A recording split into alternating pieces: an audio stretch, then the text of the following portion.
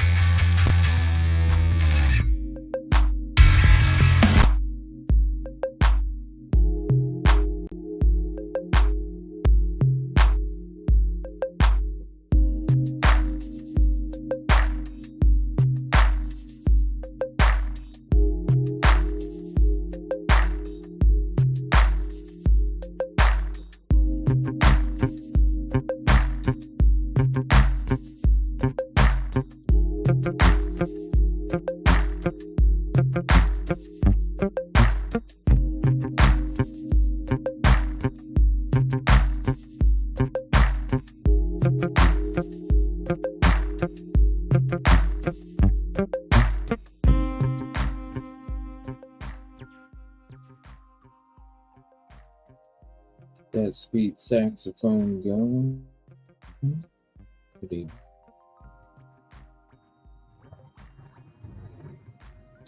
Good evening, everybody. Sorry if the mobile hotspots kept going in and out. I don't know. Let me know if you can hear me okay. It looks like getting really low bars or something, but good evening. I was going to be hitting the road here right now, actually, but we're going to have a conversation with Thomas Savard. So I was like, you know what? I'm going to go ahead and stay here, and then we'll go ahead and hit the road after that. Thank you for hopping in. We'll get through the tickets and say what's up to everybody. And then there's going to be some things I want to show you guys, some things I want to show Tom, and discuss it. I don't know, some crazy stuff. Plus, the whole church rules, we're going to get into that a little deeper too. There was more to it. What's up, typically? Ticket number 1, finally. Thank you. Congratulations. Great channel over there. If you're not subbed, please sub. Typically unique. Katrina, number 5. What's up? Bev, number 3 with the sunglasses. Thank you. Detective, good evening. Caddy, lucky, number 7. Oh, come on, StreamYard. Are these new emojis? I'll have to look at my YouTube chat. Looks like we got some new emojis. I don't know why StreamYard does that. Kitty, number 7. Is it going to switch for me? There we go. There we go. Mythical, number 8. Hide and Seek, number 2. Good evening. Definitely go sub up in here. Let me drop this in there again for you guys. If you're not subbed, you got to sub. He's over there on TikTok normally. But, and I am on TikTok too, finally. If you want to go look me up over there. He's normally on TikTok, but he's going to be joining us here on the old StreamYard YouTube. It's going to be sweet. What's up, Norma? SB number 11. What's up? Yes, Angels. Thank you. Angels. Drop that anytime you want to say thank you to the Angels. Just exclamation point TYANGES. All in one word. And special message will pop up for a little extra special thank you to my what's up, Rita? Mary Jo Reed, what's up? And I apologize if I fumble off some of you guys' name driving. I got the chat right next to the speedometer, so every time I look at the speedometer, I can glance at chat. And it's just glancing, so I do apologize. There was a little. Oh, storms, yeah. Storms are system. Thank you. Justice for Micah. Mainstream. Thank you, Mythical.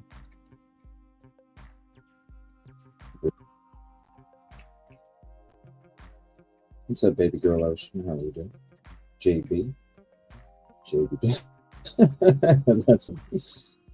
That's an awesome icon photo there. I love that. Look at that. We got the same glasses.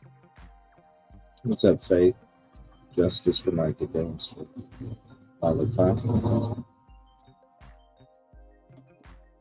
we go. Micah's Law. Micah lives on. Thank you, Miss Tiffany Black. Appreciate that.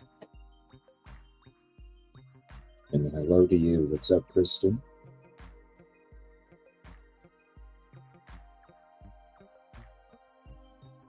What's up, Jazz? They found a missing 4-year-old today. He was found in the creek not far from his home. Oh. Somebody needs to change the brakes. Damn! That was bad. Did you guys hear that? You gotta change your brakes. I was just driving down the road. What's up, Mary? I love it outside. It's so peaceful, beautiful. When I'm out here, I always got to do these shows out on the deck. The fresh air, nature. What's up? Thank you. It was great meeting you out there at the protest. Thank you so much. Appreciate everything you're doing out there, and thank you for your support. No, I was going to go back home. I'll be going back home here soon, and then I'll be back here this weekend, and then we're going to do some more. I'll be back for the protest this weekend. Then there's a protest a few days later. What is it? The 22nd. I'll be going up to that one, and then I'll be here for the other protest, and then I'm going to go back home for a little bit. What's up, Karen? What's up? She's a wildflower, so it'll be back and forth. But trust me, I'm not going to be missing much. And thank you. Got lots, there's a lot of questions and contradictions. You know what I mean? Yoli, ticket 32, thank you. What's up, Sam? What's up? I love that icon photo, Jamie. Thank you, Faith.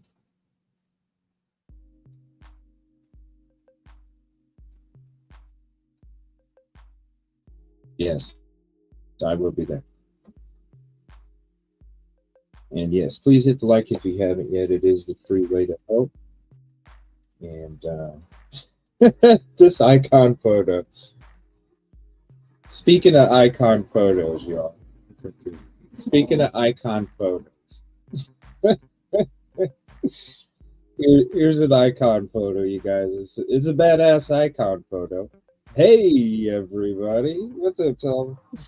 Hey, I gotta make a quick run to the store. I just wanted to let you know I can come back in a little bit. Oh, you're good, man. You're good. Right. Good. I got some things. Yeah, just come on back. Just click the link when you're good, buddy. We'll be here. Good. All right. I'll see you in a little bit. I just gotta go. Buddy, thank you. Up before the store closes, and I'll be back, and we'll have a chat. Let's do it. Yeah, all just hop back in when you're good, bro. All right, bye. Speaking of icon photo. Hey, everybody. All right. So, on to some stuff with you guys, okay? Now, you guys, we're going to get into this. The church rules. The church rules. How many of you in this show watched my video on the church rules? Thank you. I appreciate you. What's up? Ticket 42. How many of y'all have seen the video of the church rules that I put up earlier today?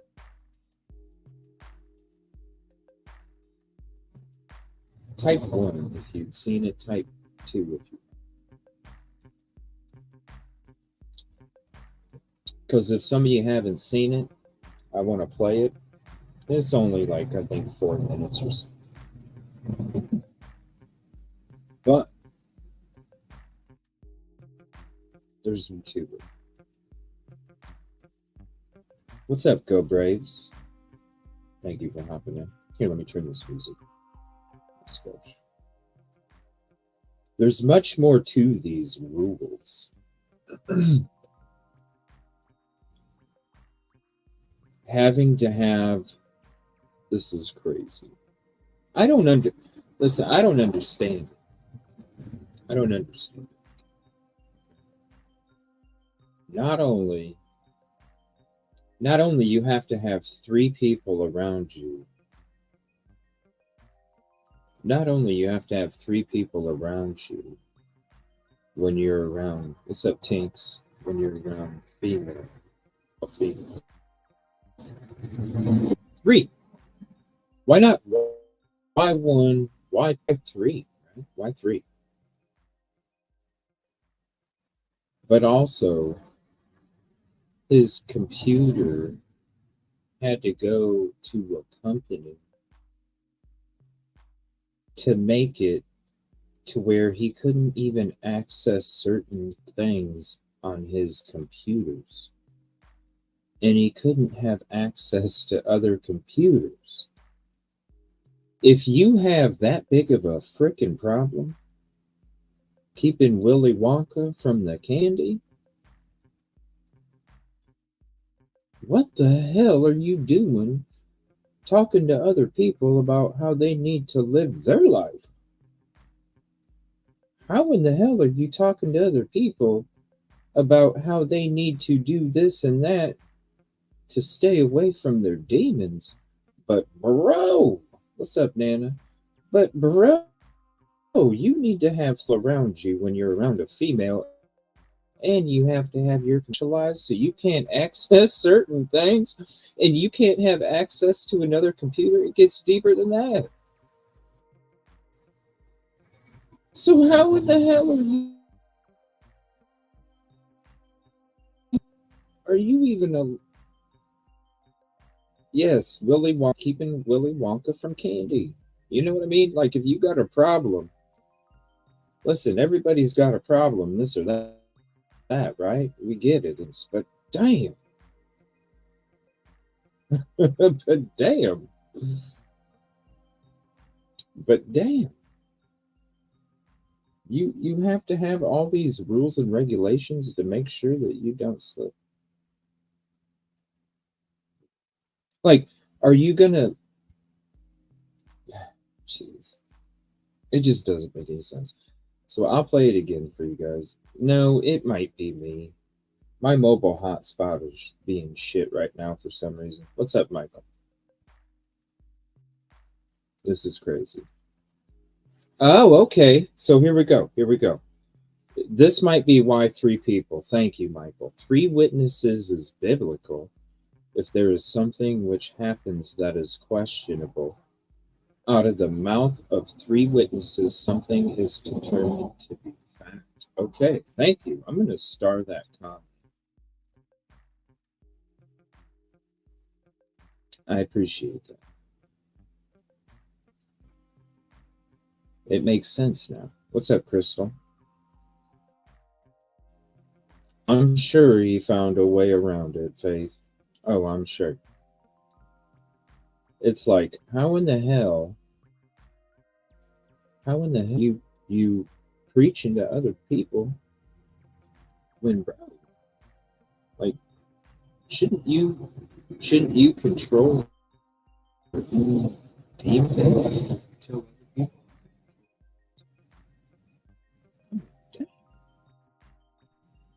Yeah. Sorry, the Wi-Fi is being not the Wi-Fi, but my hotspot is being shit. All right, so I want to. I saw somebody type something about the Fisherman. Well, there was a video from a couple weeks ago that was about the Fisherman. The Fisherman was making some comments about Micah,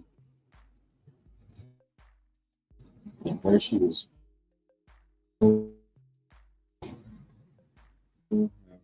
true it is. Okay, I don't know how true it is. Now, there's people talking about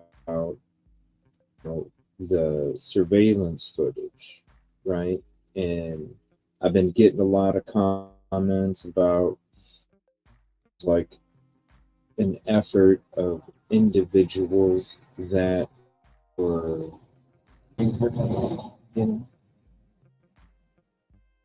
now there was Grizzly True Crime that had is that the one, Box?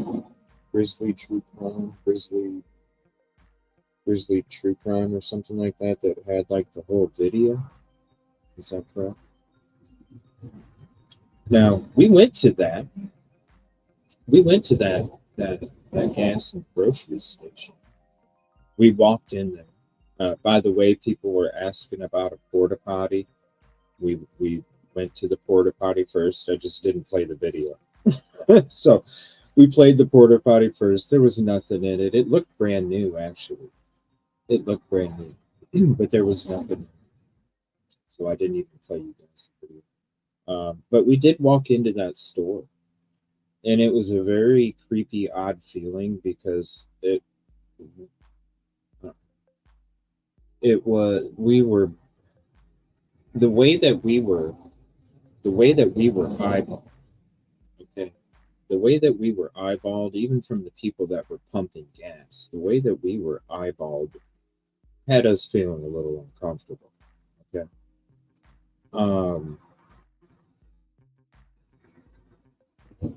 Then, you know, the whole, it's just so compact and scrunched. It's just a small little off the side of the road. So it's a little odd. I'll go ahead and play the videos for you guys tonight too. We can go ahead and do that. Let me see here. I'll check one of those out first.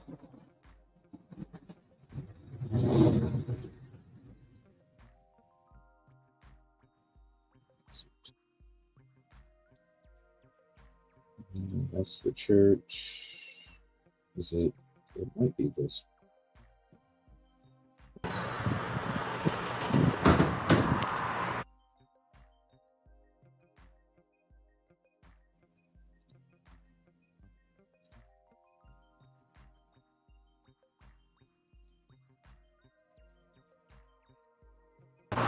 Grocery and grill.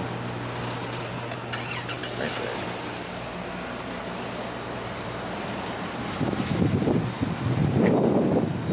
Then there's the camera that caught her right there.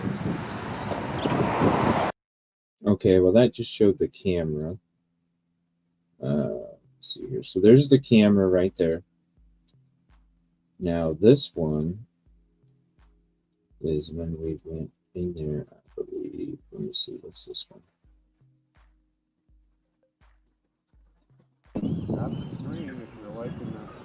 Oh, okay, that's the side of the street there. So that's where he could have turned around and then came back around, you know, the truck, right? Okay. There's some animal creeping. 1:27 is the exact time Micah pulled into the gas station.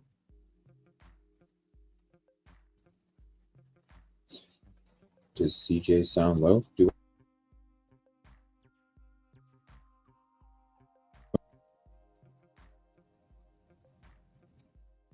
Let's see.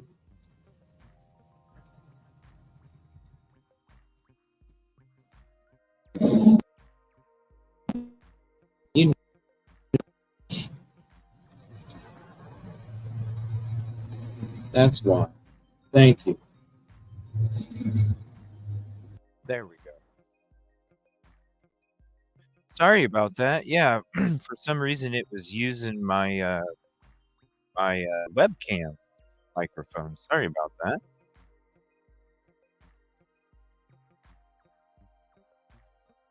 Let's see, it will blow your mind. I've seen the picture of the guy, pictures and video.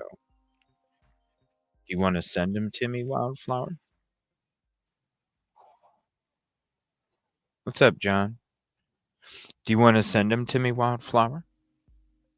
Yeah, sorry about that. Thank you, guys. All right, so this is that little turnaround spot. Okay, so this is the other side. So the gas station would be to our right, okay? So there's that road there where you can turn around real quick. So there's nothing to be civilian. Okay, now, and then this is when we went into the store. It smells good. It's very small, compact. Imagine thirsty. It's really not a big store or anything. Not big at all. You can see the cameras up there. And there's a drink back there. Yeah, not big at all. Not big at all. It's real compact. It's small. And you know, it was crazy because, like, even the people filling up gas, they were watching us through the frickin' windows at the store, like eyeballing like crazy. What's up, Hanging with Heather? Eyeballing like crazy. I was driven down a four-wheeler trail by my husband and my Ford Explorer wedge. Oh my gosh, Faith. Damn.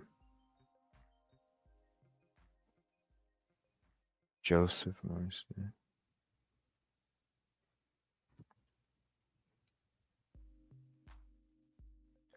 Yeah, send it to me. We'll check it out. I don't know, Wildcat. Did you guys see the cement? That didn't make sense either.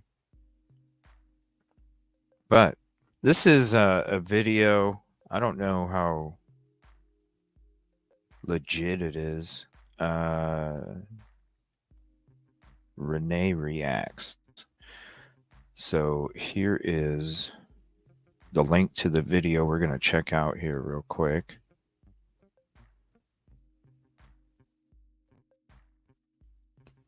And the fisherman said something about Micah and her location and being weighed down. Fisherman in the Micah Miller case claims Micah was weighed down or wedged with a log.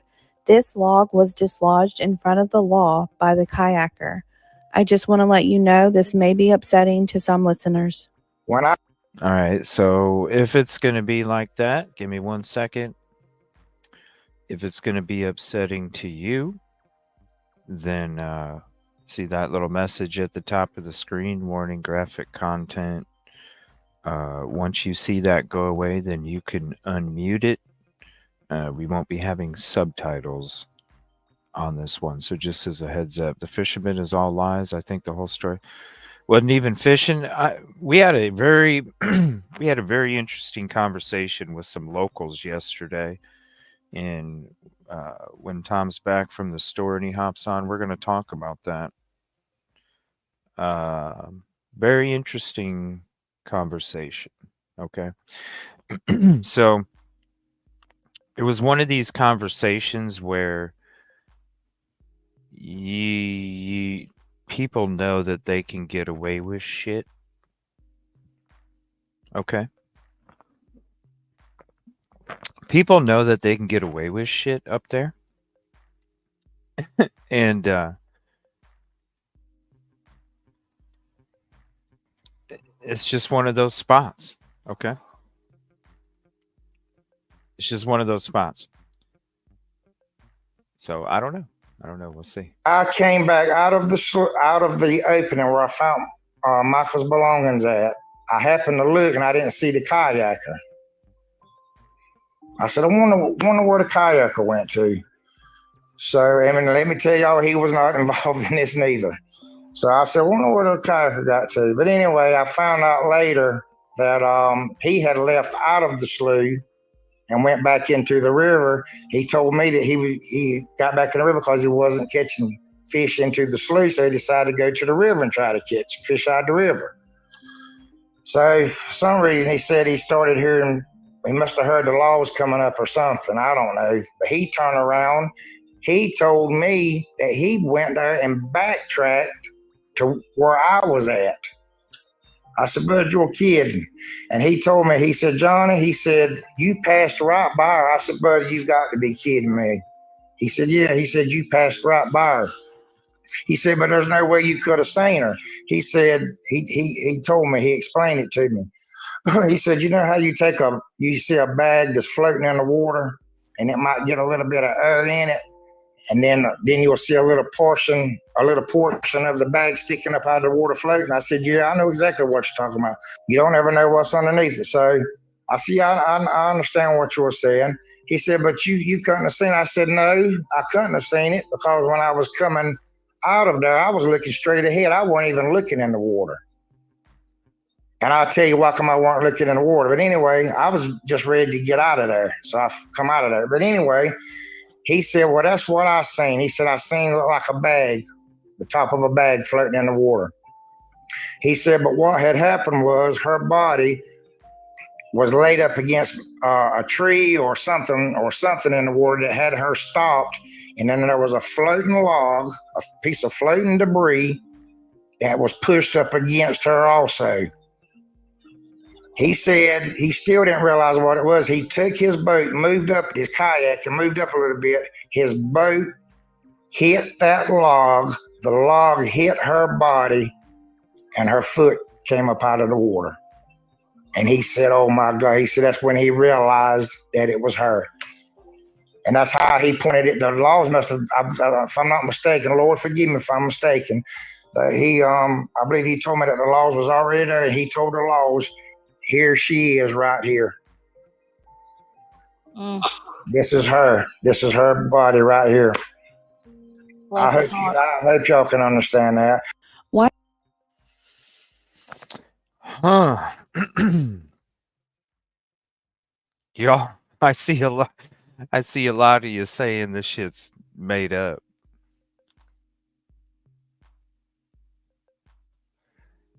I had a little bit of a hard time following that, to be honest with you. So I'm going to play it one more time. But let me see here.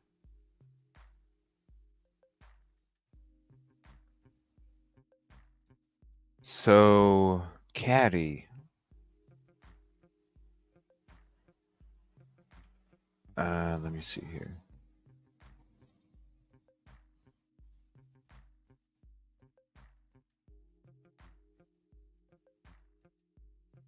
Let's see, what are you dropping here?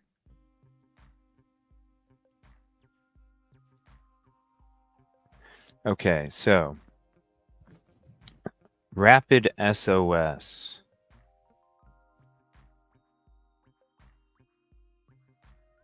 Here, let me make this bigger for you.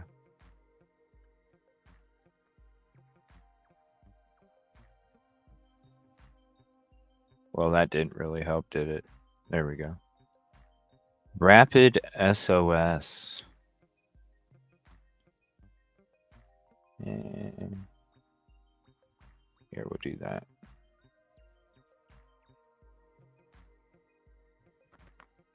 All right, Rapid SOS. System used by Robeson County Communications to locate a 911 caller's location and other information. The following information was obtained.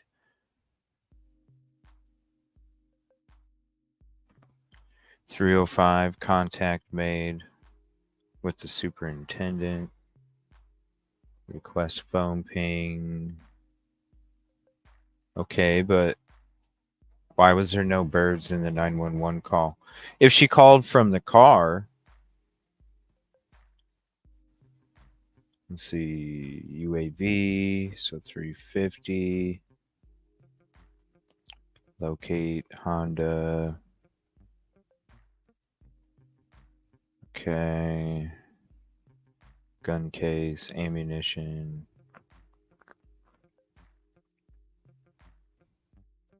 Okay. While conducting an aerial search, detectives were approached by an individual who stated he had found a bag while fishing with an ID inside belonging to Micah Miller. Detectives took possession of the bag. The individual stated he heard crying while he was fishing, then a gunshot. The individual stated he went further into the slough where he located the bag and about 2 foot from the water edge.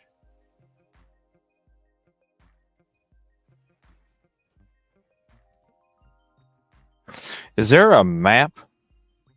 Yeah, no nature sounds. That's the thing everybody hears when we're out there is you hear the sounds of nature.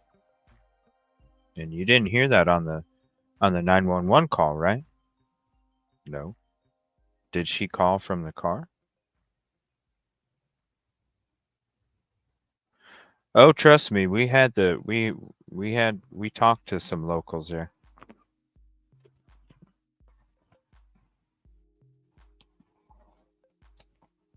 Yep.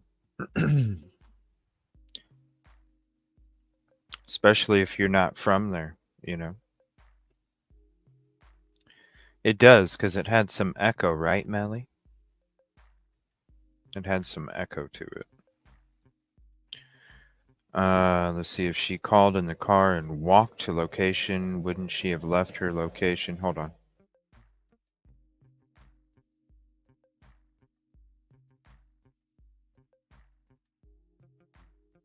I heard that with my headphones on.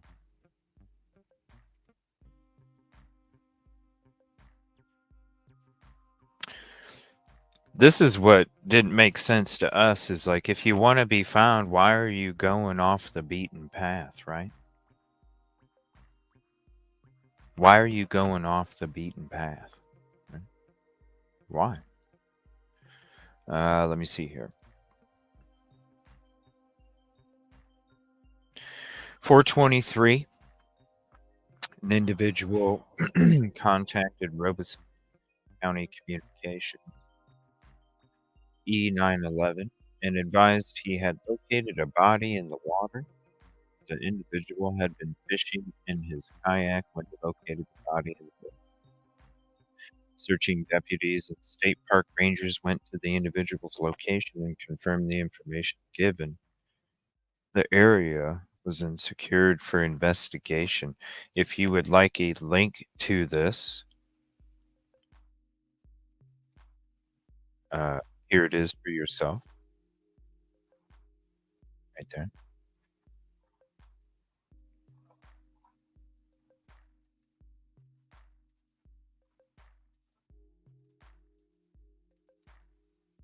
$2 hours to find her. Right? If some... Yeah, 5:30. See, let's go back to this. Let's see. 3:05. Okay, so 3:30 they arrive at Lumbar River State Park. So at 3:31 and at 4:23. At 4:23, somebody called.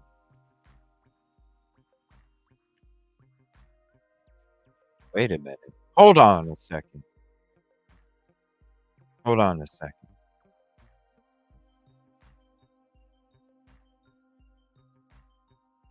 At 5:30. So why? Okay. So why did it take an hour and 7 minutes, you guys? Hold on. Why did it take an hour and 7 minutes? Number one. Holy shit. Hold on a minute. Number one. You guys, we walked there in like fucking 6 minutes. We walked there in 6 minutes. Hold on a minute. So, hold on.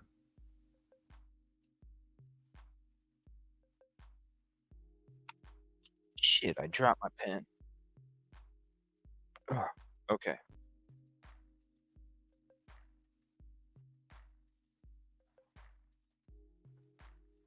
While conducting an aerial search.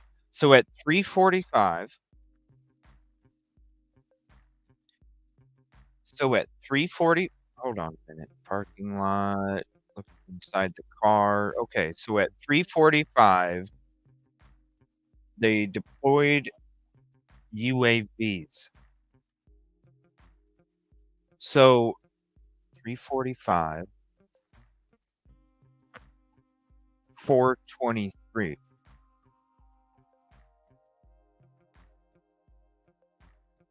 Okay, so this is what doesn't make sense. So to me, it looks like they, so when they got there, deployed the UAVs. So they deployed the UAVs at 3:45. Okay, so they're probably doing it from the parking lot, flying from the parking lot, right? You're zooming around, you're trying to find. Okay. So then, so during that, so from 3:45 to, I would assume,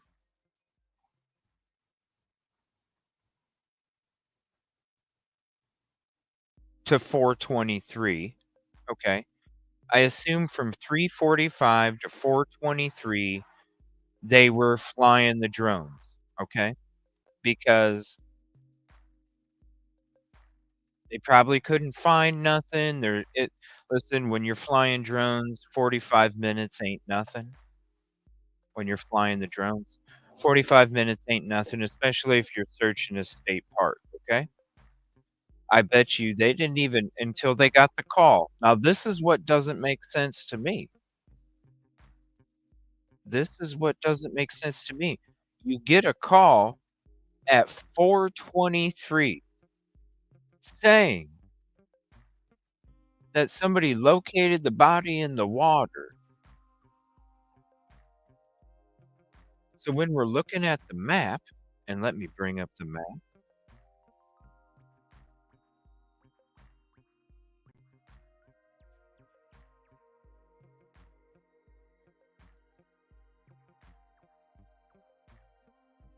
So when you're looking at the map, because they went to this parking lot, right? This parking lot. Right here. See this? The office, the parking lot. Okay. They go to the parking lot. Okay. There's water right here. This is what doesn't make sense. You get contacted at 423 that somebody found a body in the water. And I'm sorry, it takes you an hour and 7 minutes. It takes you an hour and 7 minutes to travel from parking lot to here? An hour and 7 minutes? You're not gonna tell me the dude that called is giving you a location? Hey, guess what? Hey, guess what? Just meet me at the entrance where the 3 signs are at, or go to the observation deck.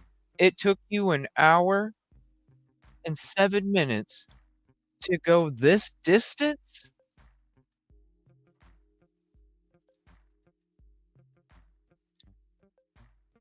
An hour and 7 minutes? From 423, when you got the phone call, to 5:30, when you actually, quote, arrived at incident location. What, bro?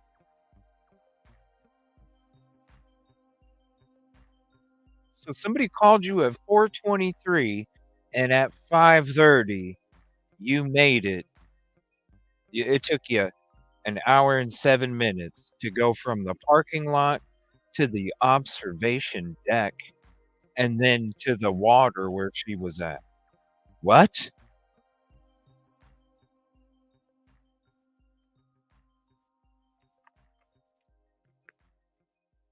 And then we're going to listen to this again, okay?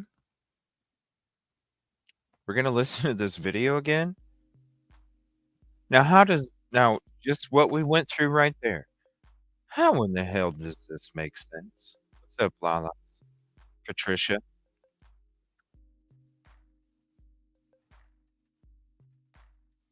Man, what the hell? We're going to listen to this again. How is this? I don't know. In the Micah Miller case claims Micah was weighed down or wedged with a log. This log was dislodged in front of the law by the kayaker. I just want to let you know this may be upsetting to some listeners. When I came back out of the opening where I found Micah's belongings at, I happened to look and I didn't see the kayaker. I said, I wonder where the kayaker went to. So, I mean, let me tell y'all, he was not involved in this neither. So I said, I wonder where the kayaker got to. But anyway, I found out later that he had left out of the slough and went back into the river. He told me that he got back in the river because he wasn't catching fish into the slough, so he decided to go to the river and try to catch fish out of the river. So for some reason, he said he started hearing, he must have heard the law was coming up or something. I don't know. But he turned around. He told me that he went there and backtracked to where I was at. I said, Bud, you're kidding. And he told me, he said, Johnny, he said, you passed right by her. I said, Bud, you've got to be kidding me. He said, yeah. He said, you passed right by her. He said, but there's no way you could have seen her. He said, he told me, he explained it to me. He said, you know how you see a bag that's floating in the water and it might get a little bit of air in it. And then you'll see a little portion of the bag sticking up out of the water floating. I said, yeah, I know exactly what you're talking about.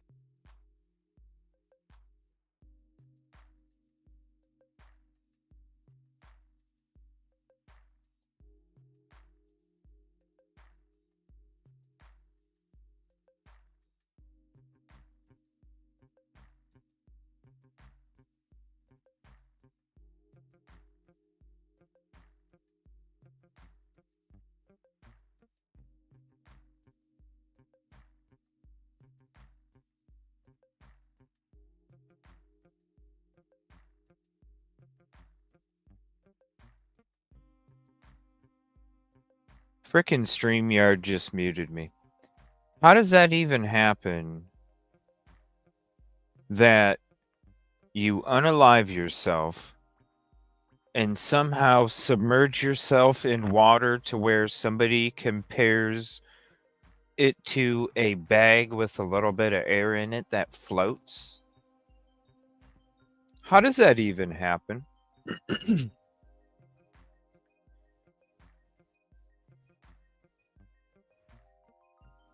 How does that even happen? Excuse me. Oh, it's all good, Lalas. Me and one of the locals had a conversation about what weapons we had around our waist.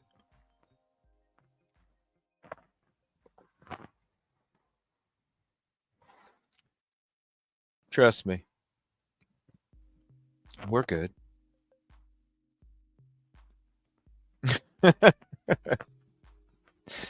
You can ask Tom that shit. We had a discussion about what weapon we had around our waists.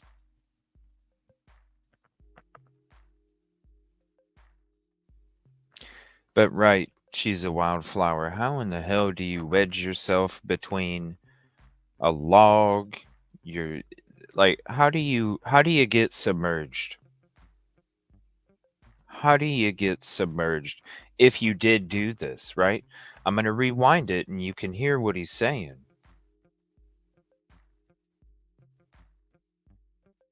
Listeners. When I came back out of the opening where I found Micah's belongings at, I happened to look and I didn't see the kayaker. I said, I wonder where the kayaker went to. So, I mean, let me tell y'all, he was not involved in this neither. So I said, I wonder where the kayaker got to. But anyway, I found out later. How does he know? He keeps referring to him as the kayaker. How does he know that the kayaker wasn't involved? Especially if he's seen the kayaker and the guy found her belongings. Wouldn't you go, huh, that's weird. I found some belongings and then I see a kayaker over there and then he just disappeared because I didn't see him anymore. Well, then wouldn't you think that the kayaker is suspicious? So why in the hell are you sitting there saying that the kayaker didn't have nothing to do with it? How do you know? Because to me, if I'm in your position, sir, I'm sitting there going, what the hell was that kayaker doing? The only reason, and if you keep referring to him as a kayaker, well, he's probably not your fucking friend. He's just a kayaker. Or you're trying to cover up who he is. Because when you're talking to him and you're referring to what he's telling you and you say your own name, he said Johnny, referring to himself. So which is it? Do you not know the dude? Do you know the dude and you're trying to cover him up because you're not worried about your own name?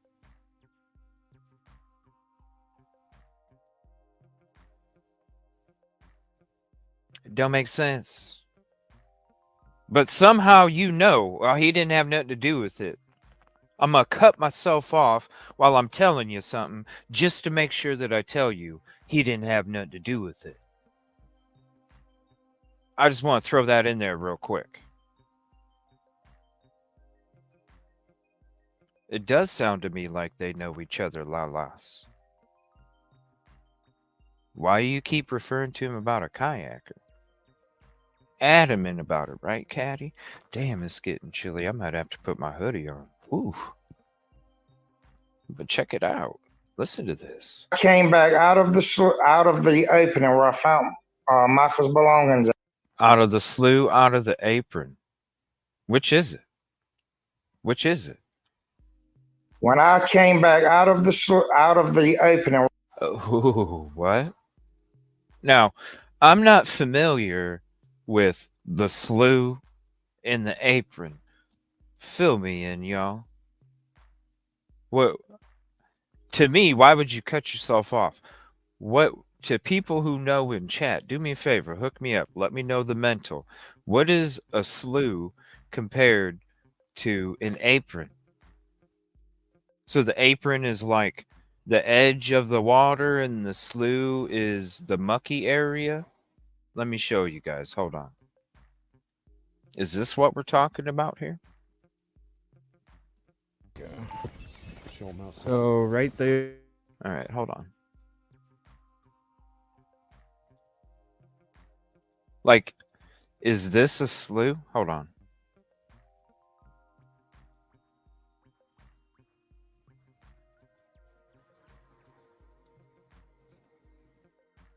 Trying to get to a good spot here.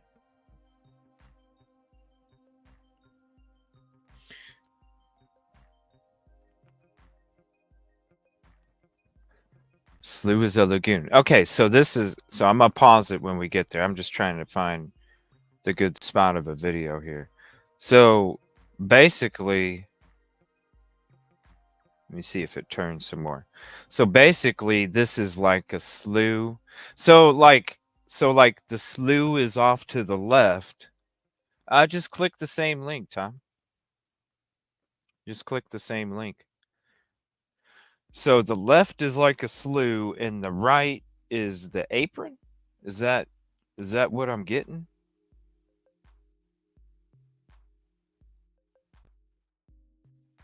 Yeah, just click the same link, buddy. And it'll work for you.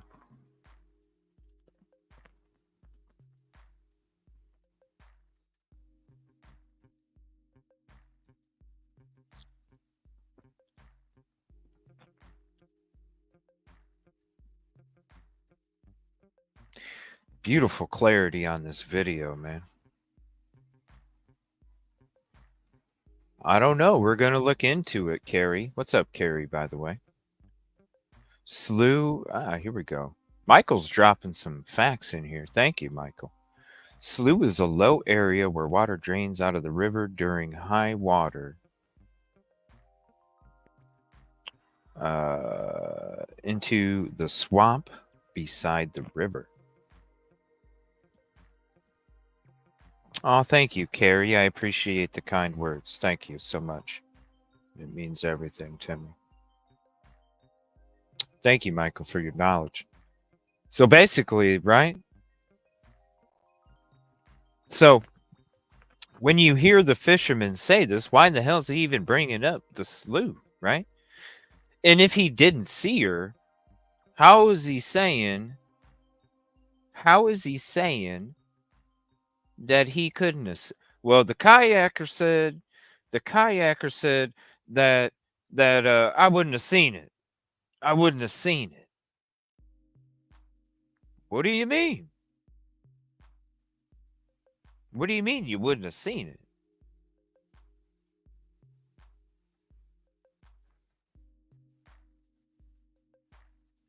What? How would you not?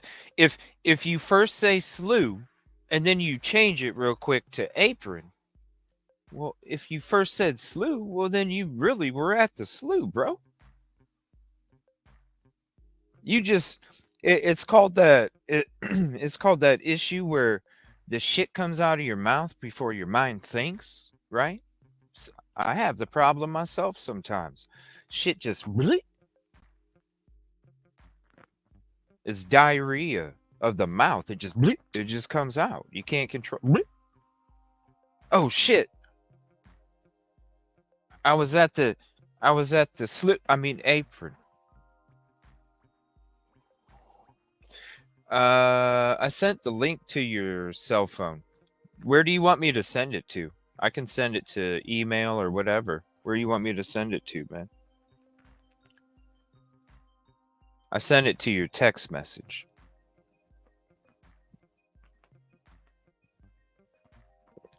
Just let me know where you want me to send it if you want me to send it somewhere else. You know damn well hanging with Heather.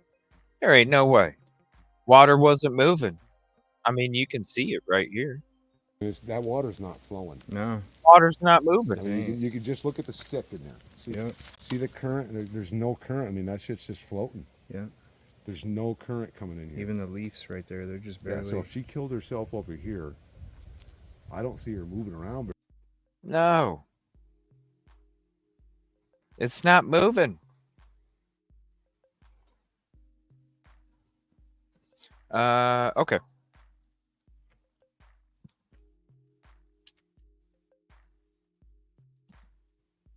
You can see it right there, you guys. It ain't moving.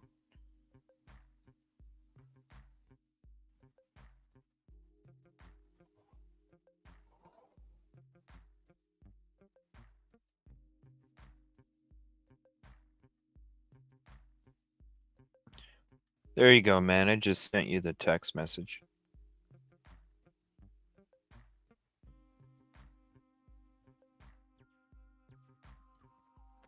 All right, there we go.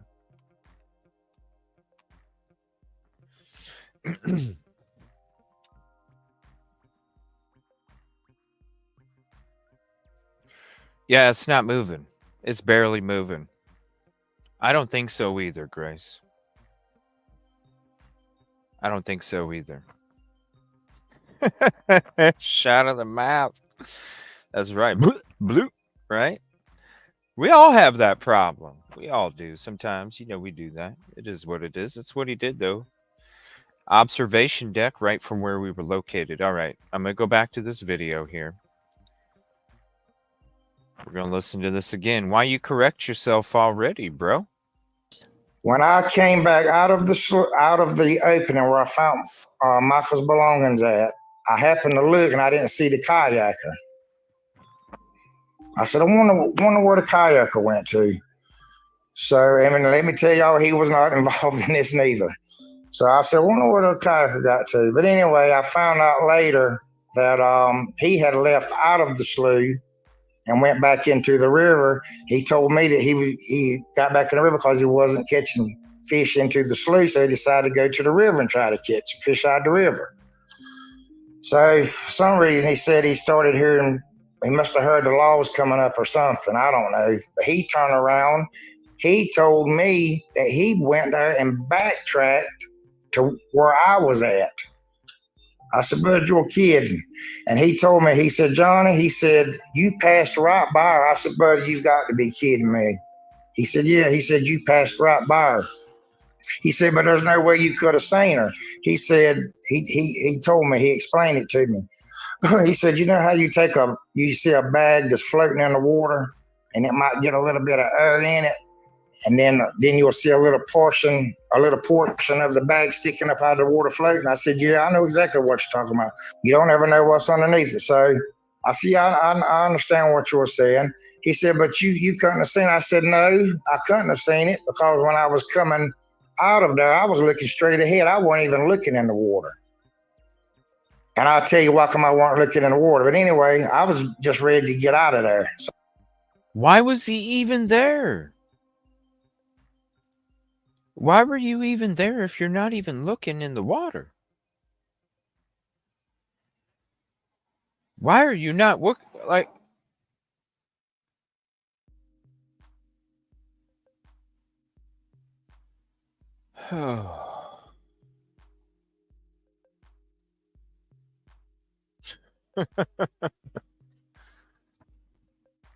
What the hell?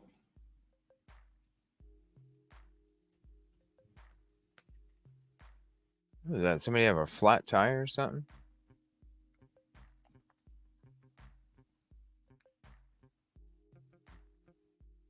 This makes no damn sense. He was he? How was he there? He was, like you would describe it that way? Like it's rehearsed?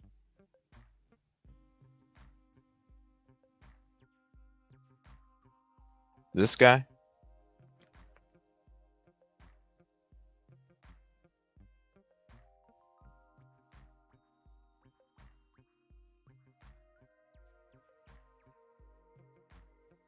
I'm sure they all know each other, Lalas. I mean, that's why I'm sitting there going, you just trying to hide from somebody?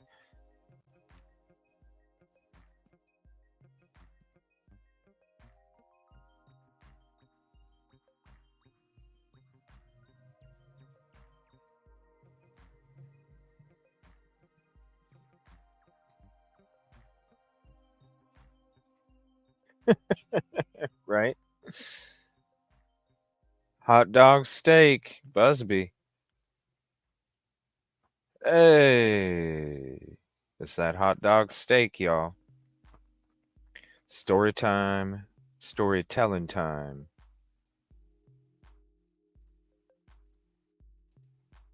This shit makes no sense. The opening where I found Micah's belongings at, I happened to look and I didn't see the kayaker.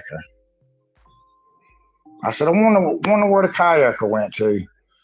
So, I mean, let me tell y'all, he was not involved in this neither. So I said, I wonder where the kayaker got to. But anyway, I found out later where the kayaker went to. So, I mean, let me tell y'all, he was not involved in this neither. And he laughed at it too. Yeah, he wasn't involved in this either. Good night, Tiffany. So I said, I wonder where the kayaker got to. But anyway, I found out later that he had left out of the slough and went back into the river. He told me that he got back in the river because he wasn't catching fish into the slough, so he decided to go to the river and try to catch fish out of the river. So for some reason, he said he started hearing, he must have heard the law was coming up or something. I don't know. But he turned around. He told me that he went there and backtracked to where I was at. I said, bud, you're kidding. And he told me, he said, Johnny, he said, you passed right by her. I said, bud, you've got to be kidding me. He said, yeah. He said, you passed right by her. He said, but there's no way you could have seen her. He said, he told me, he explained it to me. He said, you know how you see a bag that's floating in the water and it might get a little bit of air in it, and then you'll see a little portion of the bag sticking up out of the water floating. I said, yeah, I know exactly what you're talking about.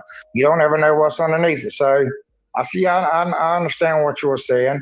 He said, but you couldn't have seen it. I said, no, I couldn't have seen it because when I was coming out of there, I was looking straight ahead. I wasn't even looking in the water. And I'll tell you why come I weren't looking in the water. But anyway, I was just ready to get out of there. So I come out of there. But anyway, he said, well, that's what I seen. He said, I seen it like a bag, the top of a bag floating in the water. He said, but what had happened was her body was laid up against a tree or something in the water that had her stopped. And then there was a floating log, a piece of floating debris that was pushed up against her also. Pushed up against her also, and she was submerged. How does that happen? What's up, man? I don't even understand that. Right? How do you get submerged if you did it to yourself and you're in that water right there? Well, he's kind of describing it like she's out further in the open water that beyond where we are. I mean, there's not enough water to be floating anywhere there. The only log, she was up against a tree, and then a piece of debris he's pushed. Now, that's an interesting word. A piece of debris was pushed up against her. That would mean that the water was flowing through there, and that water ain't flowing. It ain't flowing. The leaves don't even move. It doesn't. Exactly. I mean, we pointed it out. but there's not enough water. I mean, they're talking like she's out further in that deeper water. She wasn't out there. Mm-mm. Right? Yeah. Let me change this up so we can get a bigger screen on that. Yeah, show that water right there. I mean, there's a couple logs in there. I don't even know how you can boat in there. They said they boated in there. They can't go in there far. With a kayak. With a kayak. I mean, you can get through there. Now, there was that log that's in the water. Those are the logs, I think. Yeah. How are you getting through there with a kayak with that log going across that little creek? Because it literally went across the whole freaking creek. 2 parts of that log were submerged under the water. You ain't getting a kayak over that. You're gonna move that big ass tree and then move it back when you're done? No. Exactly. You ain't making it past 20 feet inside of when you get in here. You're getting in right there. And then there's a log right there. Even when you enter, there's debris. Yeah, it's so clear. I'm trying to see where it's right there. No, That's is that the it? that's the last option. There was one of them that was straight. It was laying in the water, like across, and I thought it was more towards the front. I think it was. I don't think you got the right Maybe shot. this tree's blocking it or something. Maybe. Yeah, I don't think you got the right shot there. You're not getting the right shot because there was another big log there. I think it's. Where was it? I could have swore it was right up in front. It's back further, I think. There was a couple spots where it was blocked. That's why I don't understand why they boated in there. Yeah, I don't. Even right there. But even that, there's not enough water. I don't care. I don't see that water flowing, so I don't even care. I mean, I don't see your body floating there. Mm-mm. No, because I think, right here we talk about it. See the current? Yeah. There's no current. I mean, that shit. Yeah, there's no current. It's straight still. I mean, I'll play the video. We were on it just for a second, but you can see there's leaves, there's foliage in there. It's just chilling. It ain't moving. So how are you even submerged if you did this to yourself? Not even that deep to be submerged. No. Like it don't make no what this guy is saying don't make any damn sense. Have you heard this before? I haven't heard that. I want to hear that again, see if I can pick out something that he's saying. Let me play it again. Let me play it again for you, okay? Yeah. Check this out. Because we need to analyze what he did. Sorry, go ahead. We need to analyze what he did and how he ended up over to the bag. So he's basically taking his kayak and putting it out right here, because otherwise you'd go to the boat ramp, Buddy, I'm having a hard time trying to understand this story already, because it's like you start off saying that you weren't looking towards the water, but you start off saying the slough, but then change it to apron, and you didn't see the water. And this guy I know's, I'm calling him kayak dude, but I know he didn't do nothing. He didn't have nothing to do with it, and then he told me, yeah, I can see why you didn't see it, and this and that. I can see why he's probably trying to. I mean, he's there and he got caught with the bag, and he's got to try to explain what he's got to do now or how it happened. It's Right. like I wouldn't want to be in this position, but something don't sound right. It don't. It don't.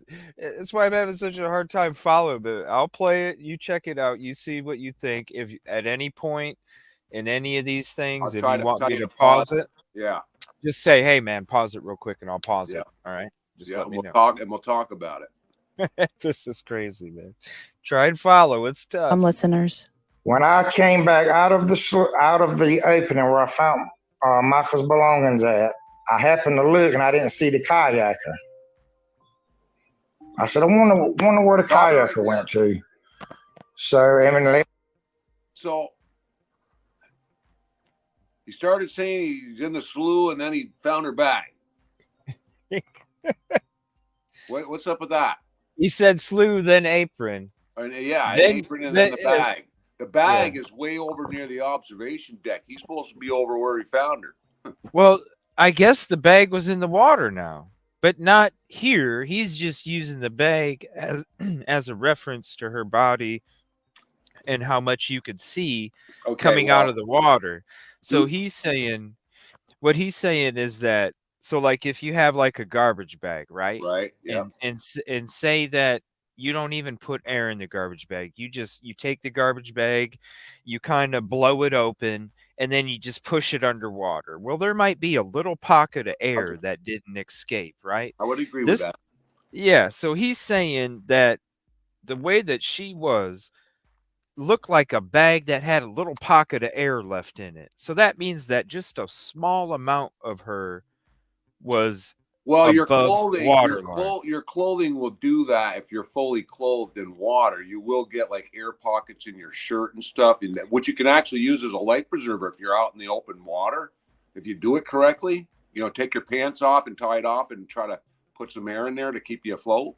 So I can understand that happening a little bit, where the shirt or the jacket would start to float a little bit. And Yeah, then but after how would 20 she be minutes or so. submerged?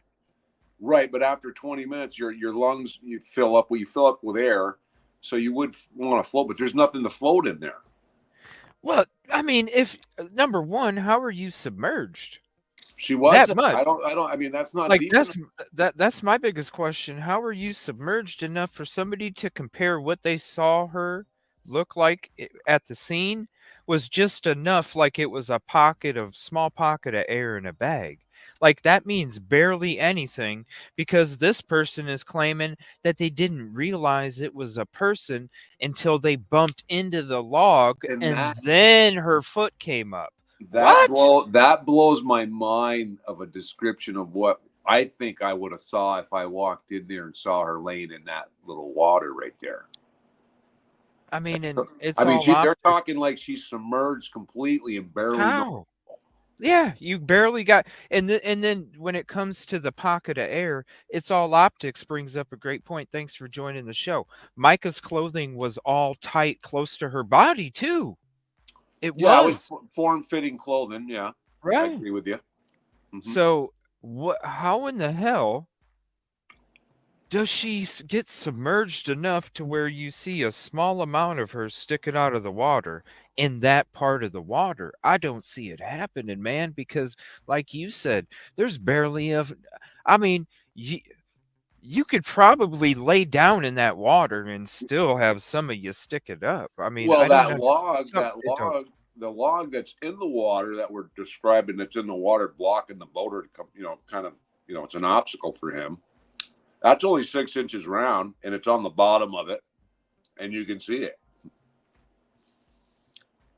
It's not much. And Yeah. then you take in the fisherman or the story of her being submerged just a little, or then you listen to the kayaker, like we said. How in the hell does a kayaker even go past this point? Mm-hmm. You got so many obstructions in the water that Mm-hmm. would stop you, right? And Absolutely. then this guy, well, yeah, he said, yeah, he said he understands how I didn't see nothing. It's like he's saying, yeah, I know he didn't do nothing, and he told me that he knows I didn't do nothing, and Well, that's the the other story. part of that, I mean, let's cut in here, but I want to say it before I forget it. But the other part is that the original guy said he didn't see her, and he started to leave, and the next guy came in and saw the bag floating, or something floating, and he's like, "Oh, I must have missed it." Well, I don't know how you can miss a body laying in that spot right there. No, right? You're not. Even if she's wearing black, you're not missing it. Look, if there was somebody laying in this water, you guys, you would see it right here where You we're can at. see the bottom. Yeah, it's not. Yeah. I mean, you can see the bottom right to the bottom right there. It's just really sunny out, so you got and the water's not moving. If we had I don't know, 12-inch boots on, we could have walked right across that. Yeah.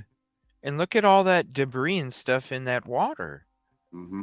There's no way unless you're getting out of your kayak, there ain't no way somebody is going down there. Look, You can see there's that log I was telling you about. Okay, look at this one, you guys. Okay, pause it right there. See that right there? Let me pause Right. that. Okay, pause that right there, CJ. Right there? CJ. Yeah. What did he do? I mean, he found the butt. I mean, I can't wrap my mind about how he took his kayak out. Because I tell you what, I wouldn't pull a kayak out right there, walk through what we walked through, and then bring it out all the way back over to the boat ramp where the cars are. That's a long haul. Or cement. So he's got to go back across that water to get to where he needs to pull his boat out. Mm-hmm. Something ain't right there, even with just thinking about that. Nope. And watch when I go around this tree too, here in a second. Yeah, there. See that log right there? That tree is going in the water all the way across the frickin' creek. Yeah. Another one. Well, I think that's the one we wanted to show. That's the one. So we were up closer. We were more up to where the inlet started coming in there. So that's actually the one. There's the deck. Here, I'll show you guys, and I'll just let it play so you guys can see it. All the obstructions right there in the front.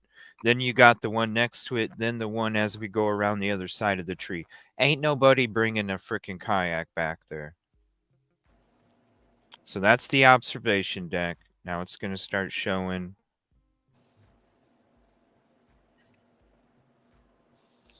And what's up with those trees, man? What is that stuff?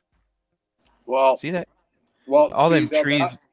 Right, but what happens there is they got dams all around in the area that they open up, and it would flood some of these areas more. There would be more water in here because they have several dams that they let open and let them flow in the storms and stuff.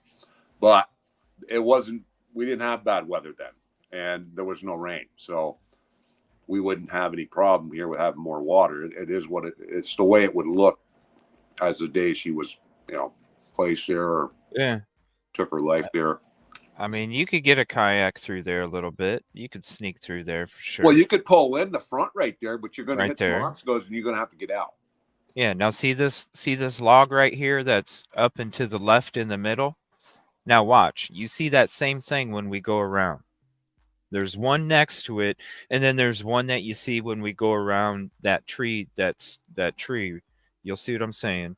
So you saw the one on this side. Now once I go around the other side of the tree, you'll see the other one. These two logs are right next to each other, going across this whole freaking creek.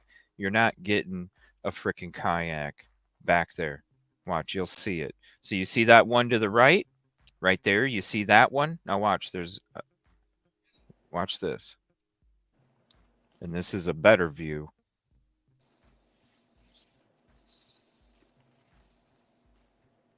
Just give me 1 second. Right. And then that one in the water as well. Let me see. 804 maybe. Mm-hmm. Right there. You see that one in the water, the top right. That one in the water too. You're not getting a kayak through there unless you get out of it and pull it over. Absolutely. So you got this guy here saying, I know he didn't have nothing to do with it, and he told me I didn't have nothing to do with it. So what I'll do is I'll go ahead and rewind it to the beginning. By the way, if you guys aren't subbed to Thomas on YouTube here's the link to his channel. Go sub up and come on back if you haven't subbed up to him yet. All right, so let me get back to... That's also the same. You can punch that in on TikTok, and you can find me over there too. But yeah, on TikTok too. If you're on TikTok, I'm going to try to switch over to the YouTube channel. Yeah, it's a lot better over here. All right, so let's check this out again. Now, I thought it was interesting as soon as he started talking. He first said slew, and then he changed it to apron. And then he brings up the bag. Right? I mean, I want to ask you, did you get the map that they're showing that was described the locations of each item? Did you pull that? Let me see here. I mean, there's several different little maps, but everybody's showing that there's 3 different spots where the items are, the bag, Right. the gun, and her body. Yeah. Hold And on. where it relates to the that trail where the observation deck is. It pretty much starts there, and then when you go down the trail, it's like they're showing the bag there. You go down a little bit further, Yeah, the different spots. but then her body is way over here. It just doesn't make any sense. See, I had it when we first started but talking. is that an about it. accurate thing, or is that what somebody's saying? No, there's distances between each one. Yeah, I'm trying to go to the beginning here because I know we had it. So, but the weird thing with the Fisherman is, how does he take care of his boat, and how does he get back over on that trail if that's where the bag is, and grabs the bag, and then deal with his boat? I mean, the kayaks are, some of them got a little heft to them. They're not easy to, carry out of there, especially through there. There's so much. Sorry, it's just so much. I'm It don't trying make to sense. scroll. No, I thought we had this in the very beginning, and I'm trying to scroll to the very top of our. Oh, you showed it when you started it? Yeah, because that's why it didn't make sense to me, because I'm like, how in the hell you unalive yourself? And yeah, because the map will show everybody. The map will show everybody where the items were, and then it'll give them an idea of when we walked to try to find these locations and get to where her body was. Because it ain't easy if you don't, especially for a young girl. I can't see her navigating herself over there and getting to the other side that quickly. You know what I mean? It took me two times out there to really narrow it down to how she may have walked if she did go in there. But again, I think she was placed there. Yeah, it's just logical, and then you hear this thing about how she was submerged. No, that don't make sense. In this video, it seems to show a photo. In the end, did she take a picture? Which video? This video? I haven't watched the whole thing. Have you reached out to Banfield? Why would I reach out to Ashley Banfield? She can reach out to me, but I'm not reaching out. Oh, hey, CJ, I wanted to tell you, you got somebody screenshot. Oh, you know who I'm talking about. She screenshotted our video of finding our items out there. Oh, cool. and she's telling everybody she found them. Are you serious? I'm absolutely serious. I was notified by 3 people. She took a snapshot of our video of the items we found. And she's posted it on her page, stating that when she did her investigation of the areas that she found those. Okay. So, hey man, the United Cajun Navy stated that they found bones when there was this out there searching for Sebastian, and I actually found the bones, but they claimed it too, so I ain't worried about it. It is what it is. Well, I know it's just funny. Yeah, people actually have to go that low to do that stuff, but it's all good. I'm not surprised. I'm not either. Yeah. I just wanted to share that with you. Why don't you here, let me get to that real quick, that part of the video. Why don't you tell them, because you were the one that kicked the bags and I was the one that was like kind of taking the film and stuff, and you kicked the bags. Why don't you describe to everybody how old you think those bags are? The funny thing is, I walked by those twice and I didn't see it. Then we bring you in there. It's like you radared right on the freaking things. It's that peripheral, man. Yeah, but anyways, we're just strolling through the woods. We got CJ in there to show him what I experienced on a previous walk. So we redocumented it, rewalked the area, restudied what was going on, and on the way out, he spots these, and I'm like, well, that doesn't surprise me, because they have bat things, cement back houses they make way in the back of the trail, but nothing up where these are. These are near the body, where the body was found.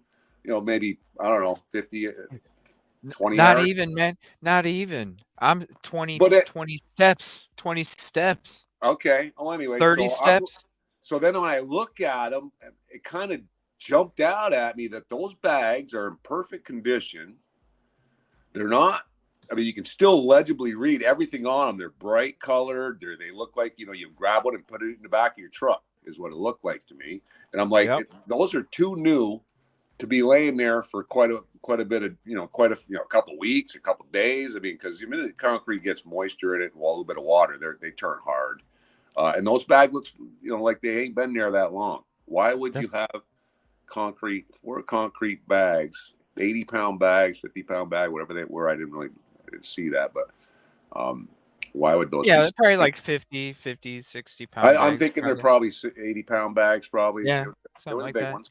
They're the big ones. ones. And yeah, and there's the picture. But look how good those bags look. Yeah.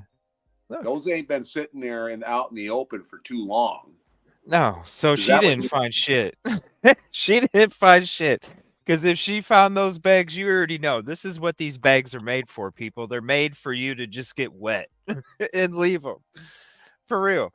So if she really found these bags, dude, like you said when we were there, if these were there for an extended period of time, the paper would have weathered away and it would be a brick of cement, just like the bag is sitting there. And it wouldn't be so bright colored like that. I mean, that bag looks. I mean, if that bag didn't get a little moisture in it, and you pick, I mean, it looks like a bag you would just bought. That's how good it looked. Yeah, you just threw it in the back of your truck. Yeah. It's so when you kicked it, because in this video, well, I kicked it to see, because it looked that new. I was like, maybe it ain't, maybe it's not hard, but it did. What'd you think? The moisture. I mean, if it just sucks the moisture up from the ground, it'll turn it hard too. So, but so what do you think where do you think, was it more towards the powder or more towards it being kind of? I think it was. I think it's like it wasn't rock solid, but I think it's some powder in that bag if we broke it open. Yeah, so like half powder, half little bit of chunks of cement that's hardened up. Yeah, I'd say that. Mm-hmm. So that also tells us it ain't been there that long. No. Yeah, that was another interesting part. When we're out there, literally, because I watch, you'll see that, and then I turn the camera just to show you exactly, it's not that far. It really not. So you were talking about the bat houses and stuff, right? Right. So what do you? Because I didn't really see any kind of anything being developed or any kind of really nothing that would say, oh, that's where they would use some cement. They wouldn't use any cement right there. I mean, and where those bat houses are like, how we walked in there, right? And then we turned to go down this path to get to that spot where we are. Yeah. If you kept going straight down that path instead of circling around in the like the little horseshoe that we did, and just kept straight going back out into the trails, you got to go way back in there, and then you finally see the concrete. And I only found one that was done and one that was started, bat house, but if they're way back in there, nothing right here. Mm-mm. And even as we're walking out, that was what was odd to me. It was like, where's there anything else in this footage that makes me go, oh, they need cement for that? Well, there's nothing there.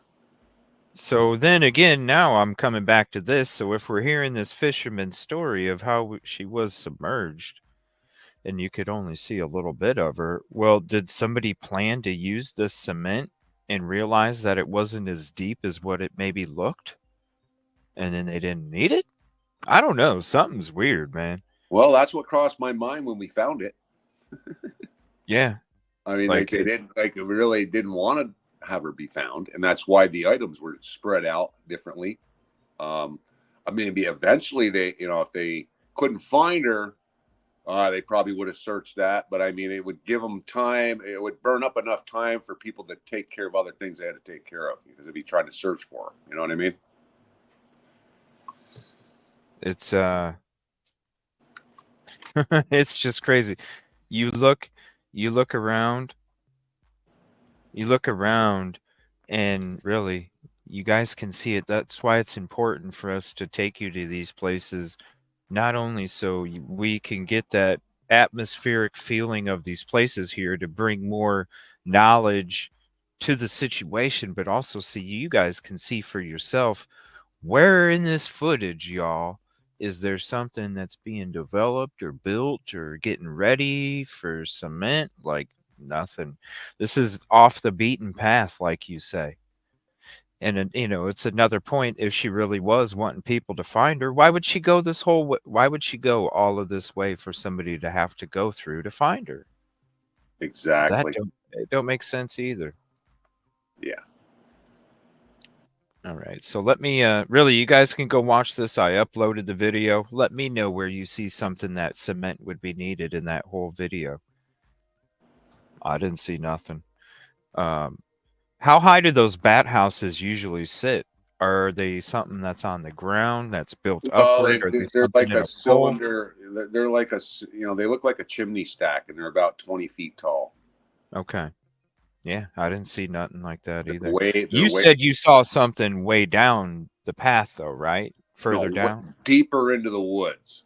Way down. Way back, yeah. Way down. So, yeah. Yeah. When it comes to this, doesn't make sense. No, not 4 bags. Yeah, and that was another thing too. When I was walking after coming up across the cement bags, and as we're walking out of here, I think I even mentioned something to you like 4 bags, 4 limbs. You know, like that's weird. Why 4? Well, the other thing is though, CJ, is those bags are fairly new. Yep. Now, if it was old bags of concrete that was deteriorated and the paper was bad and everything just crumbling a little bit, well, we could think maybe somebody discarded it from the bat houses, but we can't say that because those bags look like they ain't been there that long. Nope. And there's nothing being built there. Nope. And they're all just laying there right there. And you guys can see in the footage, you turn around, bam, that's the location, you guys. Like, there's the bags. There's the location. It's not. Yeah, and they're tucked into the, you know, they're tucked in there just a little bit, so they kind of camouflaged it. So when I take your life, I'm going to be able to go grab those bags and make sure you're not going to be found. Yeah, let's see. Let me play this real quick and let's see how we stumble across it here. I'm gonna turn the audio on so we can have our conversation. I'm gonna see how we stumbled across this here. Hold on. Let me go back a little bit. It up because they hacked it all down. But that's what Man. Man, you know, same spot. She's over there, and the gun's over here somewhere. Right. How's that happen? Bags of cement, concrete. Happen? Weird. Right? Ain't that fucking weird, man? Why is there? It's that shit where, you know, like I was talking earlier, where you say something and you don't think about it, and then you're like, oh, like the fisherman. You know, I was at the slough. The apron. It's kind of the same thing with my mind. I'll see shit in the periphery. I'll be like, yeah, oh, I mean, like you just. And then all of a sudden, I'm like, wait a minute, what? You banged right on that spot. I'm like, what? I walked right by it twice, and I wasn't paying attention. See, I mean, you got to be looking. I mean, you got to be having that stuff in your head. Oh, it's crazy because they hacked it all down. But that's what Man. So, man, you know, same spot. She's over there, and the gun's over here somewhere. Right. How's that happen? Bags of cement, concrete. Weird. Right? Ain't that fucking weird, man? What? Why is there 4 bags? Well, no, they're like it registered in your head. You're like, concrete. Wait, what? Wait a minute here. Like it was normal. Like, yeah, cement, concrete. Wait a minute, what? Concrete? But even my response was like, oh, they build bathhouses in here. We're not even thinking that. Why are fairly fresh looking bags of concrete sitting here? And then I was like, wait a minute, this is. And then you hear me like, yeah, this is screwed up, you know? Yeah. Why are they here? You know what I mean? bat houses? Wait a minute, that is kind of weird. Dude, 4 bags of fucking Wait a minute, those Wait a minute. It did register in We my both head. had- Like people that kill people and want to get rid of them, they weigh them down with concrete. You had the same thing too. You're like, wait a minute, yeah. The whole it has to register there. Like, what the hell? At first, it's but no, it's not normal. But yeah, the bags. This is another thing. Before we get to this fisherman thing, I got to bring this up to you too, man. Okay, check this out. 3:45 detectives deploy UAVs. Okay, drones at 3:45. Okay, while they were conducting an aerial search with the drones, they were approached by an individual who stated that he found a bag while fishing, an ID inside belonging to Micah, and they took possession of it. Okay, so during that time, they knew that somebody had found the bag. Now, this is the crazy thing, man, and this is why I'm going to ask you, because you and me were walking out in this location.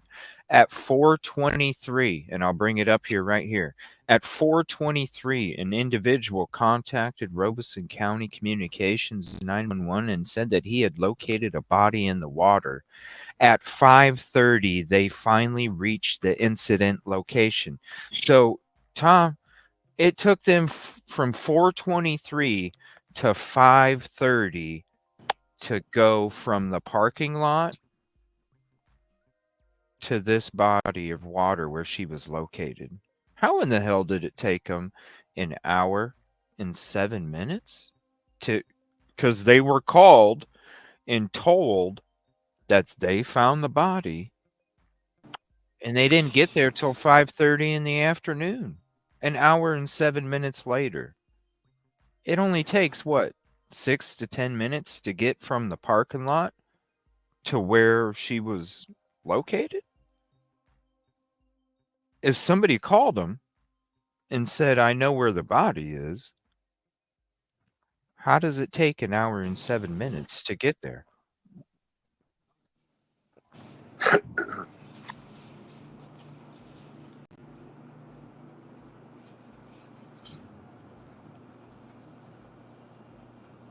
You there, buddy? Hang on. Oh. Hang on a minute. Can you hear me? Yeah. Yeah, hang on. I'm actually trying to send some people over to so they can enjoy watching what we're talking about here. Hang on. Oh, okay. Yeah, no problem. How can I do that on TikTok real quick to let them know? Just upload a video with my picture and tell them over to Evil CJ. Yeah, and show them that you're on the stream or something. Yeah. I'll just tell them to look up Evil CJ and they can just click on it and listen in, right? Yeah, just tell them to go to @EVILLECJ on YouTube. And they can, okay, hang on a second. Yeah, hang out, and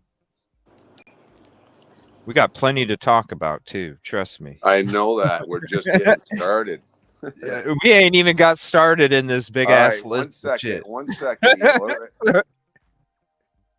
You're good, all man. Right, all right. Tell me again you tell them to go to @what? Yeah, @EVILL. Hang on, I can't hear you. I can't. Hang on. Do it again. Uh-oh. EVILLE. We'll start over. EVIL. EVILLECJ. Yeah. There you go. EVILLE. CJ. CJ. Yeah. All right. @EVILLE CJ. Yep, on YouTube. All right, man. I'm gonna or just yeah, do it, man. We're just getting started, and I'm really curious about this hour and 7 minute delay, and I want to hear what you have to say about it.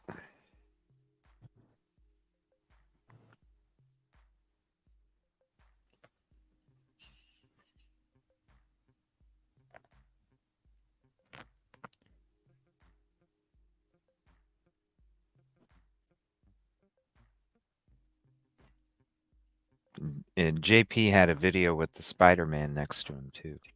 It makes me want to go out and get a a superhero outfit or something.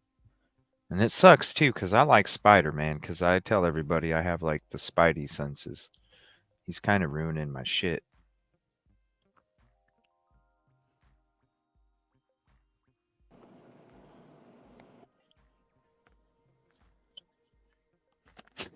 Grace. I don't know what it is, Katrina. I mean, I like Batman, but Batman's my favorite. Where do y'all think grabbed her? All right, we'll see if we can increase our viewers here. I'm gonna post this up. Oh, thanks, man. I appreciate it. And if you guys aren't subbed up on YouTube, go over to Thomas Savard 11 on YouTube and TikTok. But definitely go sub up over here on YouTube. Yeah, we're gonna get some more people interested in this story because I think we need to make it aware that there's some stuff going on out in Lumberton. Mm-hmm. And that's it's gonna be an interesting protest at when we have to go up there. Are you gonna be there? Yeah, I'll be there Wednesday. I'm gonna be at the protest again Sunday. I'll be at the protest up there on Wednesday, and then I'm going to be back here also for the protest the following weekend, too. Yeah, we'll be here. All right, I'm going to just send this, and we can get back going here. How's that? Because I got to ask you about this. All right, I just posted it. So, all right. Let's get back to the real stuff here. All right, here's the thing, man. So, hey, and I want to just say I appreciate you really analyzing this and taking the time to let people know what's going on here, and then we could share about what's really happening here. Oh no, I appreciate your assistance and your help. You know, because I think that's the thing. Like, I possibly can't do all this by myself. So, like when I get the collab effort with you, I think it's awesome because not only I can take the knowledge of what you're dropping, but take the knowledge of everything around me, and it helps me figure things out a little easier too. So, I appreciate you, the comfort of doing these things and coming to hang out. I definitely appreciate the support, because without the support from the community, I couldn't even do the stuff that I'm doing. And that's what it's about. It's about just trying to help in any way that I can. So with your assistance, I'm able to help even more. So I really do appreciate it. Exactly. I appreciate you too. I appreciate what you're doing. I mean, it matters. I mean, because right now we're dead in the water. We need to get some movement on this. Mm-hmm. Oh, we'll be getting. I always like to say we make ocean waves, or we make waves in the ocean of truth and justice, and that's what it's about. The more people you have, the more energy, the higher the waves can get, and that's how you get shit done. You get questions answered, and you try and help things make sense that don't make sense. Like a lot of this stuff right here that we're getting into, anything that we're getting into, it just don't make sense. Right. Like with what we were talking about with the kayak, being able to get into that creek right there, and then this is another thing too. How many times would you say you've walked at Lumber River State Park and went to the observation deck and where she was found in these different locations? Roughly, how many times do you think you've taken that path? 3 times, actually. Okay. So how many, how well, long I take that back. 4 times. Yeah. My first time out there. And then, no, it was 3 times. The first time I went out there, and then when we got there, you didn't follow me all the way back there. I did my own video because you had to go back to take care of the car keys. Right. And then we got done with that, and then we both walked back in there and studied it some more. So, all right. So what would you say? 6 to 10 minutes? No, my video was 30 minutes. No, I mean from the parking lot to her location. If we were to walk from the parking lot to the where her body was, how long? Yeah. Probably 10 minutes. Okay. 10 minutes. Yeah, Okay. a straight, steady walk, and not just taking your time, just kind of walking out there a good pace, you know. So if somebody called you and told you that they located the body and where the body was located, and when you're looking at this area, okay, and you're talking about where the body was located, it's not too hard to describe it, right? Because where you're Not at, you really, can no. see the observation deck. You know it goes in from the body of water. The creek goes Correct. in, right? So when you're calling in 911 and you're describing where the body is, okay, Right. well then how in the hell, if you get called at 4:23 in the afternoon describing where the body was at and you don't make it there till 5:30, that's an hour and 7 minutes. So a 10-minute walk, what do you think that they did for the other 57 minutes or whatever it is? That's a very good question. I mean, I can tell you what I've heard. What'd you hear? Well, I heard What'd that the fisherman found the bag and he actually left with the bag and came back with the bag. That's one story I heard. But other than that, that's really the main one I heard. Is he actually left the area with the bag, and I guess he noticed police presence coming, and he went back. I don't know why he said he went back, but he went back with the bag and gave him the bag. But then there was another story where he said he walked out and saw police presence and gave him the bag. Initially, he probably thought he was going to keep the bag and take the bag. And who knows? $500, a nice cell phone, and whatever else was in there. I mean, he was probably going to keep the bag, and the people we talked to there said that's probably what he was going to do. Yeah. And then noticed the police presence and was like, "Oh shit, Right. I better do this." And who says that's the exact amount that was in the purse when it was returned? Right. So if somebody did come there and say, "Hey, here's the bag," I would imagine that they still would have had other officers continue to go to the location where Micah was found. I could see maybe one officer handling the guy with the bag, maybe two or half of however many were out there.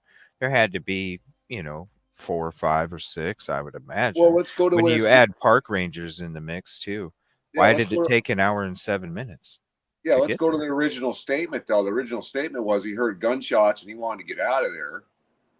He didn't see the body. So what did he do to get out of there? And how did he get out of there? And how did he get the bag? And then he's walking out. So he's walking out with a kayak and her bag. Yeah, he probably. This is what I'm imagining. I mean, Tom.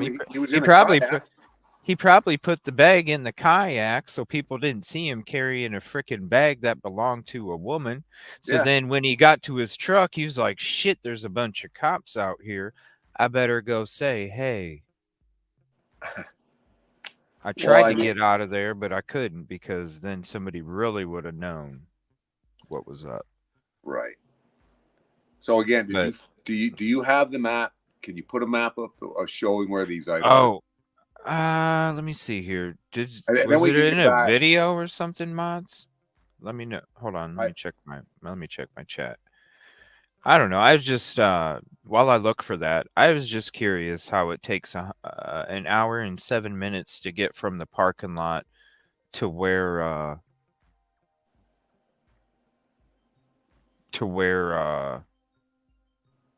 she was found.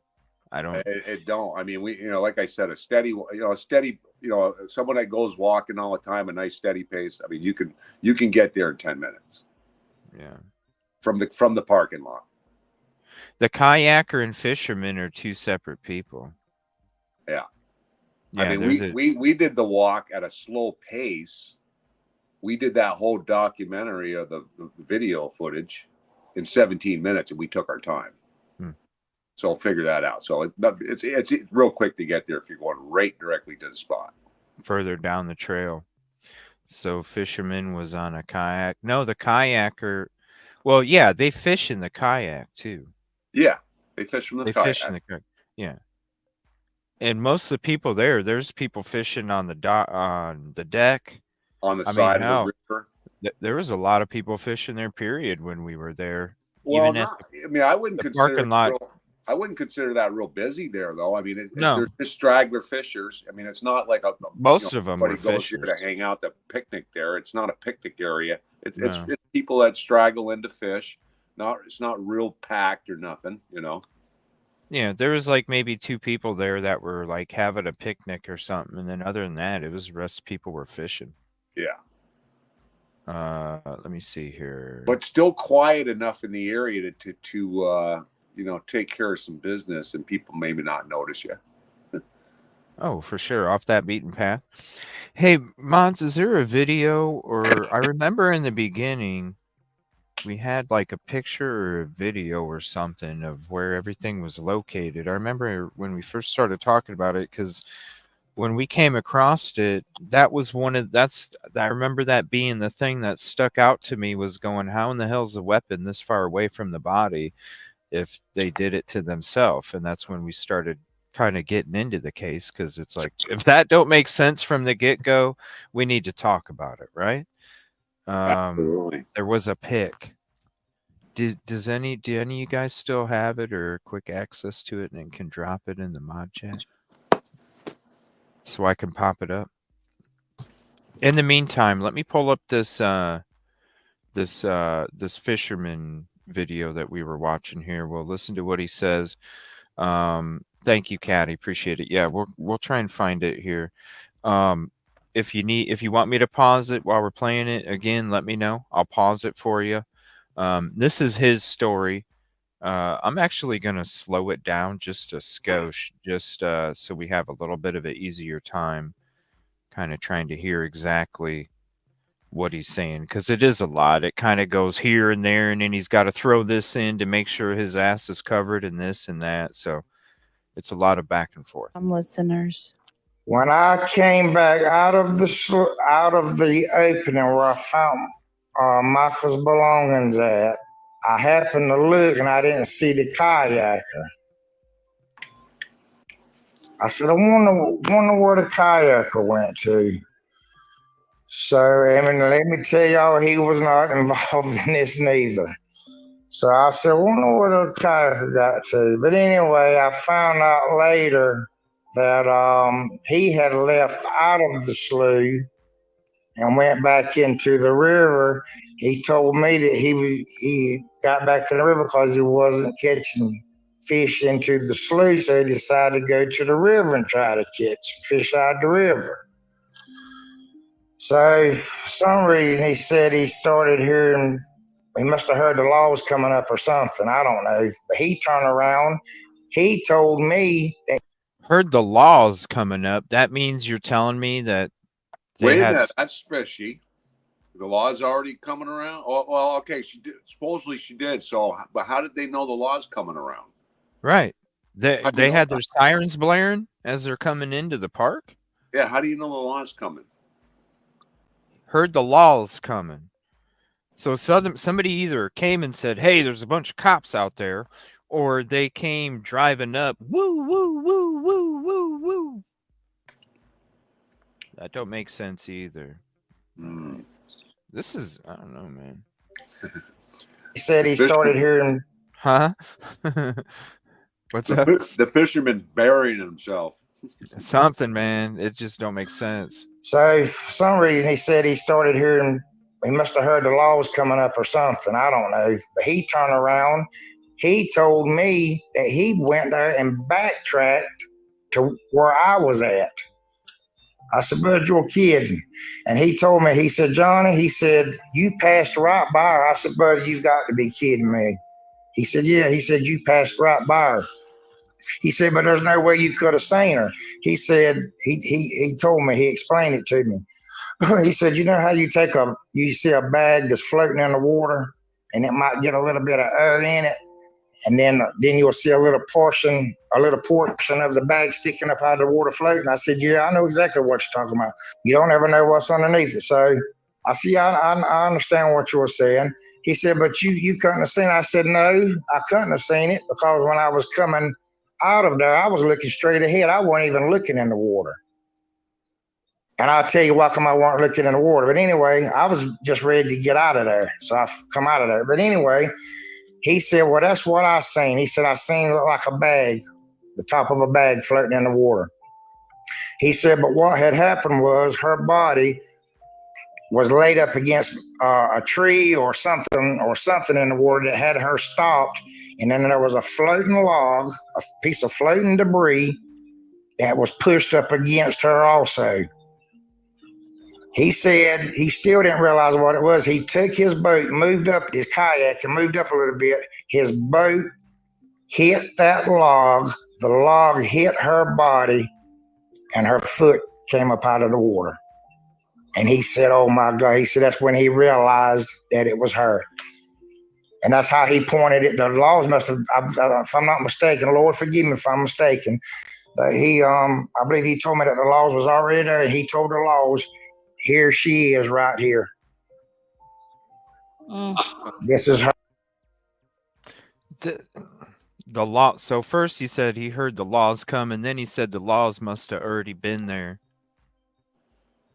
Contradicting things in the same. Well, what about all the time? Because the law didn't get there that quick. This is the thing. So they got there at let me see here. They arrived at 3:31 p.m. They got the drones in the air at 3:45. During the time when they got the drones in the air at 3:45, they were contacted by somebody that was there about the bag, right? While the fishing, the bag that was found while fishing. Okay, so that was during the drones being up. So between 3:45 and 4:23, they just knew that a bag existed and that she was supposedly there. From 4:23 to 5:30, an hour and 7 minutes, they didn't get to the location. Now, I have the map for you. Thank you, mods. Appreciate you very much. Let me show you the map.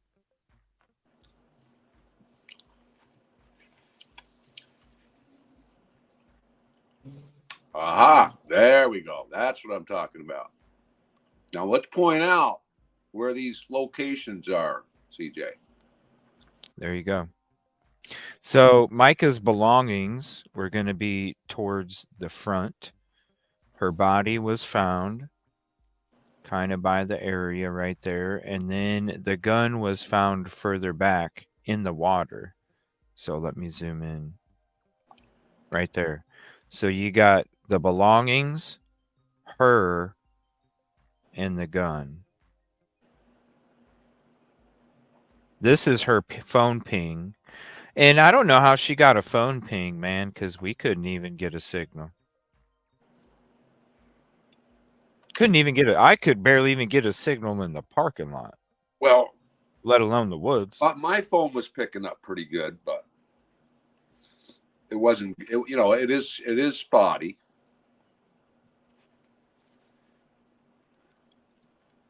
All and right, in kayak, you found Micah. So where is the observation jack? Right here. Okay.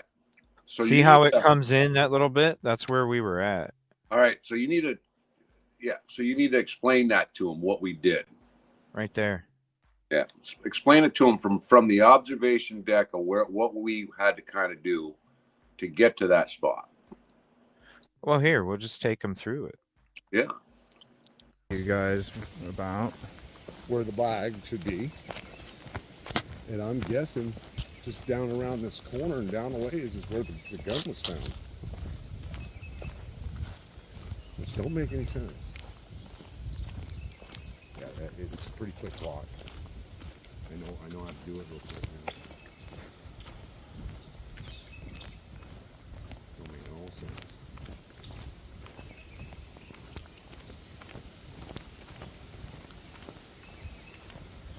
What's up, blue girl? I know the concrete is crazy. Got a nice breeze to it right now. Yeah, and the bugs have cut down a little bit.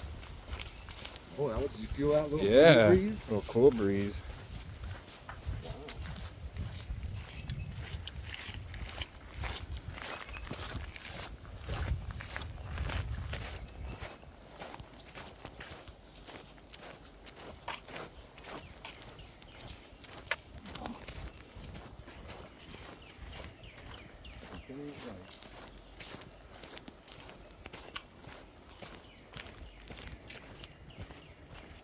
So this is the terrain, the foliage. So it makes you wonder if it's that well known, bad of a county. It makes you wonder, well, if you know it's that bad, you know it's that corrupt, Right. maybe it's, you know, it's easier to, Right. because you know they ain't gonna look into it. Right, and that would be a reason why they said, let's meet you out there. Yeah. Right? Yep. Let's meet you out. Let's meet out at the Lumberton State Park. And she brought a weapon with her to protect herself, and it was used on her. And that's making more sense to me now. Mm-hmm. What, after just talking to that guy? Yeah. And JP knows these areas. He's traveled all around these areas, playing in the churches and stuff.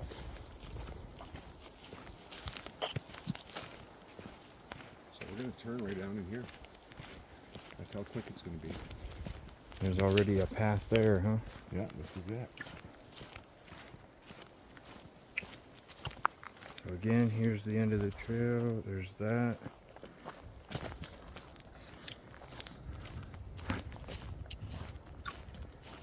Let's go down to the... Wow, it's wide open. I was thinking you would have to... Well, no, it's not wide open. It's wide open. I mean, like right here. Right here it is, but it's dense, so she didn't take off from here. Right. That's what I was thinking she was going to have to walk through, No, so...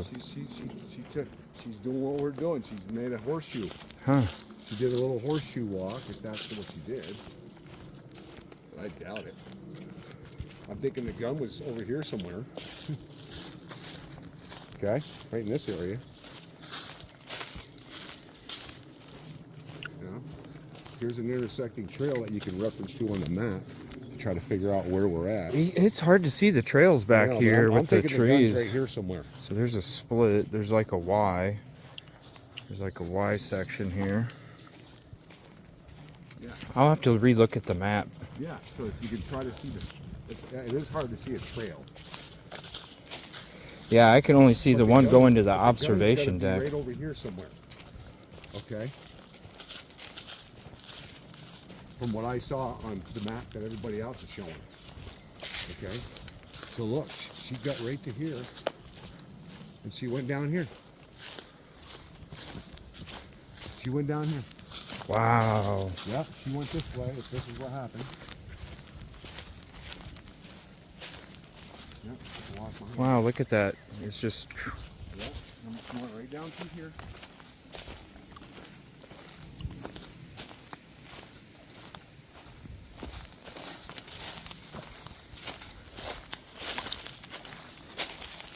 This don't make no sense. It's a little mucky here. Let's see you walk.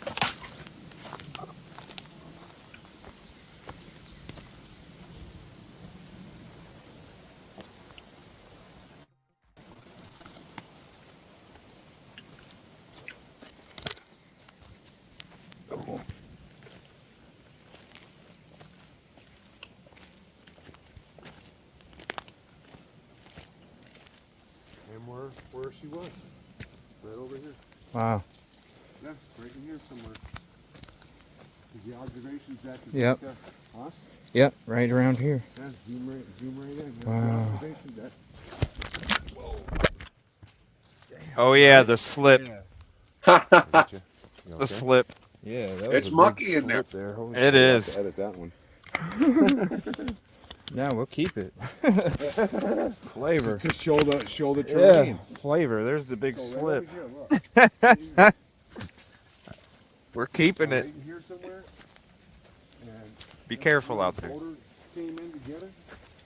There's a big log right there. Yeah. Is that the log she was at? Wow. Up against? You're not getting through in a kayak. You're not getting through in a kayak right there. There's the And log then- right there. Yep. And That then was you a got good the spot. observation deck right there. That's zoomed So- in, by the way. Make sure you tell them that we zoomed. Yeah, that. Oh yeah, yeah. Because you can see me zoom back out in a second.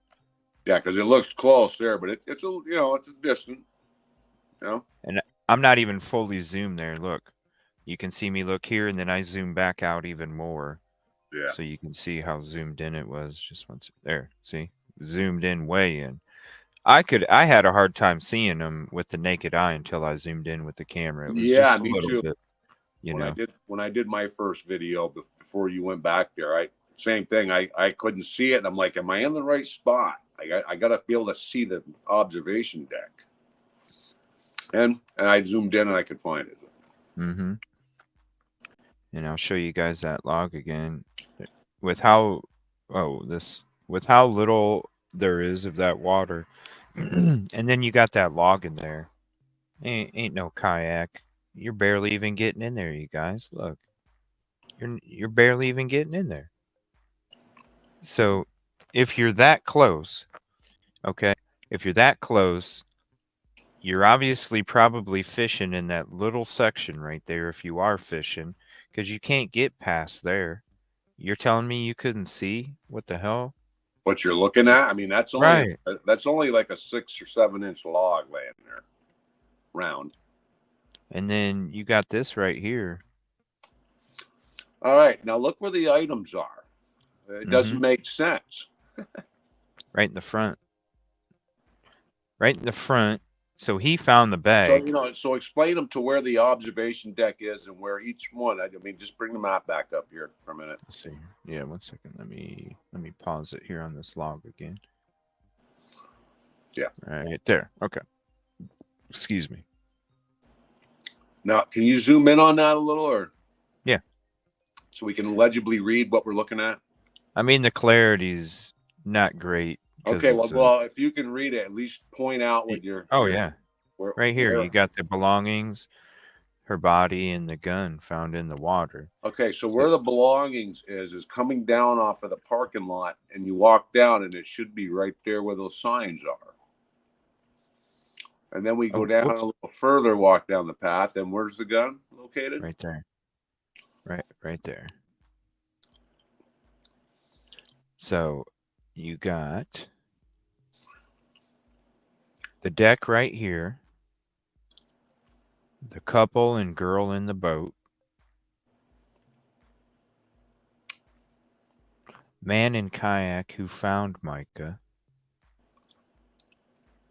body was over here, belongings right around here, which is a weird spot because why are you even inside here? So when we go to play this video, this is the video of us walking up to the observation deck. Yeah. Let me see. Let's go to this one. All right. So let's skip ahead here.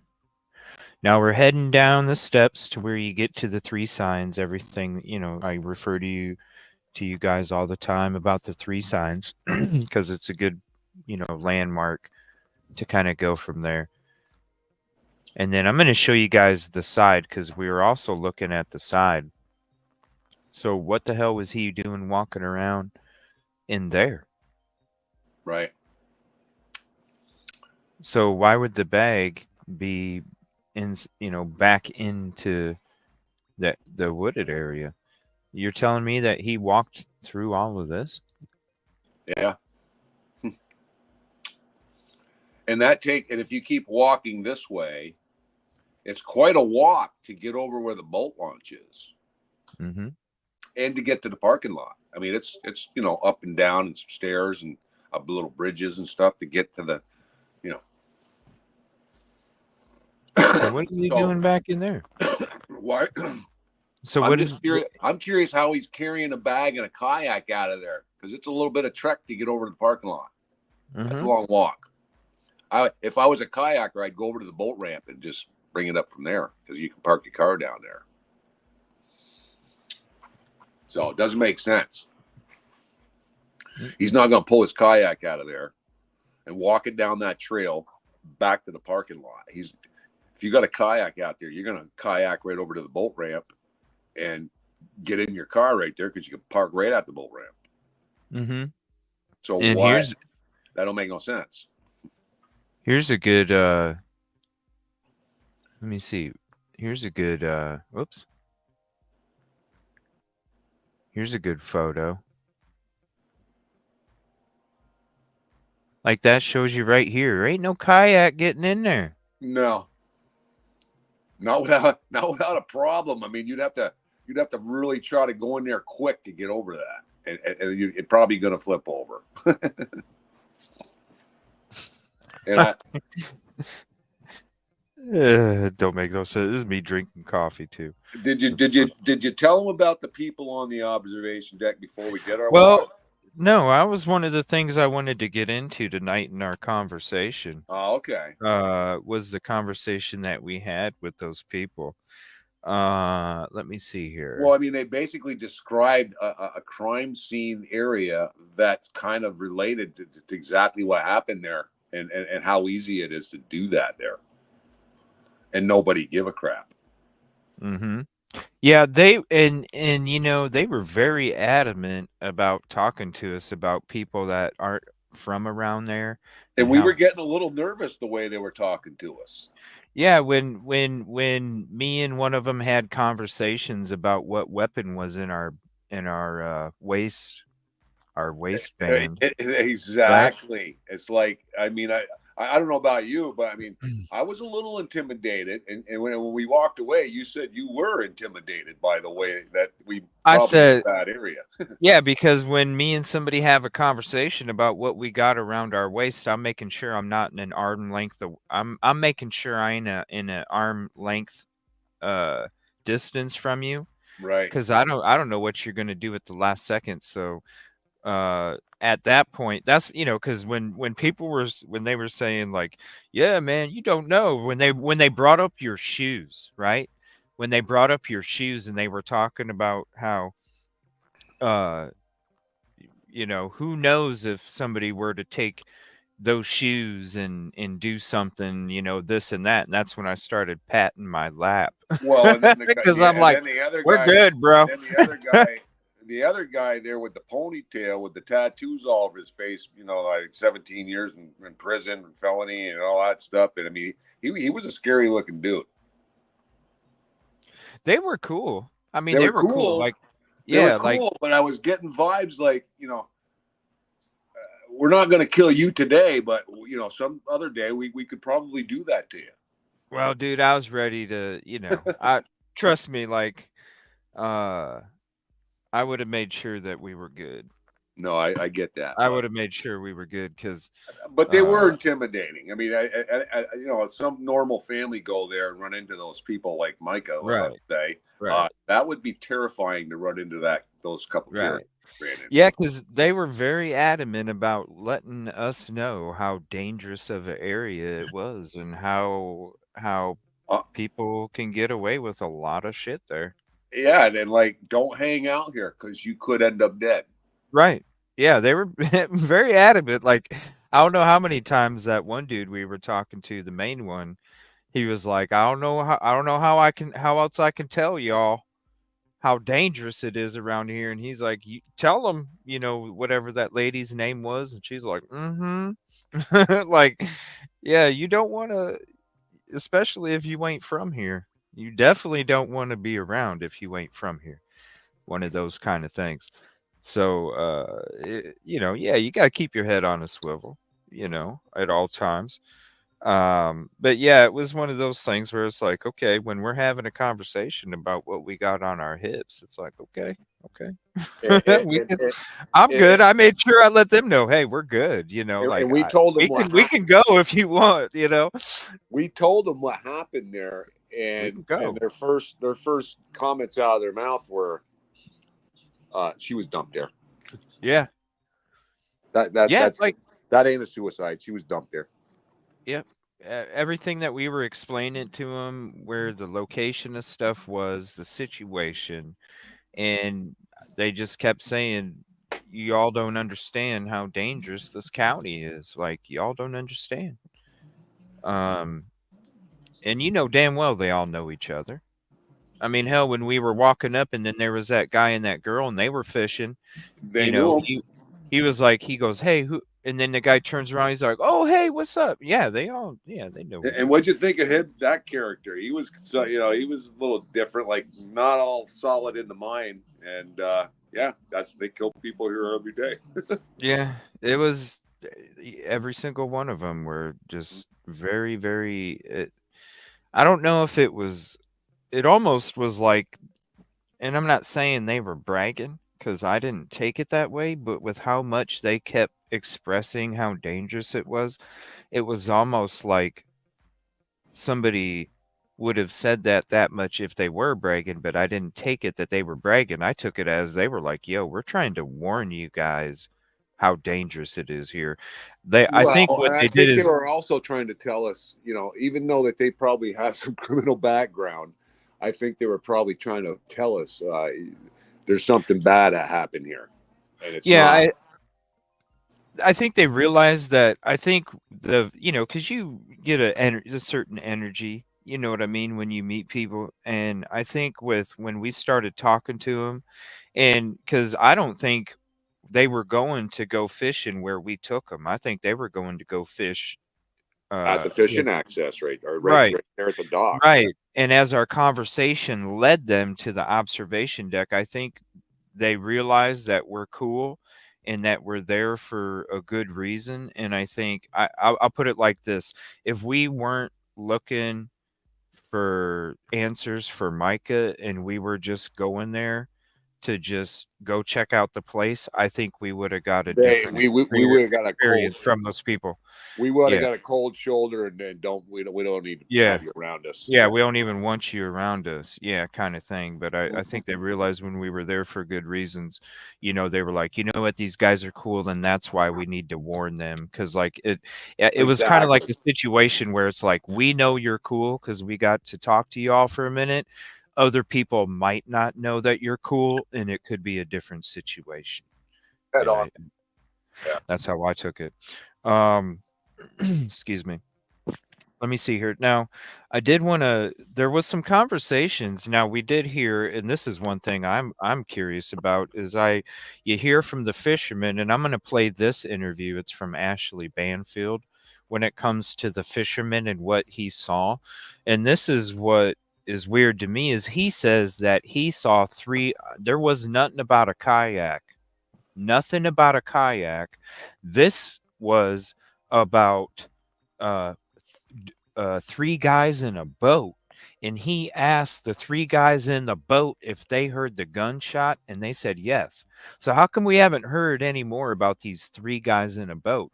And now I'm hearing that there was another boat there of people, but they haven't came forward. So is that the people? Like, who's the three guys in the boat? Because when you look at where'd it go?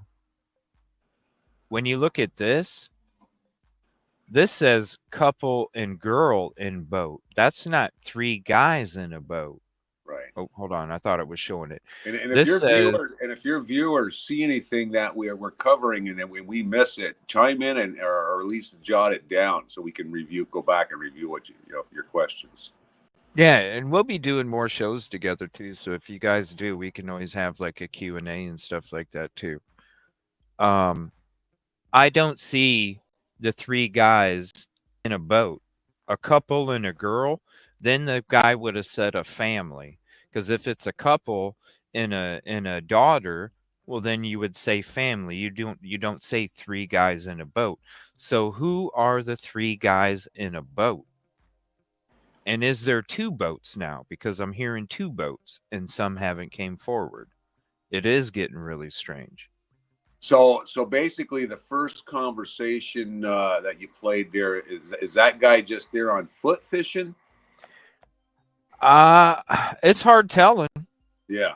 I mean, as far as I know, it sounds like he's walking. if he's on foot, then we know that he could be on that trail because he had to have, because he said he wasn't even looking at the water. Okay. Now that's what he said. But the other guy said, you came right through there, so he must have had a boat because he said he came right through there and you didn't spot it, and then I come through and I spotted her.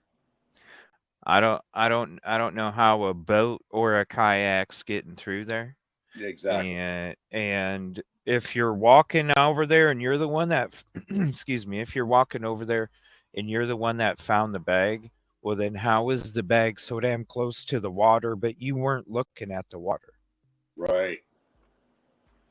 Now, excuse me. Now check this. This is the interview with the fisherman. This was May 20th. Yeah, and this is where he states that the three boaters. Micah Miller's death has been suspicious from the get-go. Even after police officially ruled it a suicide and shared plenty of evidence, her family still has questions. There was no eyewitness to Micah's death that day. There was, however, an ear witness, a fisherman, who was out on the lake at the time of Micah's death. And he says he that right there. Just before the fatal gunshot rang out. Okay. When we were back in the woods there, we couldn't hear anybody talking on that observation deck that we left over there. Nope. So I'm having a hard time believing he heard somebody whimpering and crying in there. I don't know, man. Now, this is... So somebody said... he said he was in boat and got out when he saw the bag. I'm confused as fuck now. Because I'm hearing so many different fucking things. Okay, go ahead. Dude, somebody can't keep their story straight. Or something. Go ahead and let it Fisherman took News Nation's investigative correspondent Rich McHugh on his boat to the exact spot where Micah died. And Rich joins me now live. Rich, that's sort of been the last piece that a lot of people have been trying to put together in this story of Micah's final hours. Tell me about what the fisherman was able to tell you about and what his experience was. Oh man, actually, there's so much here. This is a guy that I've been trying to reach since the beginning of covering this story. Finally was able to reach him, and he agreed to meet me at the state park. I said, look, I'm going to be here all day. He finally agreed to meet. And he said, look, I want to clear up my name in this. Like he says, he's being dragged into allegations online, social media and whatnot. But I also wanted to see firsthand, like, where this took place, because there's so many questions about how she got there and why she was there. And it's all just so confusing to somebody who's been reporting on this. He graciously took us out for about a half an hour and allowed me to interview him. He didn't want his face on camera or me to name him, but he walked through what he experienced, and we have some of that sound right here. Let's take a look. I heard a cry back when we came in, where I told you I started hearing the crying at. Then I heard a gunshot. That was probably about 2 minutes or so after I started hearing the cry. It might have been a little bit longer than that. And I heard a gunshot. It wasn't a loud gunshot. And then the crying just stopped. Right about here, that's when I heard the gunshot. The gunshot went off. I mean, that thing would have echoed all over. From which side? Over here on the left? To the left. That's all right, so I'm going to rewind this here. That kind of a gunshot right there. I mean, when you remember when we first went in the woods and you said you're heading back to the car? Yeah. I mean, when you spoke to me, it was echoing all through there, loud. And I had to yell. Yeah. But it was loud. I mean, I could hear you. But a gunshot, I don't care if it's a 22. You're going to hear it. Would have echoed like crazy. You're in like a little cathedral hall in that little pocket right there. That thing's going to echo loud everywhere. Mm. So how would you know it was one for sure, too, if you heard echoes as well? I started hearing the crying. Might have been a little bit longer than that. The cry might have been a little bit longer than that. And I heard a gunshot. It wasn't a loud gunshot. And then the crying just stopped. Right about here, that's when I heard the gunshot. The gunshot went off. From which side? Over here on the left? To the left. That's where I heard the gunshot. In there. Uh-huh. That's when the crying stopped. That looks totally different from when I. Go ahead. That's right where we were standing, right there. Mm-hmm. Right to the left, right. See those tall trees right there? Those 1, 2, 3 trees. We were right in that pocket right there. Mm-hmm. That's where we went, and that's the entrance to get into that little, whatever you want to call it. Yeah, the little. I'm just gonna a little pocket. pocket Yeah. of water. Yeah. Yeah, it's and then he would have found the bag right there. You said. Oh, that's when the crying stopped. That looks totally different from when I came in here. Anyway, Was it low water when you were here? No, it was actually less water than what's in here now. Wow, less water. Yeah. See, there's dams they open up, but they're not opening those up every day or every other day. I mean, they open them up when there's a storm. So when you get the warm season, I mean, that thing's dwindling down. I bet you it gets so where it even dries up in there. Yeah, exactly. Whereas hell, you could walk through there with tennis shoes and. I mean, we could have walked across. If we didn't care about getting wet, we could have walked in here with our tennis shoes and walked across and walked right over. Yeah. Walked right over to the other side where there's another little inlet where you can get in there a little bit, and another one. Mm-hmm. That's the pocket, right? That's exactly where we were standing, right there to the left of those trees. And that's where that goes in there. And like shin high. And he's talking like it's. I heard a gunshot, but it's not a loud gunshot. She had a 9mm. Dude, it's right there. How did you not? Yeah, I mean, that's a lot, and it echoes through there. Bang. Mm-hmm. But I mean, but the whimpering and cry. I mean, he had to have been right there. If he had to have been right there right to hear her crying.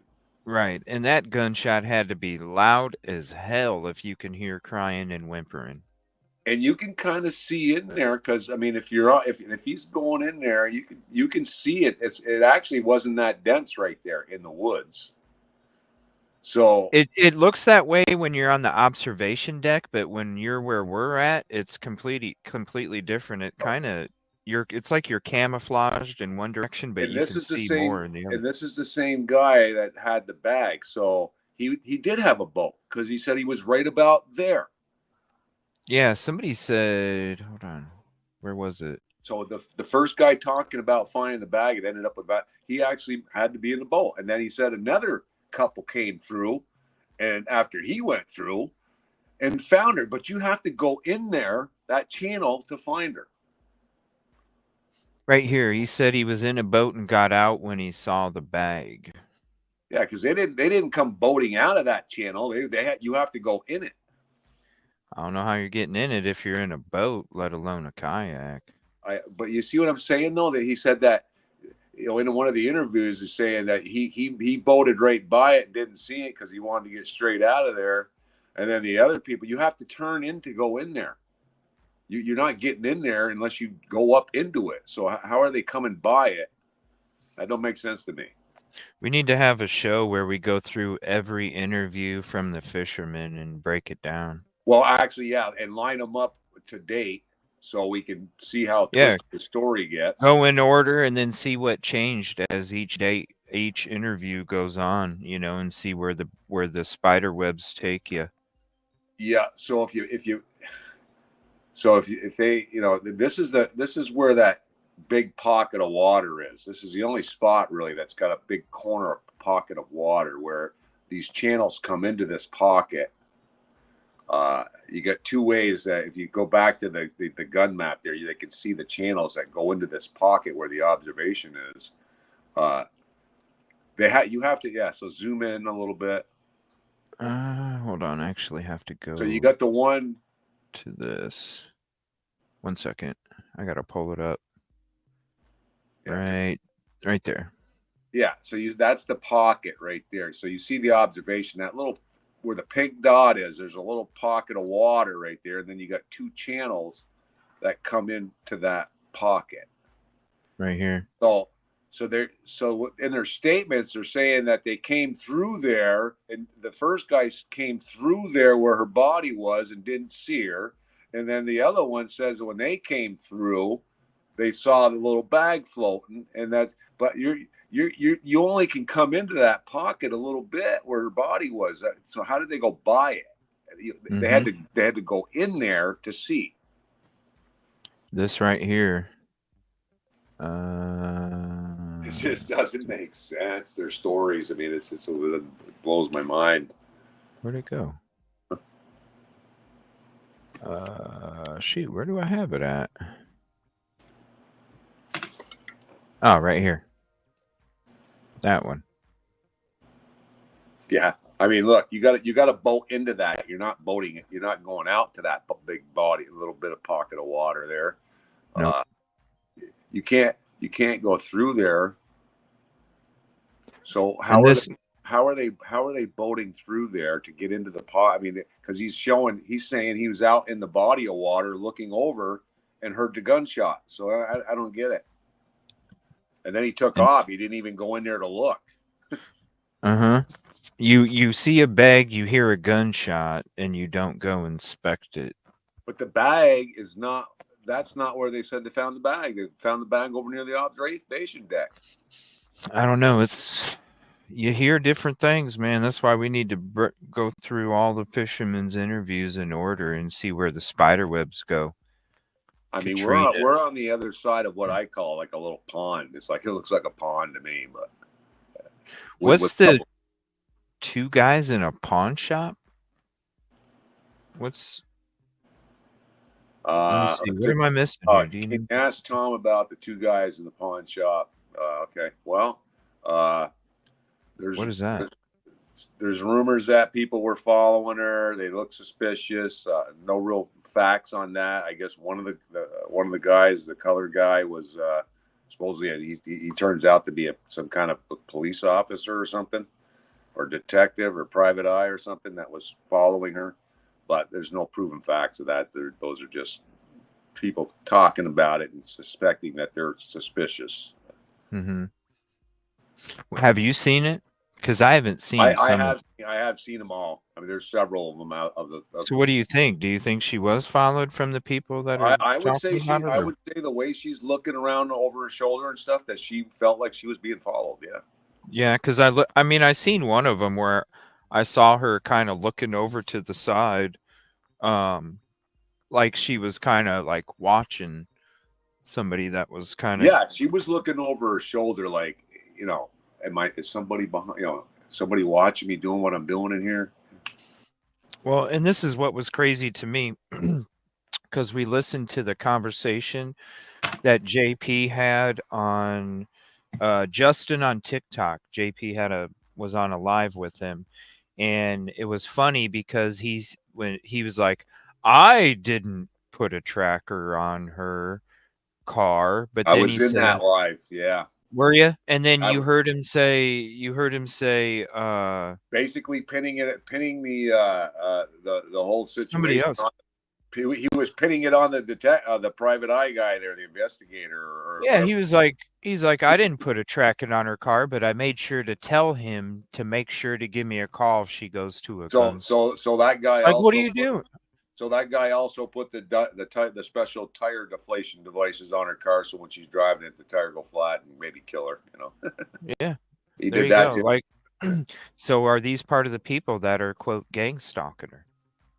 Well, I mean, if that stuff is happening to you, you're going to be looking over your shoulder wherever you go, right? Oh, for sure. I mean, so he's basically blaming the guy he hired to track her, that he put the devices on there.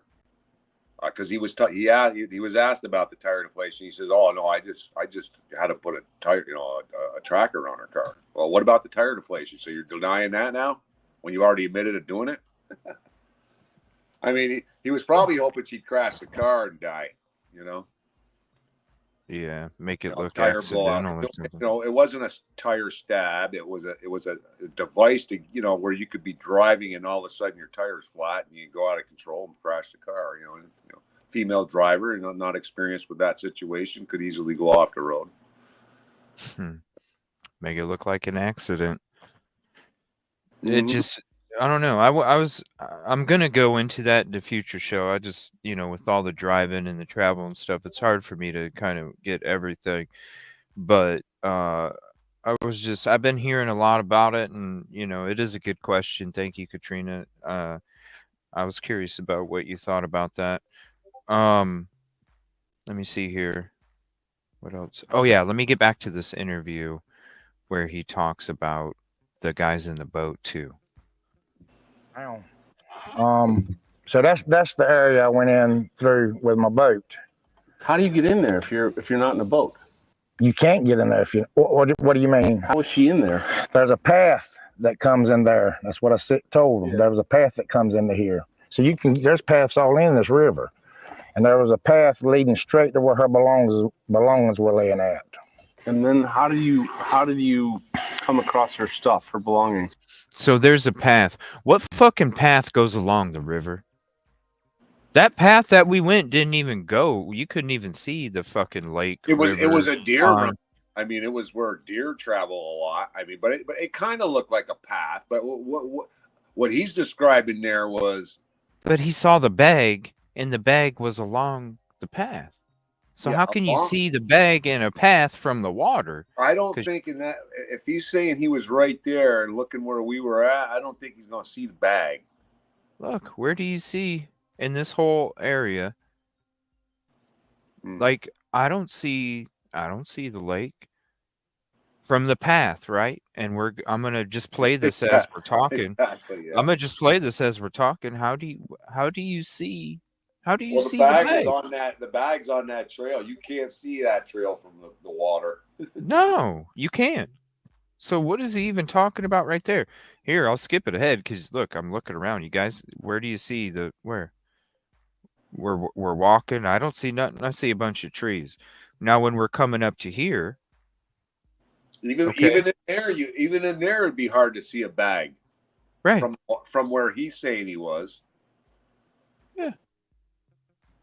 Because if you get up on the corner there, she wouldn't even have been over in that area because that's all the trees and stuff right there. So that's about as far as you can walk to get in there, and you can't see even the body of water that he was in with a boat. You have to go in there to see anything.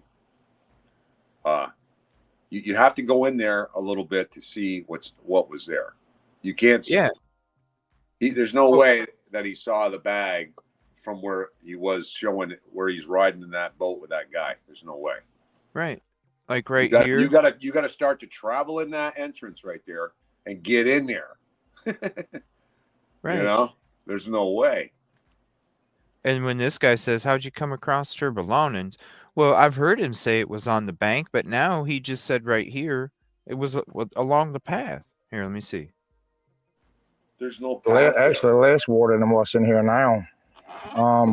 So that's the area I went in through with my boat. How do you get in there if you're not in a boat? You can't get in there if you. What do you mean? How was she in there? There's a path that comes in there. That's what I told them. Yeah. There was a path that comes into here. So there's paths all in this river, and there was a path leading straight to where her belongings. A path leading straight to where her belongings were at. So he said he's already tongue-tied there. Replay that again. He's already tongue-tied himself 5 times. He said he had to come through here to get to it. So yeah, let me go back to this here. It's making no sense. I wonder if he's saying there's paths all along the river, meaning there's paths all in the wood areas along the river. I think that's what he should have said, because there's no path along the river. But there's not, because the path that we took is the closest path that you can take to get to that part. Yeah, and now, other than that, the other paths that are connected to that path go in the opposite direction. Right, they're not even near the river. Yeah, right. This shit makes absolutely no sense. Hold on, shot. Huh? Go ahead. Sorry. You can't even see in there from that. I mean, they're out in the water right here where there's a lot of water. Okay. You got to go in that channel and in it a little ways to see that spot. Yeah. This shit makes none of it makes sense, Tom. None of it. If there's a gunshot right there, for me, I'd be freaking hightailing it out of there a little bit. I mean, I'd be getting away from that area. And he's saying he went in there and he found the bag. Okay. Right. If you heard a gunshot, wouldn't you go to the frickin' office? He almost tells us so. He's like, there's a path that leads right to the bag. Well, then make up your mind of what you did here, because we know there's a path to the bag. But what did you do to get that bag? Right there. That's where he's claiming he came into. On a boat. Right. On a boat, y'all. On a boat. In that little ass water. I'm telling you right now, when there's that little ass water, that's when if you're a boater, you'll know what I'm saying. If you're a boater, when there's that little ass water, that's where you put your boat to get in the damn thing to go out on the lake, or you pull it up to get out of your boat to then go get your trailer so you can then get back in your boat and get your boat on the trailer. All right, CJ, go ahead and play the rest of his. Go ahead and let it play out, the whole thing. We won't interrupt. Let's just hear what else no problem. What else is he bullshitting about? Right. And like Miss Tate says, thank you for becoming a new sub. Appreciate you. Line up his interviews. He's lying. Don't worry, Miss Tate. I'm going to get all the fishermen's interviews. I'm going to do them in order. And we're going to do that show once I get back at the studio here in the next day or so. And have the audience, because we missed something. If you pick something up that we missed, jot it down and let us know, because this guy's all over the place. It doesn't make any sense. You've seen the footage, how we get there. You see where the boat's coming in with the other guy that interviewed him, pulling up into that. It's really hard to see this spot from that body of water, unless he came in there on a boat. It's so far and then saw the bag, but there's no way. Look at it right there. Look at it right there. Like how much can you really see? Not much. You got to go in there. Like right here. But if I heard a gunshot, I'm turning the other way. I'm going to the office. The office ain't that far away. I'm going somewhere and dialing 911. I heard a gunshot, and because if it ain't fishing, it's a state park. You're not supposed to be shooting in the first place, Exactly. So it's a state park. I'd be a little nervous. Especially if I didn't have orange on. Yeah, because listen, it's a state park, y'all. It's like the same spot as a church or a school. You ain't supposed to hear no gunshots going off at a state park. And if you hear gunshots going off at a state park, something's wrong. And the last thing you're going to do is go run to the gunshot. You're going to run away from the gunshot. You're going to go to the damn office just a little bit away from the parking lot, and you're going to say, hey, I heard a gunshot, because then they're going to go out there and investigate it. And the other thing is there is staff on duty there, and they're not that far away. I mean, like, they're 10 minutes away. I mean, not even. I mean, you go talk to the staff. They know the area. They should be able to drive right to that spot quickly. I mean, dude, when that one park ranger drove up and asked me if I needed to get, if I locked my keys in my car, and he's like, let me go see if I can find a wire coat hanger. It only took him 45 seconds to drive from the parking lot to the office, you guys. Yeah. It's not that far. If you hear a gunshot in a place you ain't supposed to hear gunshots, you go to the authorities that are there, that are right there, and they'll literally be there in minutes. It just doesn't. It makes no sense. All right, go ahead and play it. Yeah. Let me see here. But we are going to do that, Miss Tate. Trust me. It was probably about 2 minutes or so after I started hearing the cry. Might have been a little bit longer than that. And I heard a gunshot. It wasn't a loud gunshot. And then the crying just stopped. Right about here, that's when I heard the gunshot. The gunshot went off. From which side? Over here on the left? To the left. That's where I heard the gunshot. In there. That's when the crying stopped. Whoa, watch out. Whoa, hold on a minute. Watch it zoom. They're zoomed in. In there. Okay. He says this is where he was at when he heard the gunshot going off. and he noticed the bag. You ain't noticing shit that far out. Yeah, he's talking right out his ass right there. Because I mean, it's that frontage right there to the left is thick. If you go in there a little bit, that's where we were standing, and you can't even see that water right there where they're in the boat. You can't even see the log that's in the water. Like you ain't. Yeah, you ain't seeing it. That's when the crying stopped. That looks totally different from when I came in here. Anyway. Was it low water when you were here? No, it was actually less water than what's in here now. So that's the area I went in through with my boat. How do you get in there if you're not in a boat? You can't get in there if you. What do you mean? How was she in there? There's a path that comes in there. That's what I told them. Yeah. There was a path that comes into here. So there's paths all in this river. And there was a path leading straight to where her belongings were laying at. And then how did you come across her stuff, her belongings? I just seen it laying up on the bank when I pulled up in here. Yes, sir. It was laying up on the bank. I don't know why I grabbed it. I just grabbed it. Didn't ever look at it or nothing. I got out and I looked around because there was a clearing on the left and the right, and I looked around because I felt like something was wrong, but I never seen nothing. I took the stuff, put it in my boat, went back to the landing. Her driver's license, her bank card, she had her keys, $500, a little over $500. Every bit of that money got back. It was not a wallet? It was a wallet? It was what they call, I guess, ladies call them fanny packs. What do you say to the people accusing you of fanny packs? Is that the fanny pack that I'm thinking of? Where it's got like a belt type thing and then a little pouch. So you're telling me his ass. Hey, so he just told us he went back to the landing. He went back to the boat access. So he actually went in there and took her bag, went back to the boat access. Is that what he's saying? Yeah, you want to see where the boat access is? Yeah, show him that. Way over there. Way over there, y'all. Way over. See where the parking lot is there? You come down to that, where that green dot is down there. And he counted the money. Every bit of $500. Put your little hand on it right there. Yeah, this thing right here. There. Circle that. That's where the boat landing is.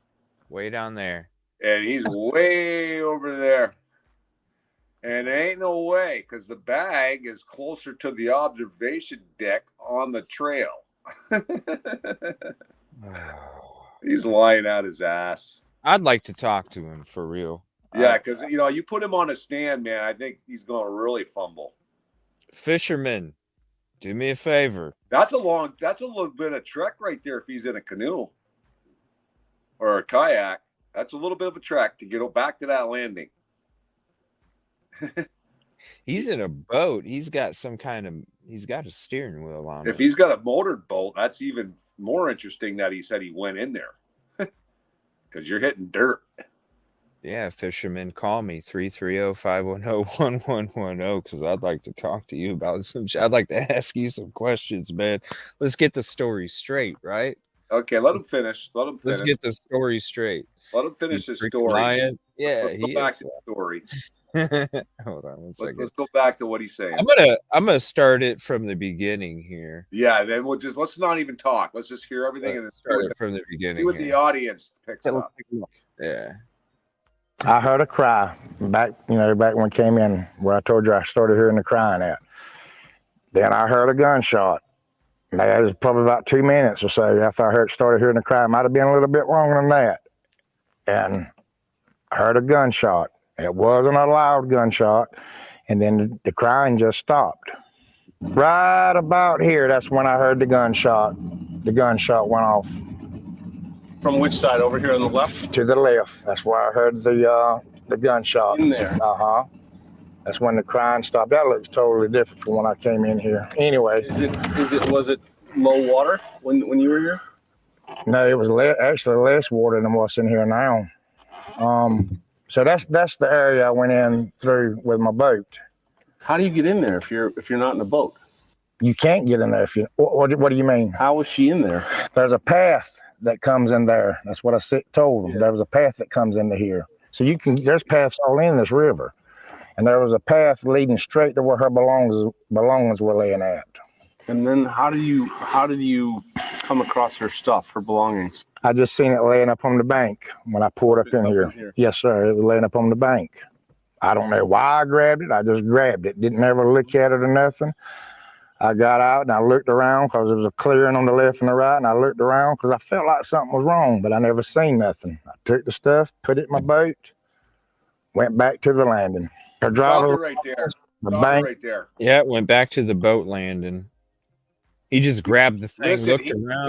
Listen. This is what I think he did. What's up? He heard the gunshot and he got out of there and went back to the boat landing. He knows those trails in there, and he went and walked back over there. And if you back up, you'll re-listen to what he just said. He says a trail lead right to her bag, Mm-hmm.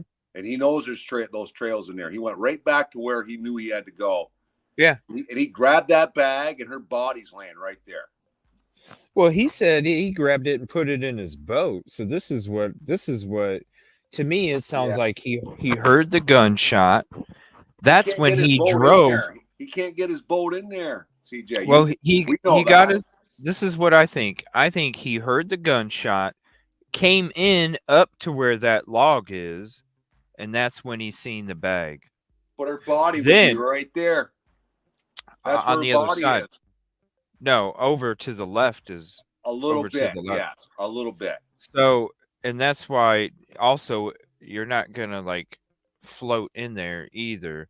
No. But I'm thinking, because he said you can't get in there with a boat a little bit before that. I'm thinking he heard the gunshot, wanted to find out, I don't know why, wanted to find out what the gunshot was about, pulled in this little area where that log's at, noticed the bag, because he said the bag is located when you get to the end of the trail. Well, the end of the trail would lead to here. Right to there. But this isn't part of the trail, because when we first went in there, the trail stops and then it just goes to like that trail. It turns into like mud. It turns into like you can tell, like you can see where deer had run through. Right. It's just muddy. It's a deer trail. Yeah. The deer run through there. So when you're in dense woods, when you're hunting or something, you can see where deer are running, and that's kind of where they pack down the grass a little bit. It's really not a trail to go in there, but that right there, that's a little bit of deer coming through there. This isn't a trail, so we'll see the trail, and you'll see this is a trail. It's obvious it's a trail. Now watch. And right to the right is where the deer run through. Yeah, see, the trail goes to the left. Yeah, exactly. So this isn't even part of the trail. No, that's what he's saying is the trail leads to here, which really it technically doesn't, because the trail keeps going to the left. See how it keeps going to the left? We're not on the trail, but he said the trail leads to where the bag was at.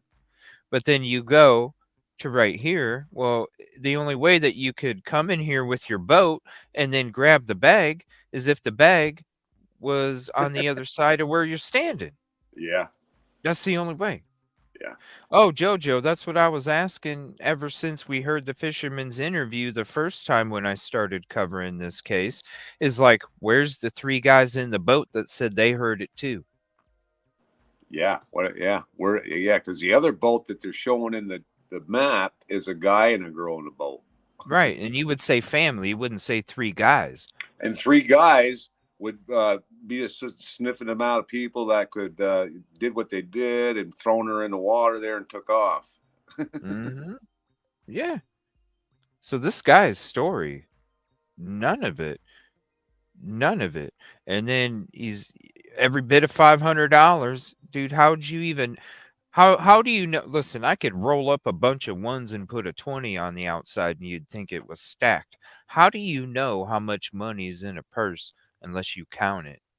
Because you don't know if that dollar bill that's in between, because they're not laid out, so you can't just lay him out, or see him laid out in a purse and count it. If you're looking in a bag, if it's folded up, how do you not only know? that, I mean, not only that, a normal person in that situation who saw the bag, I mean, you think he would have looked around a little bit if he heard crying.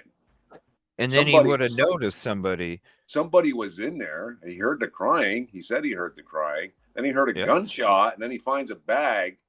You mean to tell me you didn't look a little bit up the river there, a little bit up that little stream there to see the body laying there? Right. And or you saw the body laying there, and you're going to take the bag and you're going to get the hell out of there, and that's the end of that, because that's how that Robeson County operates. Yeah. Mm-hmm. It's like these two guys. It's like somebody else said, dude left in a truck and came back in a Charger. Right? Something's up here, because you got, the other guy, yeah, he don't have nothing to do with it. And he told me he understands how I couldn't see it. None of this shit makes sense. I can't wait to go through every freaking interview in order. We can't even get past his interview. We're stuck right there. Oh, we will. Here, I know, but I mean, let's we're breaking it down, man. All right, we're breaking it down. Well, let's let it play out. Let's see here. Let's see. I've never seen. Let me go back to. Okay, right here. I saw it laying up on the bank. Now listen to this. I don't know why I grabbed it. I just grabbed it. Didn't ever look at it or nothing.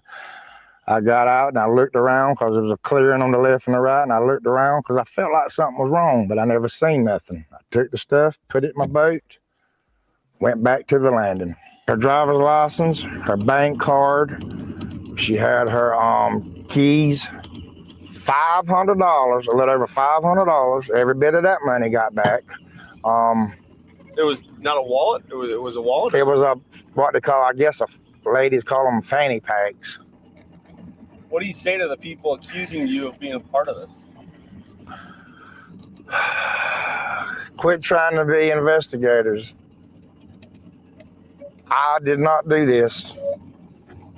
There was no way in the world I would harm anybody like that. Even my worst enemy, I would not do nothing like that. I was just here fishing. I can understand people, thinking stuff. It did look odd, but people's going to think stuff. I've even been trying to figure out what happened. Now, a couple quick things, actually. He says this is the last interview he's doing. He wants to do this to try and clear his name on social media. Having been there at the site where this happened, actually, I gotta say the only thing I could think of was like, how in the world did she get back in there? And after talking with her family, knowing that she had to walk through waist deep water to get there, you can only wonder, like, why? Like, why would she go to these lengths to get into that area? Yeah, I mean. Yeah, waist deep water to get into there. Yeah, well, I don't see that. I don't know. There's that trail. I know there was a part that they were making sure nobody came down for a while there after it happened. But he wants to clear his name. Well, dude, you hear a gunshot and you see a bag.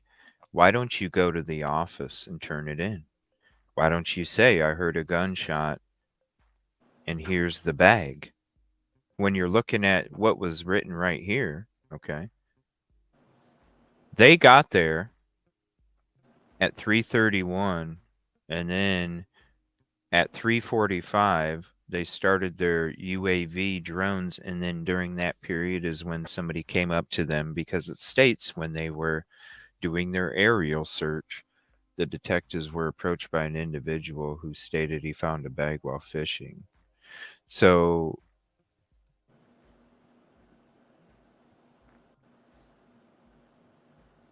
what did he do? Pull into the parking lot and then say, hey, guess what? I found. I mean, how was he not? He had to have been questioned like crazy. I mean, come on. If you're an investigator and somebody comes back to a scene of a crime and has items that belong to the person that the scene has to deal with, and how are you not questioned like crazy? He's worried about people on social media talking about his innocence. Dude, if I was an investigator, I'd be like, why'd you leave? Why'd you take Well, it in the first place? not only Why that, didn't I you mean, turn it in? not only that, I mean, he's committed a crime within the crime. Yeah, it was theft. Because he didn't turn it in. He took it with He didn't care about what happened. He just took the bag and put it in the boat, went back to the landing. He's gonna keep it. It's theft. It's already theft. As soon If as the he cops left. didn't show up, we wouldn't even know about the fisherman. No. So I mean, he says nobody. We don't want to beat him up a little bit on social media, but why'd you take the bag? I mean, especially if you heard a gunshot, why would you even touch that bag? I would have called it in and said I found something. It's over here, especially if you know that there's trails. If it were me, I would just got the hell out of there. Went up to the security park rangers there. That's what I'm saying. And hey, That's man, what I'm saying. I just heard a freaking gunshot and something's going on back there. Yeah, and you're not supposed to be hunting or even shooting guns off in the state park. And if you know that the trail leads to the bag, then you could easily tell the people at the office, hey, you can go on this trail and it leads you to right where the bag was at. And he knows the trails pretty well, and he knows it's unauthorized area back there too. So this is what's crazy to me again, and I'll bring it back to this question that I was asking in the beginning of the show. How does it take from 4:23 to 5:30 to get to the scene of the incident when you're in the frickin' parking lot? How does it take an hour and 7 minutes to get to a location that somebody came and told you the location, especially if that person that's telling you the location is the same person, same group, knows the trails in there? Yes. Then you should be able to tell the same people that work there, because listen, it's not that hard to figure out. If you went out to the office and said, hey, the bag is over here in this part and the trail leads right to the bag, you know damn well the people that are working there are going to know what part he's talking about. And I know damn well it ain't going to take an hour and 7 minutes. Yeah, because the park rangers or the park security or whatever those people, I mean, they drive and they probably four-wheel back there because of stuff they do in there, whatever, they're building the bat things. They know. They know. They know those trails pretty good. They marked them off. So if you say, well, it's in the unauthorized area, and when you go by that first sign, it's the first right, and it's back in there over where the inlets come in of the water. All you have to do is say where the river goes indented into the woods. They know exactly how to get there.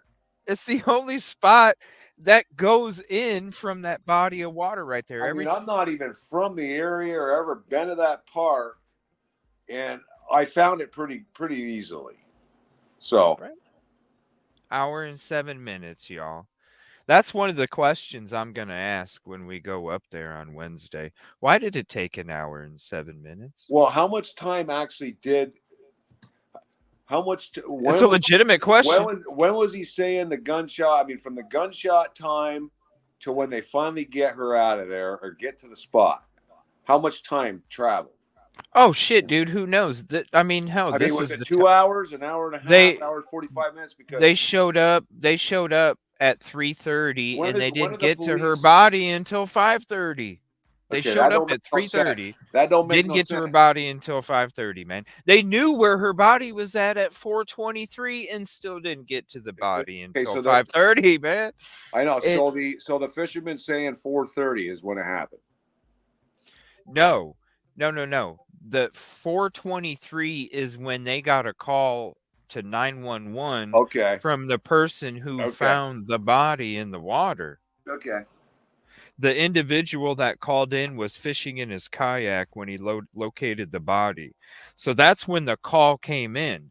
So from 3,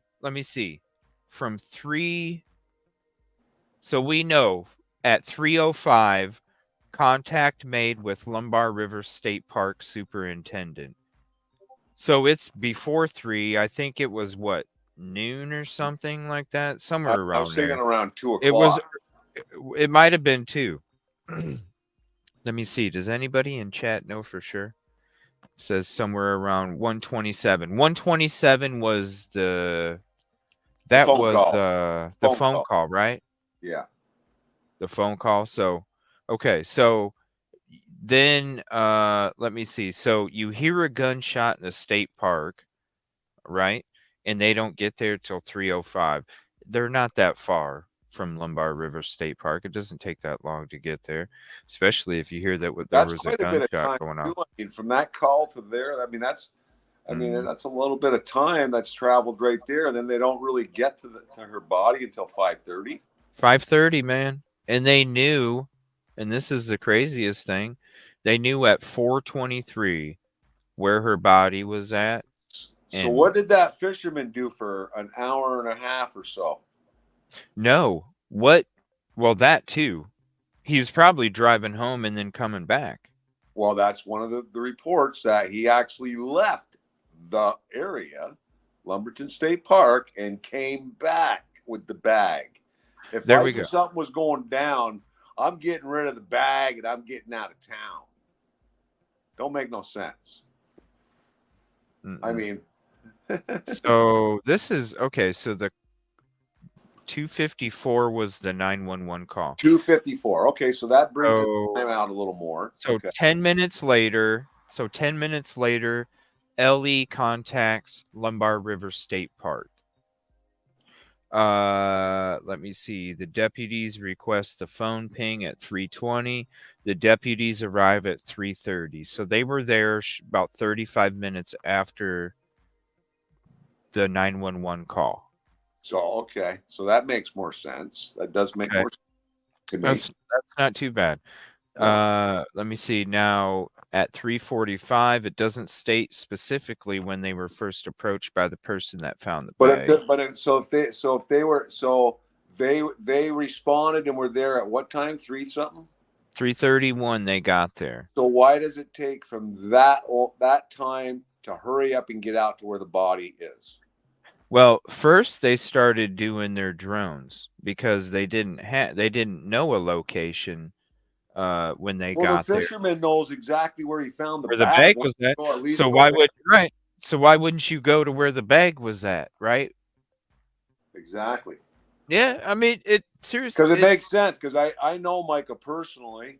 She would have carried the bag in there with her. She wouldn't have set it on the trail. But we got the bag thing's another issue, because where they're showing it, there's not showing it even in that position where at the river edge there. They're showing it on the trail.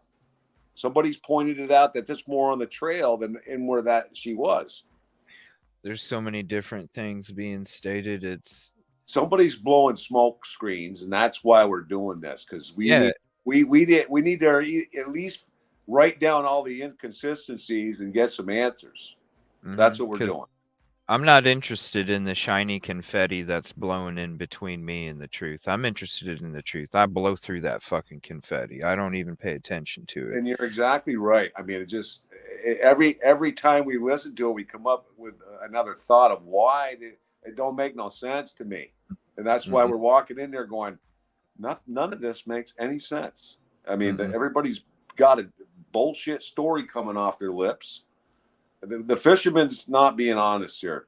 Something's shady with this. I mean, it has to be. And they all know each other. You know that. So, but he doesn't want to be tied to this. He doesn't want to be tied to it. But you know what? If you didn't want to be tied to it, you shouldn't have grabbed that bag to put yourself in a position to explain your actions. Because why don't you just tell us the truth, fisherman, that you stole the bag because you didn't care about if somebody got shot in there. You just wanted the bag. Let me see here. Did the fisherman's call at 1:27 get explained? Let me see here. Where are the dead flowers? The memorial. Did you see dead flowers? No, those are gone. Somehow the marking is gone. Somebody either moved them or they just disintegrated. I don't know. I didn't see them. Okay. I had And I did walk further back on my, before I left the area when my video went out. I did walk up. So when I did my personal video, my video stopped. I don't know why, but it did. And I walked a little bit further back on that riverbank, and I didn't see any flowers because I was like, there's got to be at least some remnants, but there wasn't. So they must have took them or removed them or something. I know I had heard for a while that they were basically making it inaccessible for anybody. So maybe it was during that time where they removed it or whatever. I don't think that I don't think anybody's been back out there authority wise since the family took their walk out there and put the flowers there. Okay. So you think if they were removed, then maybe somebody else had went back there and removed them? That or we did have a couple ram. I mean, I can see them dropping down in there and being in the water. I didn't pay that much attention. Oh, you mean like they were up out of the water a little bit, and they weren't noticeable, so I didn't really pay much attention to either. They washed away or somebody took them. I don't know. Okay. Now are these Katrina? Thank you, Antonia, following from Australia. Appreciate that. Now are these the screenshots that you're talking about, Katrina? This is Johnny Jacobs. He's the guy that we were first listening to, not the guy that we were just listening to. The first guy that had all those changes while he was saying the whole story. I'm not sure what he's responding to, but he says, wrong, wrong, wrong. This is not what I said. No one in a boat did that. You are misleading the people. What I'm going to do when this calms down, I'm going to do a reenactment out of my boat of how it happened with me, and maybe y'all will get a better understanding. Whoever planned this put a lot of thought into it. Johnny, reach out to us. I would love to see that.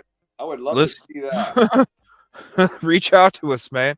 Like, listen, let's document this shit. We'll all get there together. Like, it ain't gonna die down, bro. It's just gonna get stronger. So you might as well come out there and do it with us quicker than later. Do we have actual statements from the authorities of where these items were? I mean, are we just smoking down a wrong trail here? I mean, is that map that we're looking at? Is that from what the authorities were saying where they found all the items?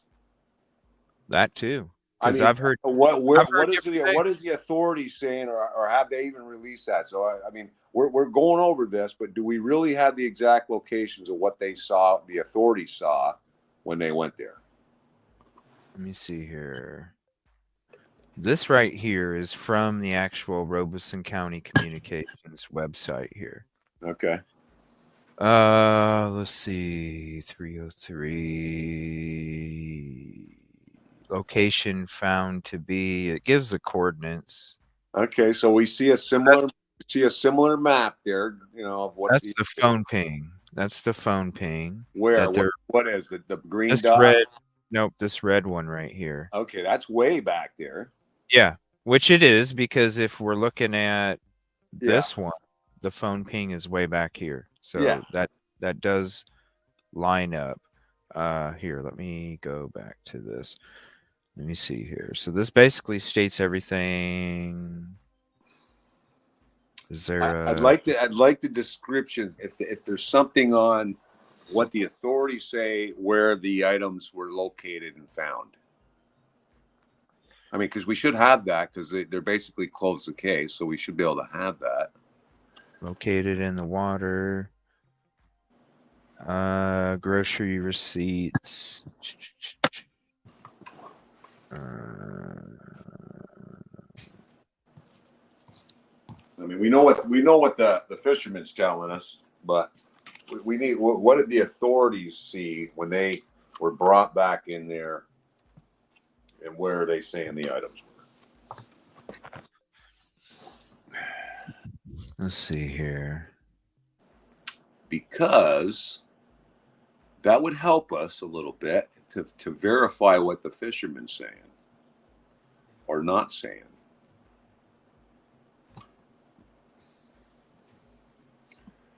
And it would clarify our little documentary of how we got in there.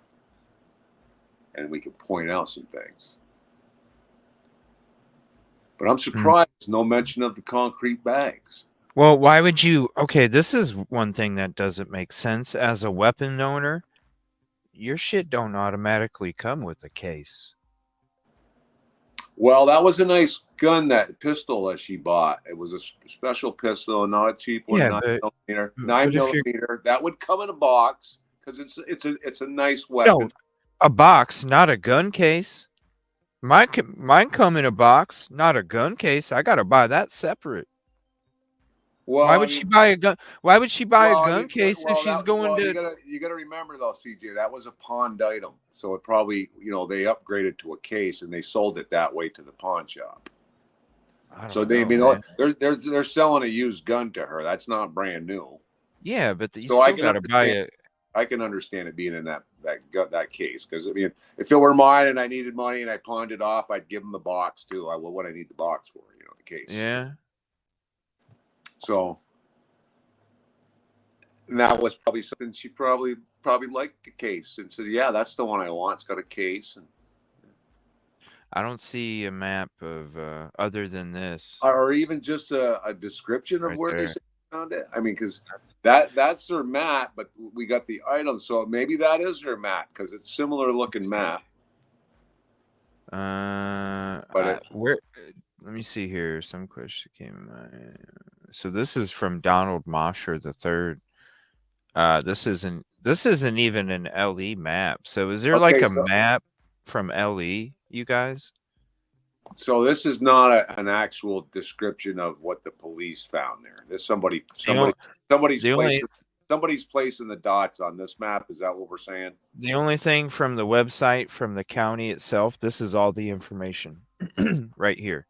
There's no maps of any where the items were found. This is the only thing. Is there an actual anybody out there? Is there an actual like map showing from LE or investigators or even police statements that they're saying where they found the items? Were the items with her or on the trail or on the? You know what I mean? I thought the case was black, she says, but this one was like gray, tan or gray or something. Yeah. Let me see. Yeah, does anybody know if there's a photo from LE? A drone map of somebody where the items were found, maybe? I don't know. Yeah, see, it's gray on the outside. Yeah. Right here. It's laying on the seat, and it's gray. Yeah. So was the gun case black?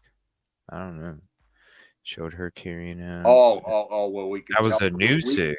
We could tell that if we had a video of her leaving the pawn shop. Should be black. They handed it to her. Yeah, they said it should be black. Well, that's gray. That looks more gray to me, unless the sun's hitting a certain way. Making it. Pawn shop sells new guns also. Everybody's saying it was a black. When Micah left the pawn shop, can you zoom in on it? That like a reflection of the sun coming through the window there and making it shine and making it look more gray.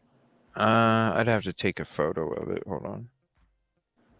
I mean, let me see. Or just it's just a distortion of maybe the sunlight shining in there, making it look more black, or it looks more gray onto the seat or something. Here, hold on. I had to save it as a photo. Let me see. Hold on 1 second. Maybe that would be something that you could try to look into, CJ, is actually asking. I mean, I don't know if they tell you, but ask them where were the items found? Her bag and the weapon. Was it near her at the river's edge? There's got to be a look. That's not changed from the sun. It's got to be posted a video of the location after they placed. Yeah, not is there a map from is there a map from like law enforcement or something where it states, kind of like hold on, I gotta switch back to this. Because the map that we have that we're looking at with the dots, that's completely different than what the fisherman is saying. This one right here. Because the bag would be on the trail and not near the water's edge there where she ended her life, or if that's what happened. Because he's saying he drove in that little inlet and grabbed the bag, and we think the bag is over near the observation deck. Let's see here. Let me get back to this. Which would be a place to put the bag if you want. I'll leave a little trail of where you might be. Trying to get it back on that. Damn it. Right there. Let me see here. The card. So if it was a new gun, I mean, I don't know. Mine just come in a box. And then I had to buy a case separately for it. Came from the pawn shop. So any of those weapons they got. But it was a new one. It was a new weapon. Yeah, but it was a new what? A new pawned weapon? No, a new gun. It was brand new. I didn't know that they actually sell brand new guns there. Yeah, somebody said in here they sell new and pawned. Go there and ask them. Yeah, I'll do that. I'm going to go right to that because I go to that pawn shop. I'll go right to that pawn shop and ask them, do you sell brand spanking new weapons here? Hell, we could just call them. We could just call them tomorrow. Yeah. Yeah, that's on Joe White Avenue. Maybe I'll do that on my next show. I'll just live call them on my next show and I'll ask them straight up. I'll be like, hey, do you sell new weapons? When you sell new weapons, do they automatically come with a gun case? Or do I have to buy a gun case? Because to me, if you're getting a new weapon, I got a new, mine come in a box. I've had to buy cases for mine. Right. And why are you buying a case if your plan is to unalive yourself? Right. Right. That's how I'm looking at it. Let me see. So I'm going to do that. It would be nice to know, though, if so two things. We need to call the pawn shop, ask if they sell new weapons, because I didn't think they did. I thought all their weapons were pawned items there. But and then we also need to find out from the authorities of where they're saying they found all these items. Yeah. Yeah. I mean, it's a closed case and it should be public record now. That's correct. It should be public record. So if anybody does, let me know. Let me see here. So some people say it comes with the case. I don't know. We're going to call the pawn shop tomorrow and find out. Let me see here. What else did I want to get into? Let me see. There's that.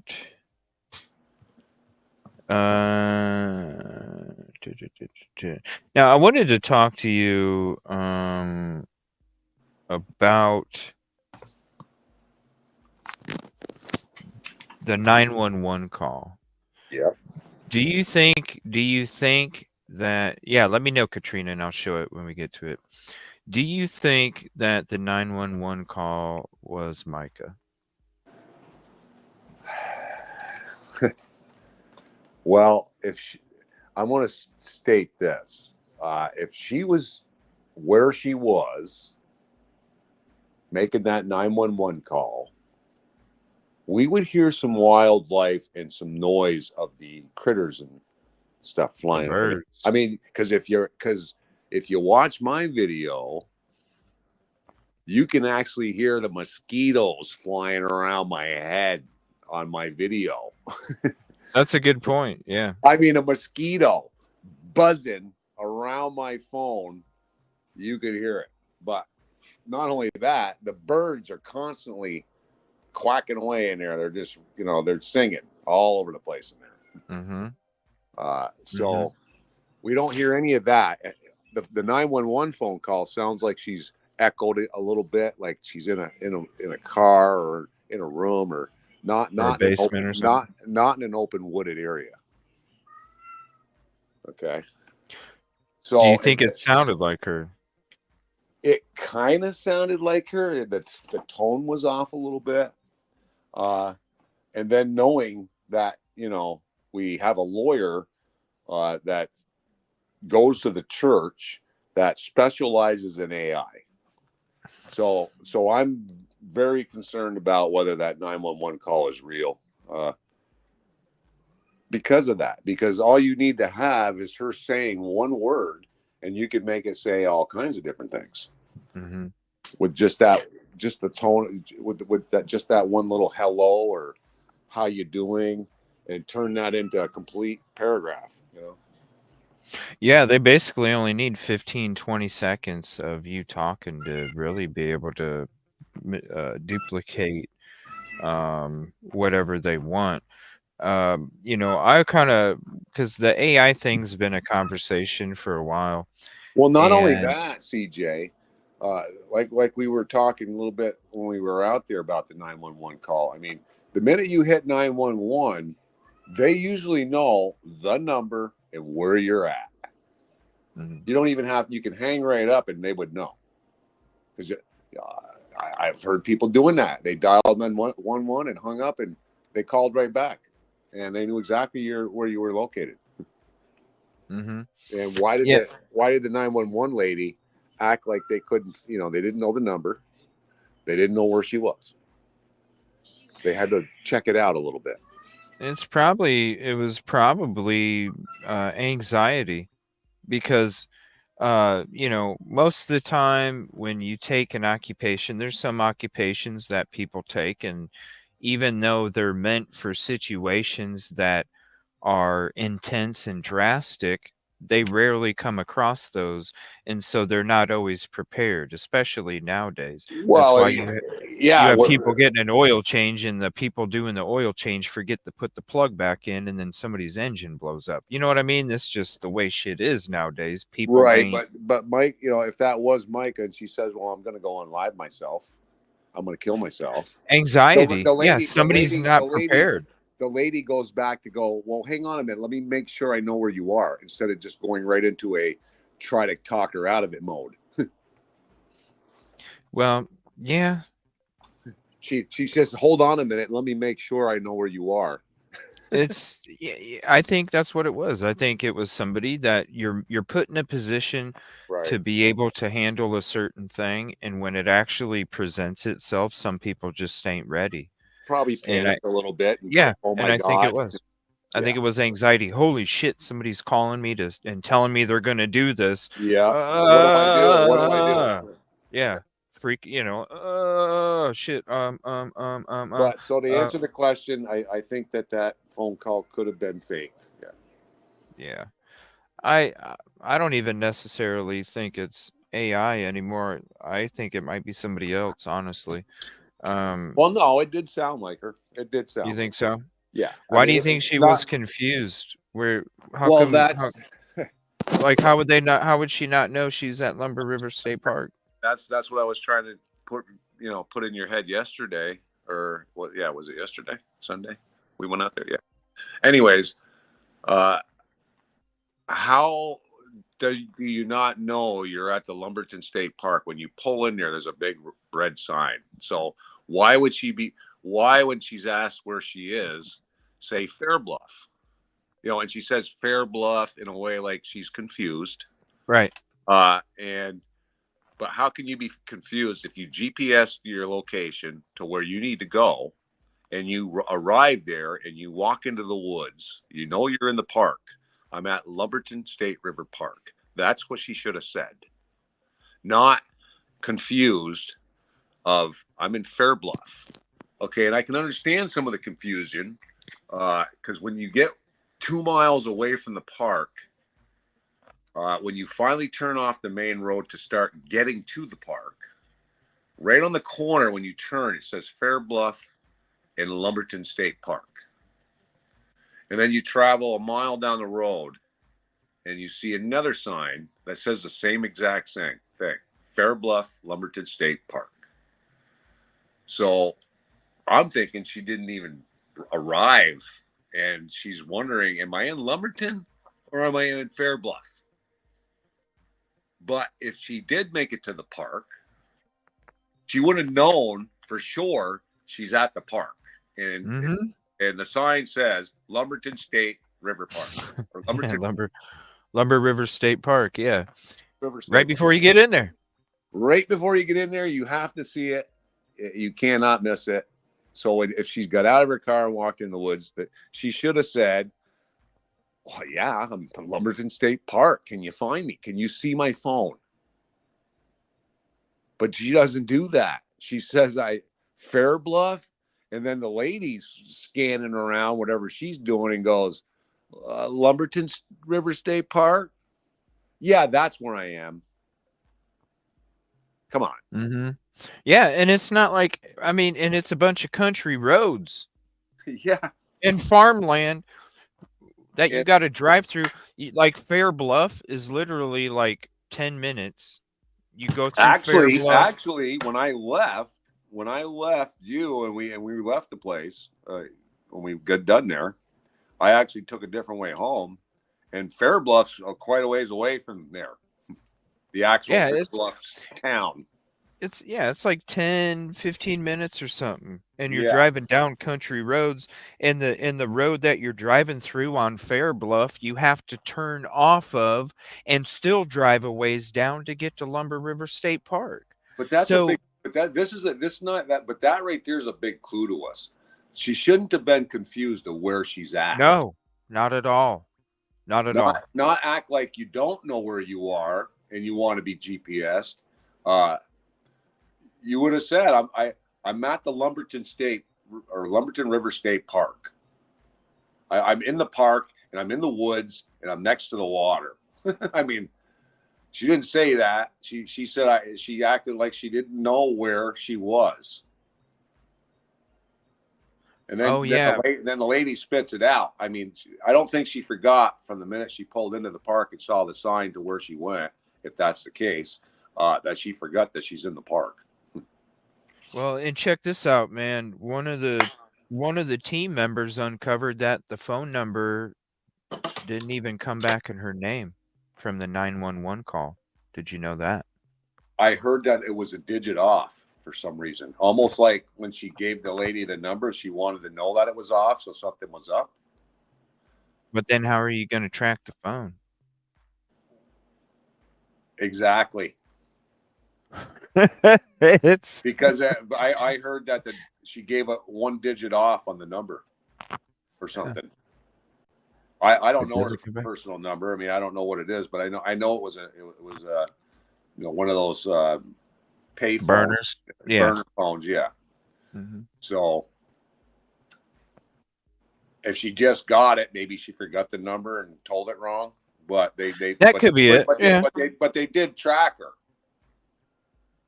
They did tell her where she was, so they had a GPS on it. Track by number, not name. Yeah. So maybe that was it. She gave the wrong number because it was a burner phone. Hell, my other phone number. Well, I mean, that happened to me. I can barely remember the damn thing. Yeah, I mean, that happened to me. I switched my number, and it takes a while to remember it. Yeah. It was Micah's godmother/roommate's phone. Yeah, and I think when people were asking, did she have people around her? I think she had a roommate, her mother or grandmother or something, right? But anyways, we wish there was some van labor. So to answer that question, she should have known where she was in the 911 call. So the 911 call is definitely an issue in this. Doesn't make much sense. Let me see here. Let me go. This is more from that guy that was interviewed in the beginning, right?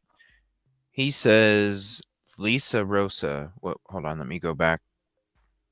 He's okay. I don't have that one. Let me see. It says Lisa Rosa. On my first time talking about, I didn't talk about the boat because the boat was irrelevant.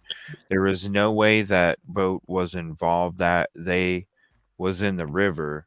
They came into the lake out of the river. He said they came out where Micah, not true. You've got to see the layout of the river to understand. It was not until I talked with the laws is when I told them about the 3. And yes, 3, I never said 2 people. Now, as far as taking her belongings, remind you, I still didn't know what happened, so I seen those belongings, never looked at whose they were, grabbed them, looked around a little, didn't see nothing, put them in my boat, and got out of there. How do you know that somebody wasn't, how do you know somebody didn't put the belongings there and was going to take a piss? Why do you automatically take them, especially if you hear a gunshot? The whole grabbing the stuff, there's, what'd you grab them for? Because you didn't go turn them in, so you obviously grabbed them to keep them. Let me see. I don't know why I picked them up. Adrenaline, I guess. No, it's because you were fucking broke and you wanted a quick come up. Or maybe you want to live somebody and you grab them and you're getting the shit out of there. Just getting out of there, so I left out, went to boat landing, loaded my boat, looked inside her bag. There was a little over 500. Whoa!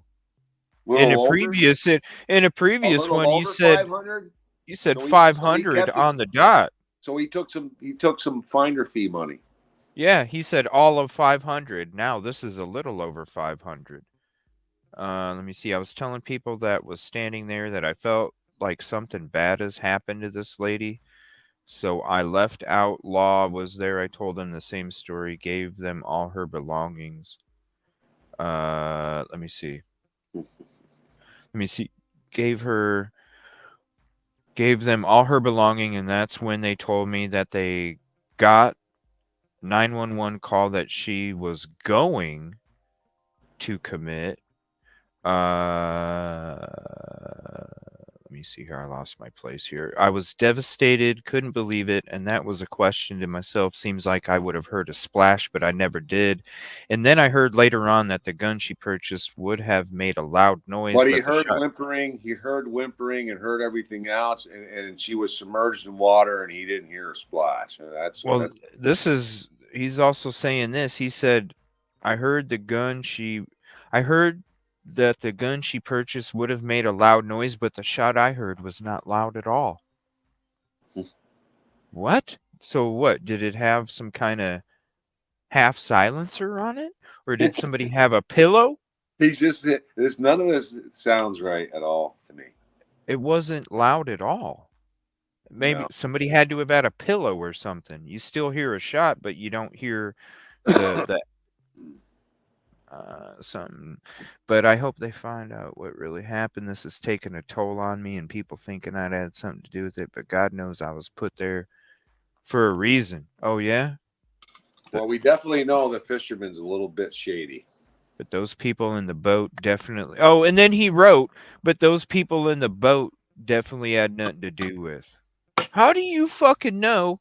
This is the same guy that said the kayaker didn't have nothing to do with it. And there ain't 3 people getting in a fucking kayak. So at this point, we got a fisherman, we got a guy and a girl in a boat, and we got 3 other people in a boat. Whoa. Now, listen. He said that the 3 guys, 3 people, and then now you hear the couple with the child in the boat. Right here is what's... I'm the fisherman. I've always said there was 3 in the boat. I want to know where he got his info from. Shaking my head, scroll back up and see what I commented. And if you'll look, I'm commenting on some of these other theories. Have a good evening. Shit just keeps changing, but they're always quick to point out how so-and-so has nothing to do with it. Well, in my book, when you take a bag and put it in your boat and you take off with it, you're involved now. Yeah. And you're telling people that are standing there that you think something bad happened, but you don't go tell the office and you don't go turn it in. You don't go turn the bag into the office. No, he was so worried that what the hell, man? He was so worried he actually went through the items and counted the money. Right. When he got back to his truck. Yeah. He wanted to make sure nobody saw the purse or him going through it. So he was back at his vehicle. So when he said he grabbed the bag, he looked around like I'm going to take the bag and hopefully nobody sees me doing it. Right. Yeah. And I'm getting out of here with the bag. Right. And if you feel like something bad was happening, why'd you take the bag in the first place? And If you'd be something like, bad happens, you'd be you like leave it. looking around for people to try to help you. Mm-hmm. Not looking around to see if anybody saw you. You look around and, hey, is anybody out here to help the situation here? I found a bag. I heard a gunshot. No, he goes back to his car, back up the river there, and gets out there and unloads his boat and takes the bag and looks through it and counts the money and takes off. And then the cops show up and he brings the bag back and I found this. Yeah, his story's just. That's the guy that. That's the guy. That's the fisherman. That's the guy that was talking right there. Mm-hmm. With his Camaro in the background there. You see the Camaro. Who showed back up in a Camaro? Left in a truck? Well, you don't want to let them know that you're in the boat, that you get over there and do whatever you did in the boat. You go back in the Camaro. I don't know. Boy. Some don't make sense. All right. Let me see here. There's one thing I want to ask you too, before it gets too late. I don't know how much longer you can hang out. And I'm good. You're good? Okay, we're gonna keep hanging out. This is something I've really wanted to ask you since a couple days ago. What is today? Monday or Tuesday? Well, after Monday. What time is it? All right. So on Sunday, you were telling me about the church rule about JP had to have 3 people around him whenever he was going to be around a female. Can you expand on that and also let us also know what else were the rules, if there were any other ones? Well, when I first got involved with the church and started to get to know JP, and became kind of family type-ish, relationship. He would every now and then he would talk about his addictions to going on the internet and looking at inappropriate things. So that was part of his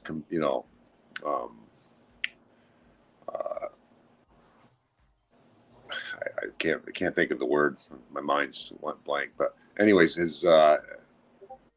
he would get up there and preach about that of his addictions and stuff like that. Really? So he would actually testimony. That's what I want to say. Are you serious? That was his testimony of some of his problems in his life that he's been battling. So that was testimony. So he was actually telling. So he would preach about his frickin' hypersexual demons. Yeah. What?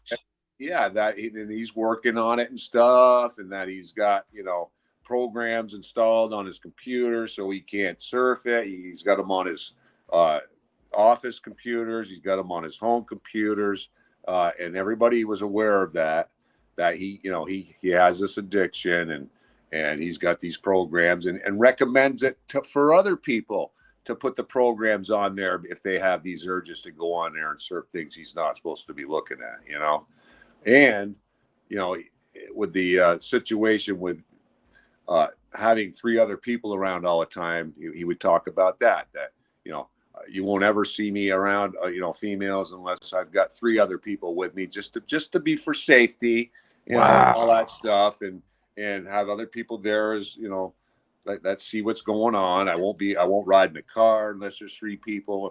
If there's a female involved, go anywhere. That there would always be, somebody with company. And I ran into that a couple times when I was remodeling the church. Like, JP, hey, we got to go and do this and this and that. And certain people had to go to take care of that situation. And we couldn't go do it because we didn't have enough people to go. Wow. Oh. He's like, I can't go with you because we need at least 3 people. And there's a girl involved. So I can't do that. So this wouldn't wake up the congregation to go, whoa, I shouldn't have my daughter or wife around this guy? Well, I mean, everybody knew about it, and that was, and he talked about it. So we thought, everybody's redeemable. He's got an addiction to porn. He's got an addiction to where he, makes advances with other women, and can't be left alone with them.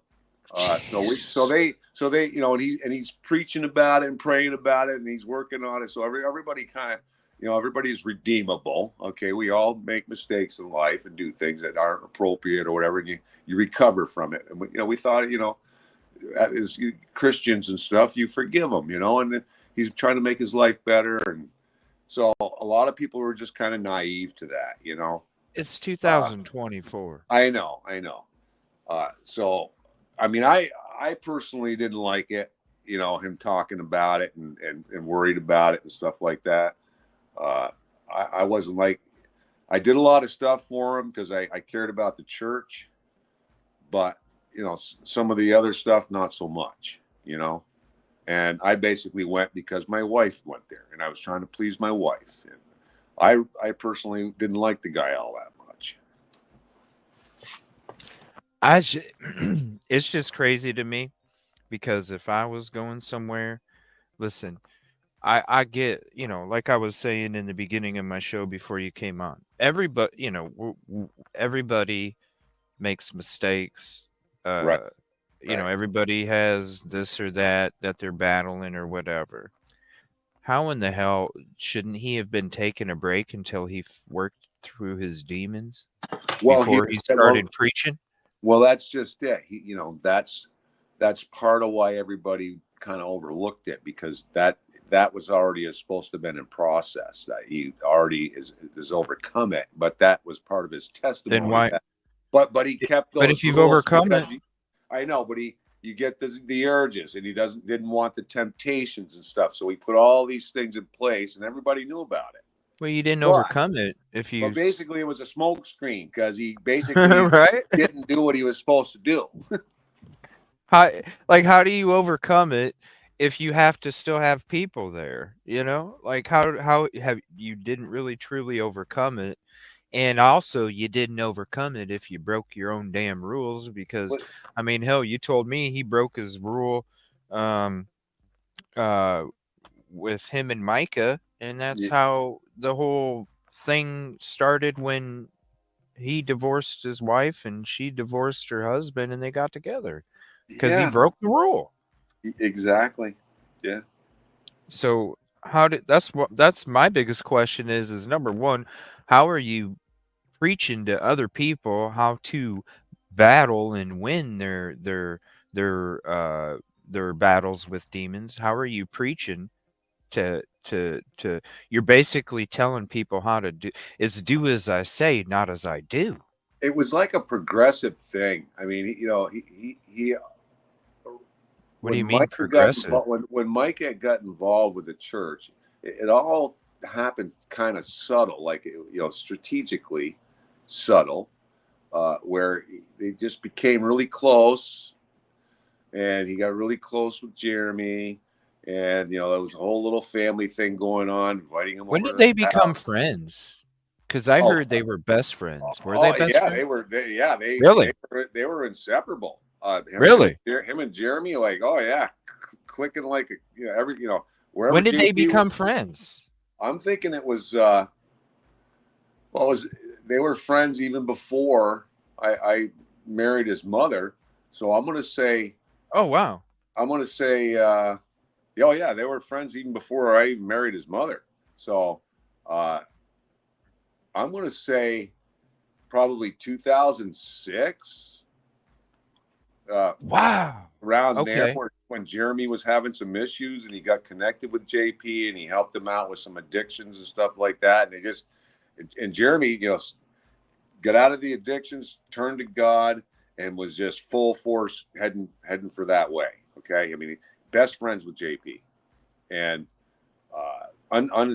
inseparable. And then Micah came in the picture, and then Jeremy met Micah because she started going to the church, and they all four of them became a clique. Like coming over. Micah would be babysitting for JP. So Jeremy met Micah How old was Micah when Jeremy and Micah met? Well, they were. I think Jeremy was probably 16, 17, and Micah 15, something like that. Okay. So, and what ages were they when they got married? Well, Micah was 18, and I think Jeremy was 18, 19 or something? 18 or 19. Yeah, I don't know exactly. I'm guessing. Okay. So, but similar age. So they were dating for a couple years before they got married. They dated quite a while. Yeah, quite a while. I mean, was JP around during when they were dating? Like, he was around 24/7 through their whole relationship. He made sure that they sat right in front of him when he was doing the sermons every day, every Sunday. They'd sit straight in front and their Bible in their hands and complete focus on JP, and did whatever he asked them to do. I mean, so basically, they were front and center, and nobody sat in those seats because that's where they sat.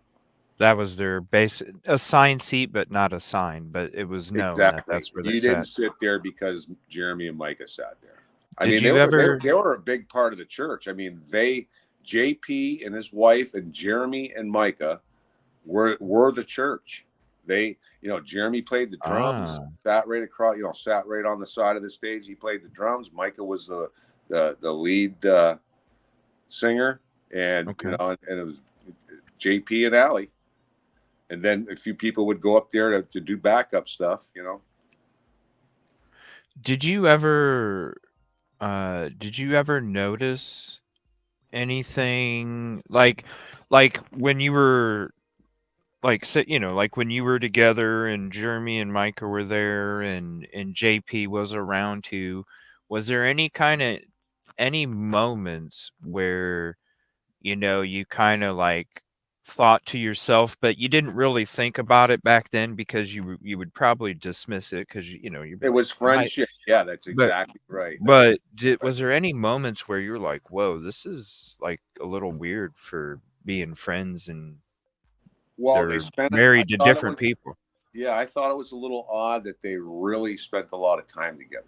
But I kind of just overlooked it because they helped. JP helped them in certain areas in their lives, so just to being good friends, good friendship. Micah was a babysitter for them, but they were always together. So in the beginning, you didn't think so much of anything going on, but gradually, there was just a possessiveness of having her constantly come over to practice with his wife. They spent a lot of time together. They went out to eat together. They would go places together. Just them two, or like as a group? Not the two. JP and his wife, and Jeremy and Micah. Okay. Just really sucking in their time together. You know what I mean? And then, as she got older and things started progressing, you would see. Just to focus on, he would really talk to her a lot about what her goals were, what kind of things she wanted to do in life, just spending a lot of time with her, So he knew. Not alone, but he would do it, in a way where he was just really inquisitive about her. Yeah, you're collecting information that you can use against them.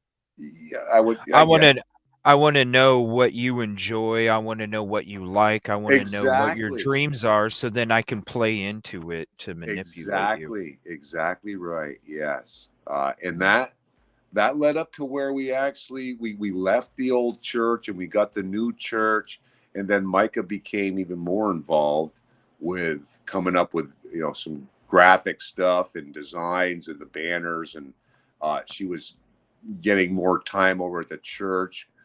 Where she would be there with herself and JP would be there and not so many other people. So it started to give some opportunities to do something else. And we know where that led. Huh.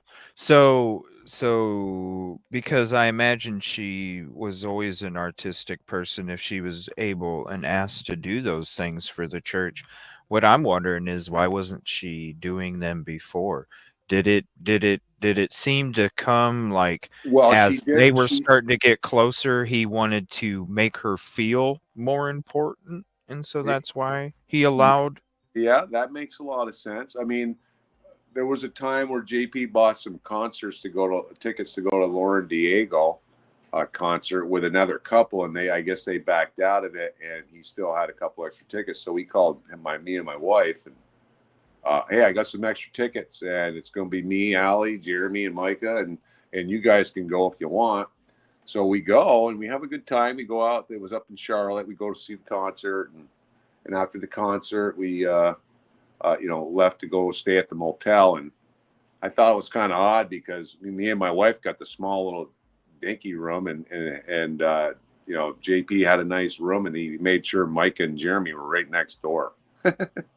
Yeah, So how come I can't get that room? Oh no, it's Micah's and Jeremy's room. I go, okay, whatever. And then the next morning at breakfast, he's all up in Micah's face, asking her all kinds of questions, and I'm looking across at Allie's sitting there, and I'm like, he's all focused on Micah, and his wife's sitting right there. Oh. And, he's just blowing up a conversation with Micah the whole time, and even with the ride up there and the ride back, he was just so focused on Micah and talking to Micah about what she liked to do, what she liked to be a leader and have studio recordings and stuff with music and this and that and the other thing. And I'm like, wow, he's spending a lot of time of getting into Micah's mind. How did Jeremy feel about that? Was he loved JP, and he thought it was just a harmless thing of asking a bunch of questions. I mean, Jeremy's just that. Wow. Yeah.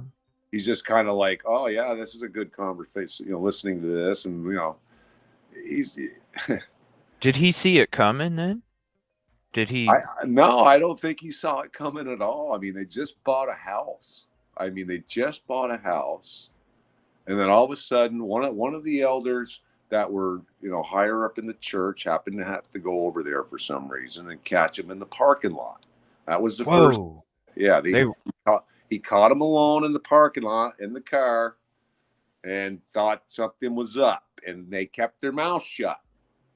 But then they got caught again in the church doing something inappropriate. Okay, so not caught being together without three other people, caught actually kissing or something, or yeah, with just him and her. Yeah, out in the parking lot in the car, and the person that spotted them kept it hush hush for a little bit, but then it happened again, and then that person said, "No, we need to end this right now, here and now," and that's when it all fell apart. I mean, it blew up into a big storm, and we all went into. We didn't even have sermon that Sunday.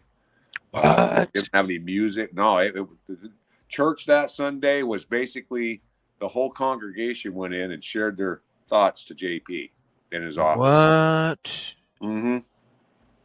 Yeah, we each had our turn.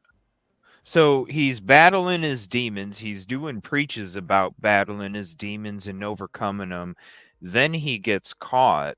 So that then the congregation at that point doesn't go, maybe you should take a break and we should have somebody else do the sermons. That's what happened. We didn't have church. We didn't have church that day. Like I said, we all had 3 or 4 minutes to go in and chat about what happened with him and express our feelings about it. Okay. What'd you say to him, if you don't mind? If you don't want to share it, you don't have to. But I basically it was just a few words, and then they weren't a couple choice words. But I walked in the office and I said, "What the hell are you doing?" Yeah. To your best friend. Yeah. And he goes, I don't know. It just happened. I'm sorry. I don't like her that way. And I was like, listen, man, absolutely wrong. I can't forgive you for this. I'm done with the church. And I have,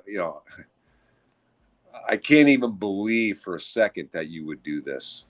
Right. But you did it. And it's wrong. And I'm done.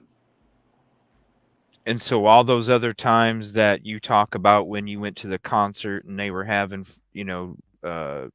breakfast or dinner or whatever, and you see all the conversations, you think back to all of the times that they were spending together, and did at that It moment, all did made all sense. of those, all of that started to make sense to you, and you're It like, all no, this made shit's been sense. happening for a long time, bro. Yeah, it all made sense. I mean, I said a few other things that I'm not going to say on air, but on the way out the door, I'm just giving you like a basic kind of thing that happened when I went in there. I mean, I was pissed off.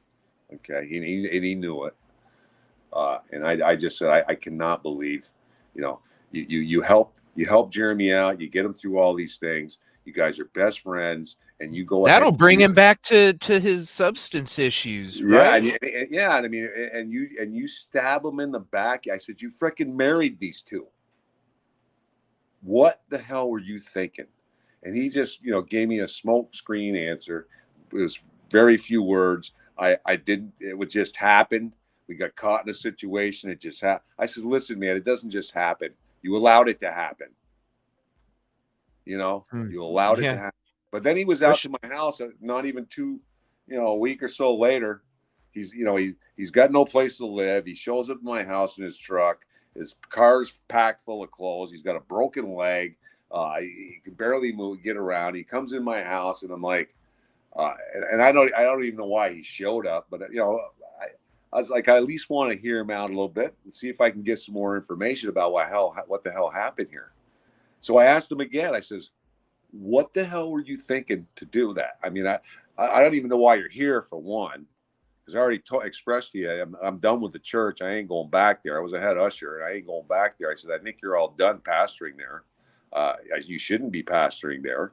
But what were you thinking? Why would you allow that to happen to your best friend, for one? Why would you do that to your best friend and destroy a marriage? And you married these people.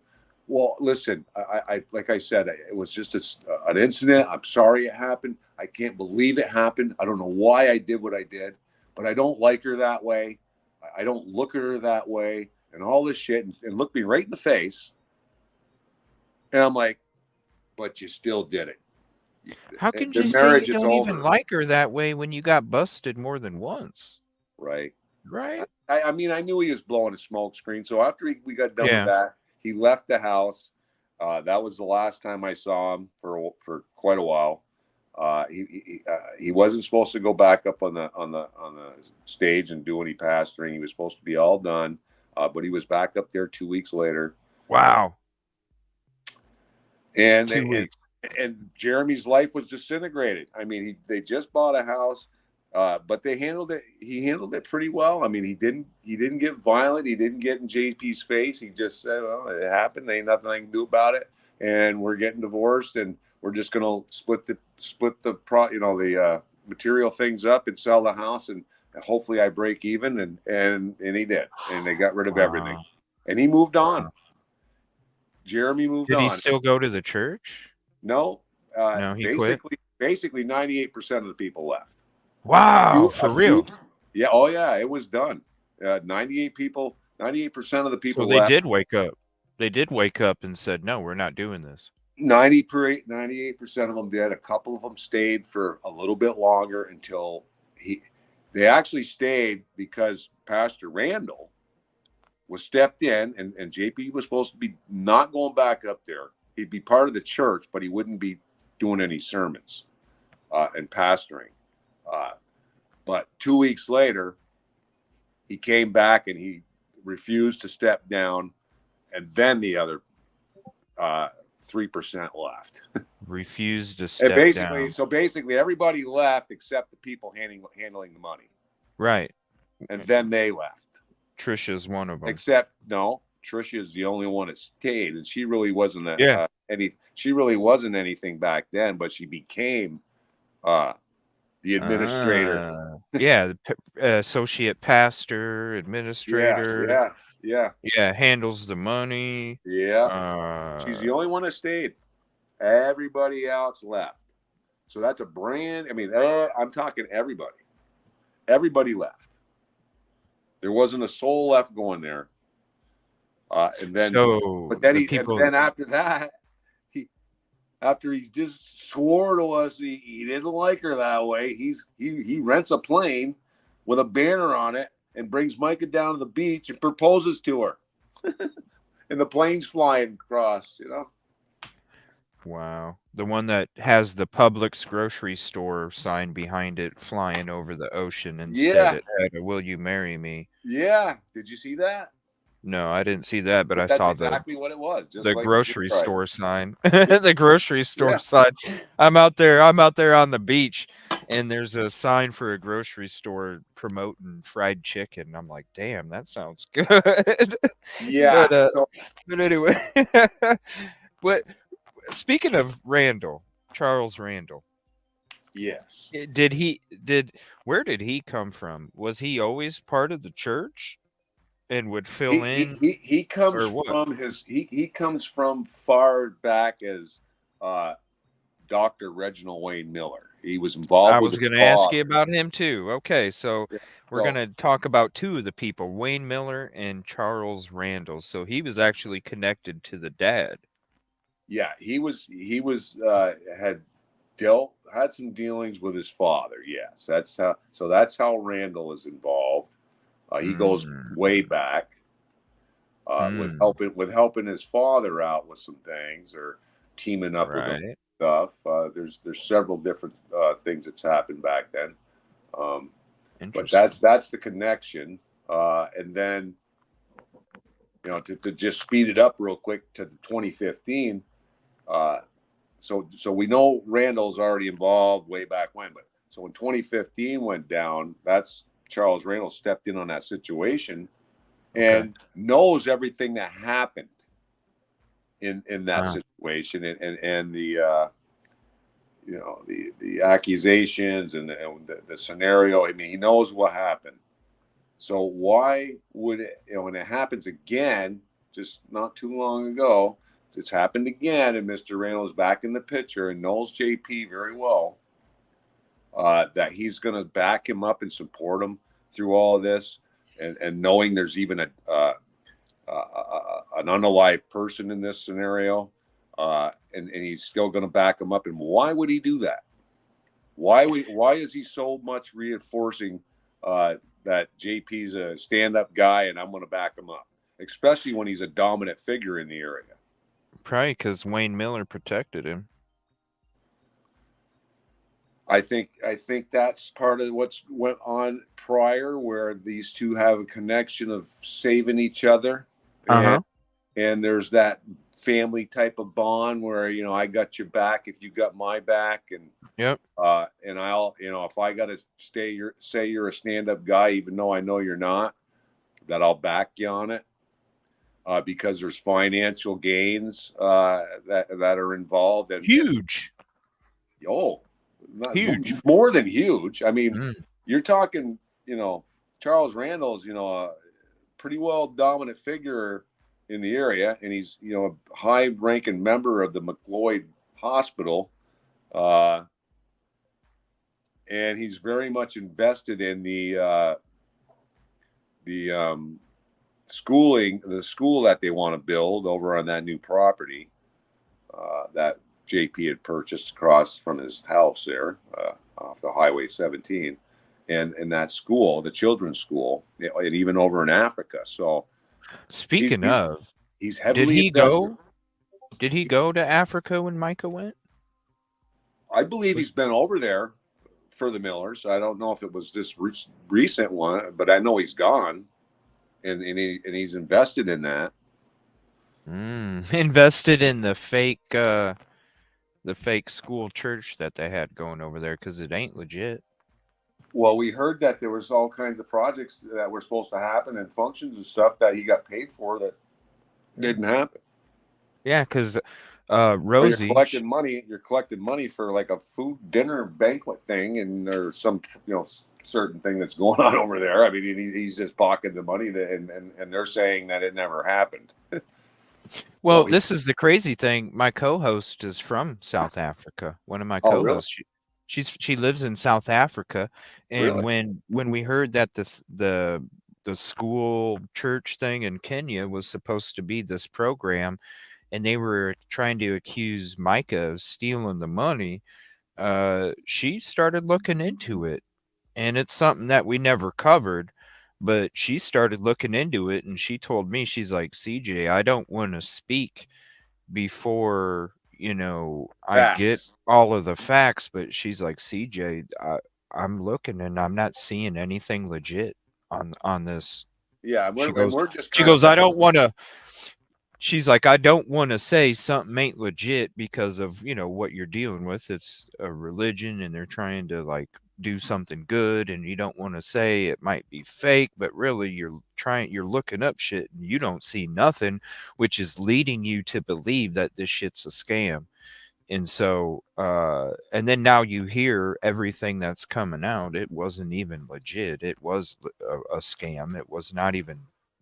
It was well, just a front. everybody's starting to speak up a little bit. They're talking about some of the events that happened prior with JP out there, even before the school thing.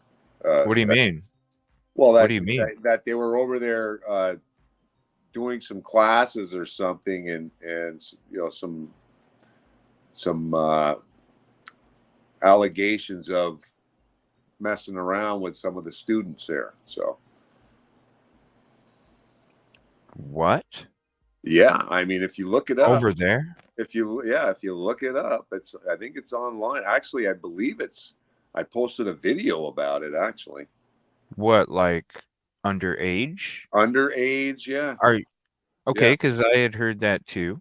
Yeah. Oh, and I my posted a Lord. video on my TikTok that actually a reporter or somebody did a really good video on dug up some of the history and actually went through it with us, kind of in a way where it was really interesting with Wayne Miller, and then with JP towards the end of that, it started bringing up JP. So there's already been some stuff of that happening over there, and they want to put a school over there. I mean, it just something shady. Oh my gosh! And can you imagine, like, if that kind of shit was going on, and how they? Well, they'd like to see who do they talk to, and they're, man. Well, they posted a couple videos of what was supposed to happen out there, and they're basically saying, we don't want you here. What? Yeah. We don't want you to come back. We don't want to be associated with the project. Yeah. Because of these allegations and actions that were happening out there. So even though it gets deep, it really does. And all you got to do is just do a little bit of internet searching on it, and talk to Reginald Wayne Miller, and you'll find a lot of stuff, and then it'll connect you all to the stuff that we're talking about right now, the Dewar stuff. So yeah, it's pretty deep. And what I'm getting at, let's just focus on our area here. What's going down here in Myrtle Beach is, they want to build a school here, and they were talking about doing one over there for at least 100, 150 kids over there in Africa. I mean, let's be honest. Like, most of those things are scams, even if it's, even like the commercials on TV. Involved. We're talking. For sure, it's big money. Somebody's making money, and we're really not doing what we're doing, but we're going to make it look like it's going to be a school. It's like remember those commercials back in the 80s, man, when you'd see like Sally Struthers on there talking, like they'd be showing the kids with the flies flying all over their face, and they're malnourished, and just for 5 cents a day. And it's like, what? Well, remember those? You remember those scams? But let me say this though, and this is why this is blown apart. And this is the reason why this has all happened. Micah really was invested in doing something good over there. Yes. Oh, yes, for sure. Okay. So it was a real thing in her mind that she wanted to help these kids over there, because she's just a loving person like that. Right. And I think how it goes down is JP's not willing to do what she wants to do. JP wants to line his pockets with money, and we can't invest like Micah wants, and it causes friction. And this is why she's not here, because they disagreed about it, and Micah decided she wanted to do the right thing and make him accountable for inappropriately using the funds for other things other than her project. Yeah, because she figured it out, because she was having to spend her own money thinking that it was going to be reimbursed, and it never was. And so she's probably started questioning, where's the frickin' money? And he couldn't come up with it because it's already being put somewhere not even else. that. The money, let's say the money is there, but he wants to use it for other things other than in a different way. Okay. And it's unethical to her. So she's like, I can't do that. I'm done with this deceiving people and taking their money and you inappropriately using it for all these other things that he's doing that we're finding out is not legit. $400,000 plane. You don't need one. You know, one of those situations where you knew too much kind of thing, because you're the closest to him, so you're gonna know. Well, and on top all the of bullshit, and on top of it all the sexual stuff and abuse that was going on, she just had enough, and she was gonna spill the beans. I think that's one of the reasons, not just to go help, an unfortunate, community over there, but I think she also wanted to do it because she wanted to get away. Well, yeah. I mean, it was a chance for her to get away. Yeah. She had enough. So she was using that situation to finally wake up and say, this is my best chance to get out of this. And I don't want to be a part of his deceiving ways. Yeah. And inappropriate sexual behaviors and things, and inappropriate spending of the funds and misusing the funds and doing some illegal activity. I mean, these are assumptions, but we know a lot of it's true. So you said that they moved from one church to the church that they're at now, and then there was supposed to be this mega church. Well, let's stop you right there for a second. Good question. Yeah. So the old church was a rented building that he pastored out of. So they had raised money to purchase some land on 544, and we're going to estimate it to be about $80,000 to $90,000, roughly, probably, that they raised money to purchase some land, and they got the land. And these people that invested in that are expecting to build a church on that land, but he mysteriously forgets to file a piece of paper, and because he didn't file that paper, they decided that they were going to not allow him to build the church because he fudged the papers up. So he didn't file something correctly, and it didn't get done. And then they just decided, well, I guess for the penalty, we're not going to allow you to build the church there now. What? Yeah. So that money basically is a wash. I mean, we can't build the church there. I don't know what happened to that property. I mean, but that property was bought. I don't know what happened to it, if it got liquidated or if you got any money back on that property. I don't know, but they bought some property. And that Sunday, when he told us that, he says, we need to come up with $80,000. I have an opportunity to buy my dad's chapel for $1 million, but we need $80,000 to get the bank loan. And guess what? He got $80,000 in one couple hours. Wow. And we got into a new church. I had when I was out there Sunday, I had a neighbor that came up. I was standing. It was when JP's truck was in the back of the church. I was on that side, where you could film it. I saw you and somebody else sitting off to the side. Do you remember seeing me talk to that lady that was like getting ready to pull out onto the street from where the houses are, where the cop was sitting at last week? No, I didn't see that. No. Okay. There was a lady that lived there that was a neighbor, and I'm standing there filming the truck, and I'm talking about it, and she's like, "Hey, come here. I want to talk to you." And I was like, "Okay." And I go over there and I start talking to her, and she was telling me that her friend is, oh my gosh, her friend is or was his mom's, JP's mom and her used to be friends. She used to attend that church. So she might have been one of the people that left that you were talking about, because she said she hadn't been there for a while. She said that the church that she's been going to was going to purchase the solid rock building when, and they were going to take over that building when the mega church was supposed to be done. Really? She said that the church didn't used to be the tan color it is now either. It used to be red brick. Yeah, just recently. Yeah, she said that they. Just recently that got painted, because I mean we're only talking. I don't know. It's probably a couple, 2-3 months ago. I go to the dental clinic right across the street, the Ori Georgetown Technical Dental Students place there, and it was red. And then I go to the protest and it's gray. So within a few months that got painted.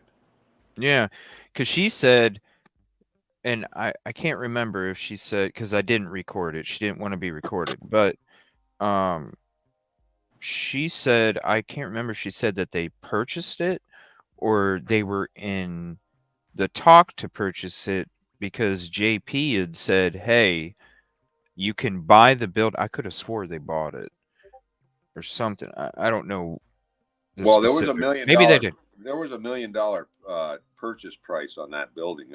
Okay, but so that had to be them. But the records are only showing 300,000. So somebody forgave $700,000 on the building. Wow.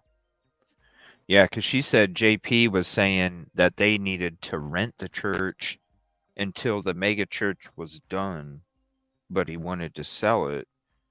And I thought that was odd, because I was like, well, if you're going to be in talks with another church to buy it, well, then there would be like a brotherly handshake deal where I'm going to shake your hand and we're going to do the deal when we're able to move. I've never heard of another church going to buy another location and have to rent from the person that they're going to sell it to. Why wouldn't the deal go through?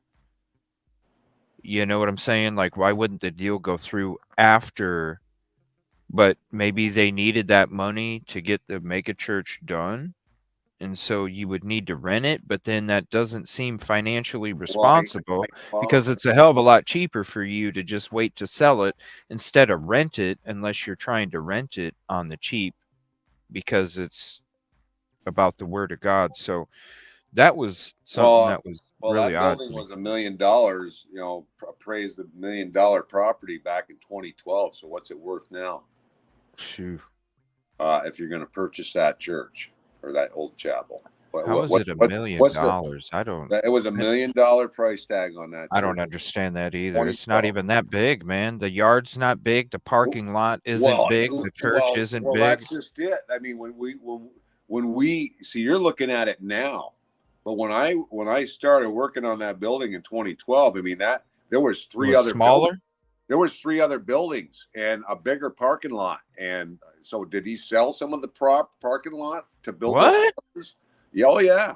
Wait a minute. Oh, whoa. Houses are so those houses? Yeah. All that was none of that was there. That was the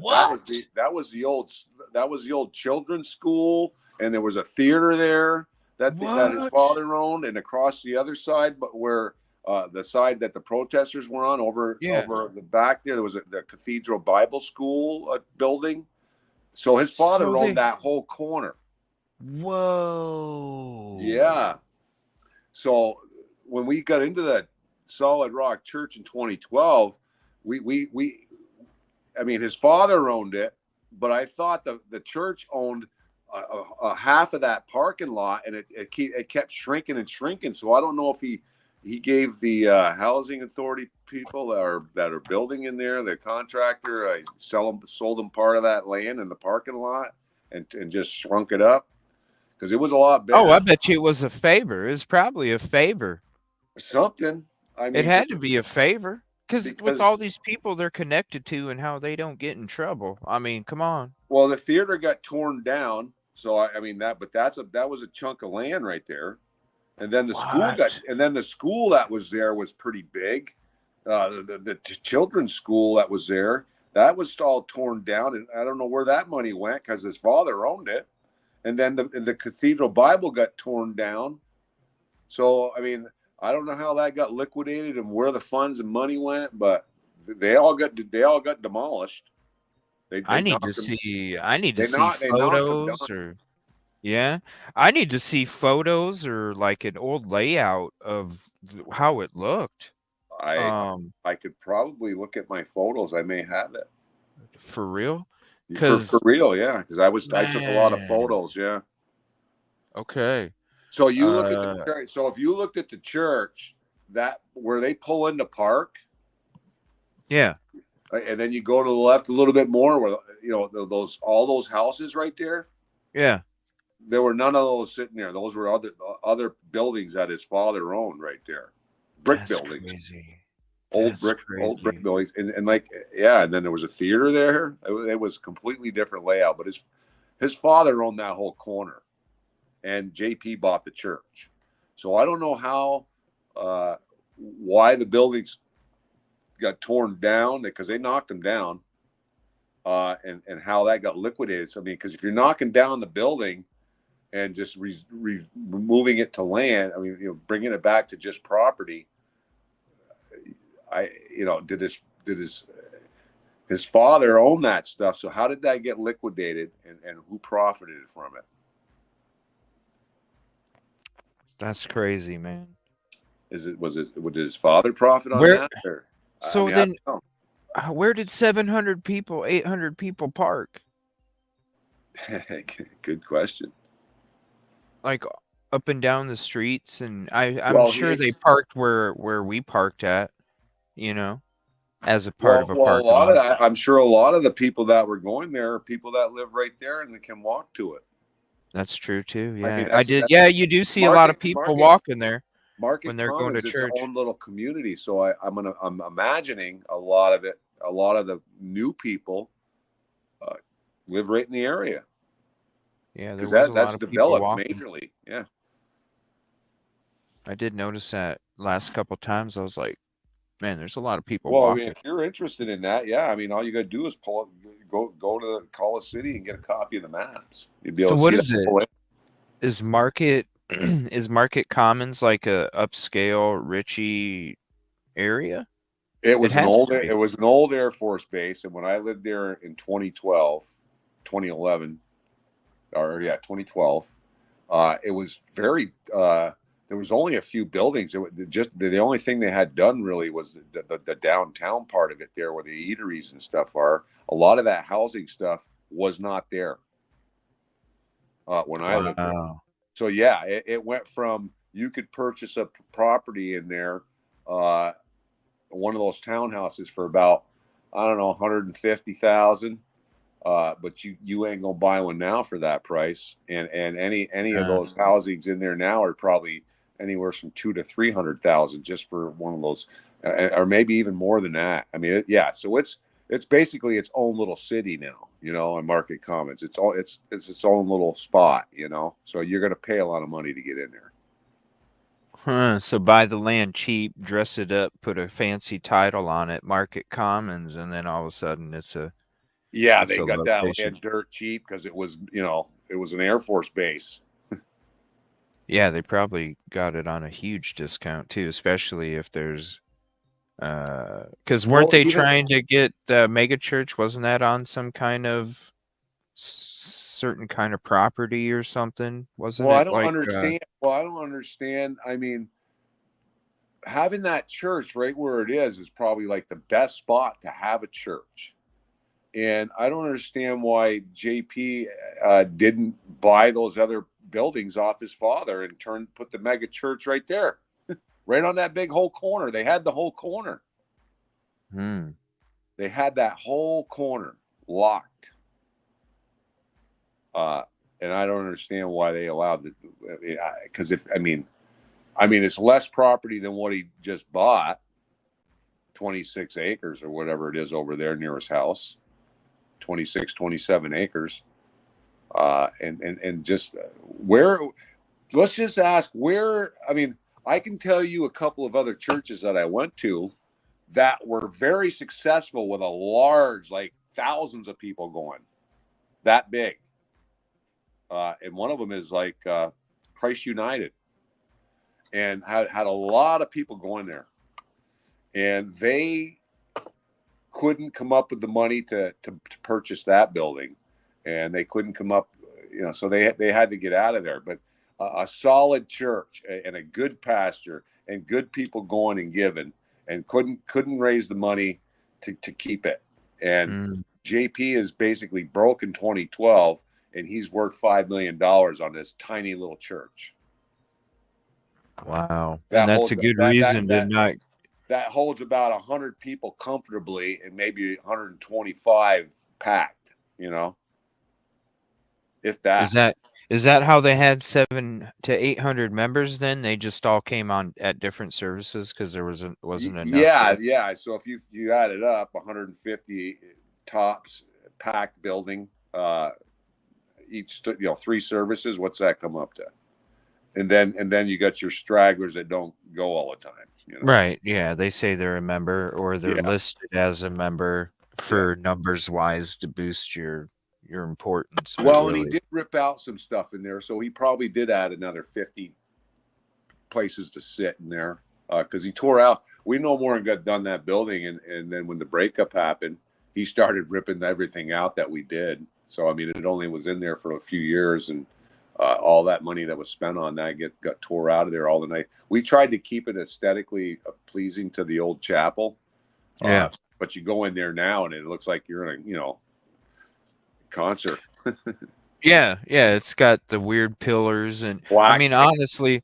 Black ceilings, black walls, and dark, and so the stage really lights up nice. So it looks like he's rocking and rolling on the stage. And it only looks like to me, it only looks like it's got a little office room and then just where you have church. No, it's when you get inside the building, it's actually pretty good, pretty big. Because even that little side building there, that's a pretty big little room there when you get in there. It looks small from the outside, but you get in there, you got a big long hallway. You got rooms that are done on the back side of the building. There's some other, 3-4 different rooms back there. And he did an addition in between the buildings. So it's a pretty big church. It's pretty good size for that area. That building always stuck out to me because every time that I go, I always have this weird, eerie feeling that we're being surveilled through those windows. For real. I feel like we're getting photos taken of all of us. And we're being taped and surveilled through that little building. I just felt that whenever I got there. Well, it's probably because of the way those windows are tinted. But I think most of them are covered up in the inside, and only the top is got light going through. Visible coming through. Yeah, because I think because even when I was there, I think we closed off. We boarded up over the windows, so they look like windows on the outside, but really it's a wall on the inside. Oh, really? Yeah. So it's Yep. Well, that's not good because when you have moisture problems, mold, Yeah. You got a wall covering a window. There's a breeding ground for moisture right there. Well, even when we were remodeling in 2012, there wasn't one code inspector came by. What? Oh yeah, we were doing major plumbing and ripping floors out and concrete and all major stuff. I never saw a code inspector. Wow. We tried to do the work by code. These were licensed people, but I never saw a guy come and inspecting any of it. you know, and then we get to the boiler room in the back. I mean, he hired a couple of low-level, you know, people to go in there, you know, no mask, you know, yanking out freaking old wrapped asbestos pipes and stuff like that in the old boiler room. And, you know, basically illegally disposing it, you know. Wow, yeah. I brought it up to him. I'm like, you know, you need that. That needs to be all tarped off and plastic up. Wear a suit, mask. And, yeah. Don't say nothing. We just tear it out of there and throw it in the dump. Because you're talking big money to remove that stuff. Oh yeah, man, it's a biohazard. You know, there's and regulations that you're violating. Yeah, you gotta be certified. He didn't care, and nobody came to check. That's crazy. And I feel bad for the guy doing it because he's actually, you know, Bud Hale, that's his name. He went right in there. He's like, yeah, you know, he ain't paying me much. You know, I just bring it to the dump. And I mean, the guy, you know, he's a decent guy, but he's, you know, a little less than, you know, not a real smart guy, but he tore it out of there. I was like, you should put a mask on at least. I mean, go buy a respirator, a 3M respirator or something. Yeah. I says that you shouldn't be in there doing that. No. And I couldn't. When I started seeing that, I'm like, JP just don't give a shit. What kind of pastor would allow somebody to go in here and tear that stuff all out with not even proper gear or even supply it? You know. Well, isn't it easier to ask for forgiveness than permission? Right? You know, it's easier to ask for forgiveness than permission. So, you know, but the list is so long. We could talk for months and days on end, nonstop about the stuff that went on there. It's that deep. And there's, you know, I could tell you story after story. I mean, he had, you know, a lot of good people went there. A lot of good people left because of disagreements in there. He couldn't control them. So they had to part ways. And some people, one couple, Chuck Canup there, him and his wife had a problem, and they said, we're done with this church. They went down the road and they started their own church. And yeah, because people ain't stupid, man. Especially when you have, you know, like you're preaching about your demons. Well, and then go the on my shit goes TikTok down. and go on my TikTok and watch the video of me getting my so-called plaque that he gave me for doing all the work I did there. And hold on, let me see. I might have you think that you could at least get my mother's name right when you hand me the plaque, because that's why I said I was doing the work, you know. And then he didn't even get her. Okay, hold on. Let me see. I think I have it. Let me scroll up because I remember. I thought they dropped it in my. Hold on. Let me see here. I got to scroll up. Because I could have swore. Yeah, it's all right. Take your time. I mean, here's the picture. Yeah, I would like to have like a show where we actually check out different videos of your TikTok. Yeah. And we kind of go through them and stuff too. I mean, and people try to discredit me that I wasn't there long. I didn't know. I don't know much and blah, blah, blah. And I'm like, I was his right-hand man. I mean, right. From 2012 to 2015, we were pretty close. Let's see here. No, that's not it. That's the one of the that's not it. You got to get the one with not it. You got to get the one with me sitting on the stage. Oh, wait a minute, mate. No, I don't know. That's not the one. I got one. You got to get the one with him standing on stage and I'm sitting there in a chair. That's the one of my plaque that I put on there and did a little dramatization of what I'm doing with the plaque. Let me see here. I'll have to. Yeah, that one ain't it. We'll get into it on the next time, and you know, I would like to talk because one of the things. If you got that one loaded, you might as well play it. No, I don't have it loaded. I just had it was a screenshot. Yeah. It's the one with me sitting on the stage, and a bunch of people in the photo. Let me see here. Let me go. And now, do you know the one you got up right now? Is that the official GoFundMe stuff? Is that what we're holding up there? Yeah, that's the one that I show on camera when I'm streaming. Yeah, that's the GoFundMe. Yeah, I show it on here while we're doing the shows too. Can you send me that one? Yeah. To my email? Yeah. Or however you can get it to me so I can load that one up, because I like that one better than the one I'm using. I don't even know if the one I got is legit. Yeah. Here, let me see here. Let me just do it now. That way I don't. Now, how did you get that from the protest? From the mods. Okay. The physical copy. Yeah, I got that from the first one I showed up to. Okay. And so I was like, hey, it's awesome. It's a laminated copy.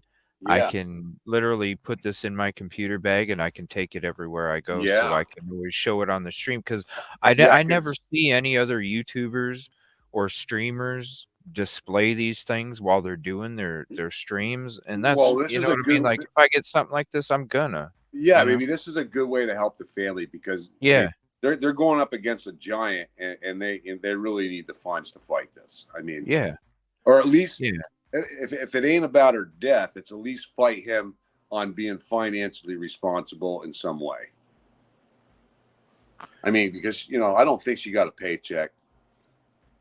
She wasn't compensated for. I mean, she drew the people to the church. She's the one that got the $5 million invested in this building. Well, and then if he's worth $5 million, $5 million plus, that's a good reason to not get divorced, right? Well, yeah. And for some weird shit to happen. But you know what though? Micah didn't care about that stuff. She just wanted she wanted her personal mementos, her necklaces, her electronic devices, her Apple Watch, and she was going to let the rest of it go. She didn't want the house, nothing. She just wanted to tell the truth and get her personal items out of there, away from him. Yeah, I mean, and for him, I'm saying for him, he had to be, he was probably like, man, even though she may have only been doing that, not that she was after anything, but from his side, he had to be worried as hell, because at any moment she could. And he wouldn't know that it wasn't going to happen until it was done, and then it didn't happen. So he had to be paranoid as fuck all the time, and I'm sure he was paranoid that half of it was going to be gone. Right? You know how those play out. It's 50-50 at least. Yep. Yeah. Whether she wants it or not. That's $2.5 million, right there. So that's another reason. For some shady ass shit. But he hurried up and put it under the protection of all the properties underneath the church. Under the church, under the church. Make it even harder to get it, right? Well, it'd be even harder to get it. You know what I mean? That's secured under the church's policies. Even the house, the house was put under the church name just recently. Yep. Well, yeah, that's a good way to protect it. Yeah, we know a lot more than what people think. Well, I mean, this gets deep. I mean, we were talking about the crime scene. I mean, but we're just touching bases on some things. It gets much deeper. Let me see here. So, we'll check. I'm gonna be.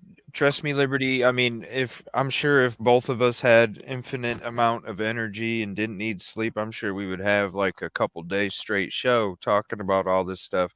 We'll get into all this other stuff and more shows, like the pawn shop. That's one thing I want to get into with you. Another thing I want to do with you is where we break down all the fishermen's interviews in a row with the 911 call. Another one I want to do with you is where we watch an episode of somebody that used to go to the church that talked to Justin on TikTok, and I want to play that for you and see what you think about what they're saying with that. That interview was with a lady that her husband still goes, and she even bring up the one where JP's sharing with Justin on TikTok, how he remembers me meeting him. Oh, really? Yeah. Have you heard that one? Seen that one? Oh, that's right. Yeah, you did say, like, he said that you were like a heavy heavy user drug of dealer, substances, and you would deal them. and I go after old people's deeds. Right. Yeah, we'll have to. Yeah, we'll have to do Thanks a that. lot. Too. Thanks a lot, JP. That's. I mean, that after all the 1 year of service of working into that church 24 hours a day, that's how you remember me, huh? Anything to discredit me. Yeah, discredit somebody. Their honesty or their what you want to create an opinion of somebody. It kind of hurt. I mean, he could have. I mean, made it sound a little bit better. I mean, yeah, he's a big known drug dealer and takes old people's deeds, but he did read them bottle my whole church. He didn't mention that. He didn't mention that we used to sit down and eat breakfast and hang out and chat and play softball and all that good stuff. He didn't mention that we had sat down and had dinner the first time I met him with my wife, because she was part of the church before I married my wife, and he came over for dinner to my in-laws, or at the time my girlfriend's parents' house, and that's how we met, at my girlfriend at the time's parents' house. He came over to visit, and that's when I met him. That's how I met him. Not that I called him up or I seeked him out and said, "Hey man, I'm a drug dealer and I'm heavy in the use of drugs and I need your help." I mean, I don't even know where he came up with that story. It's just ridiculous. He could at least just said you were addicted to funnel cakes or something. But that's how much. That's how truthful he is. You can't trust the guy. But I can pull up a notebook full of people that would disagree with his statement. Yeah, he could have just said it. You had or just put JP sit down in front of me and have him try to come up with the memory that he came up with in front of my face. I guarantee he'd be stuttering and spitting and being nervous to even open his mouth. Well, I put the phone number in chat, and I say it repeatedly, so JP could call me anytime, 330-510-1110. Yeah. If you want to. Wouldn't that be interesting? Yeah. It would. I mean, because there's a lot of questions I have, and not like it would be a confrontational conversation or anything. Because I'm all about letting the other person talk and always exploring from other theories, thoughts, and opinions. But it doesn't mean I'm not going to ask certain questions either. Well, I mean, let's JP. Why would you come up with Tom's a drug dealer and heavy use in drugs, and where did you come up with that he takes several people's elderly ladies' deeds to their homes? Right. I mean, how did you come up with that when he spent a year and was family to you for several years? Maybe that's what he does. Well, it sounds like a good description of what he does, or that he has done that. I mean, I don't even. It doesn't even ring a bell of meeting elderly people and trying to take their deeds from them. I mean, that sounds like somebody, a pastor at a church, that would offer their services to sign their properties over to them. Right. Have no family. Right. Yep. In their wills.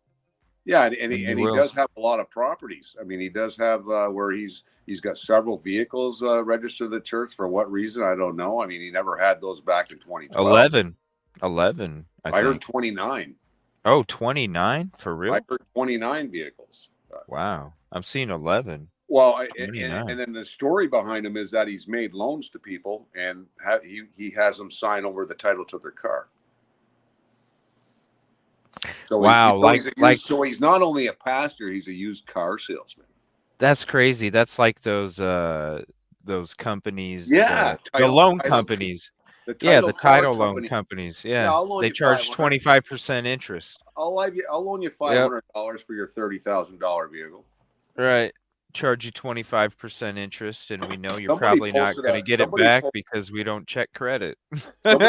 somebody posted a printout of that sheet of a list of the vehicles and what they're worth and the name and all that stuff. Somebody posted that somewhere.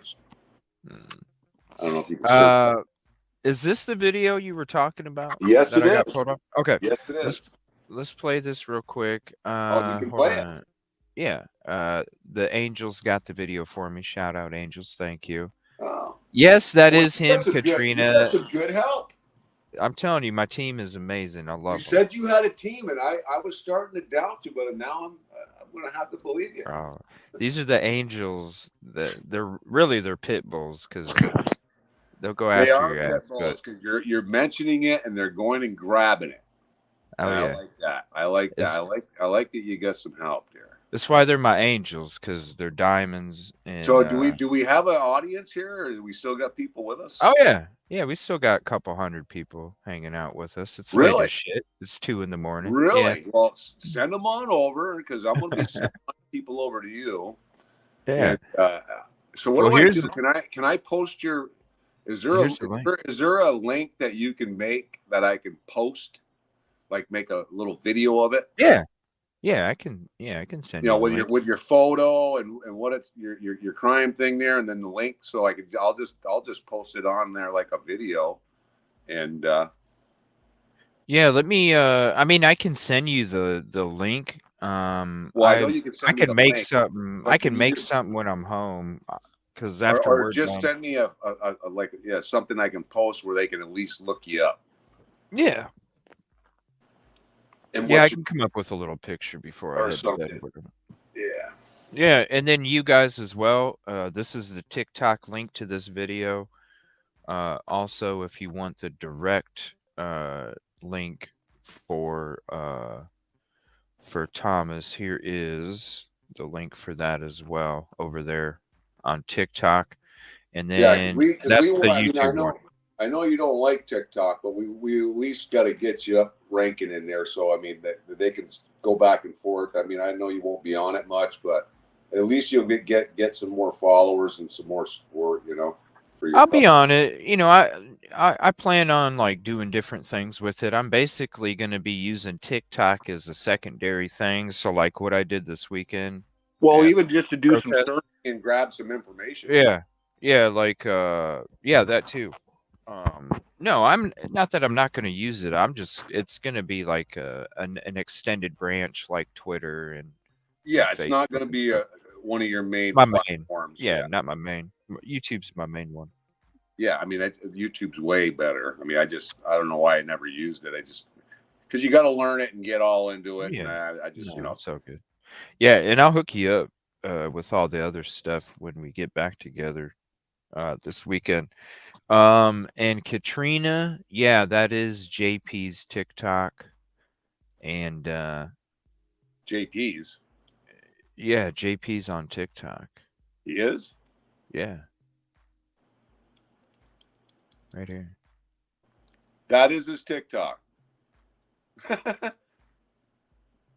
Well, I made the scroll down a little bit. I made the devil head for him. That one?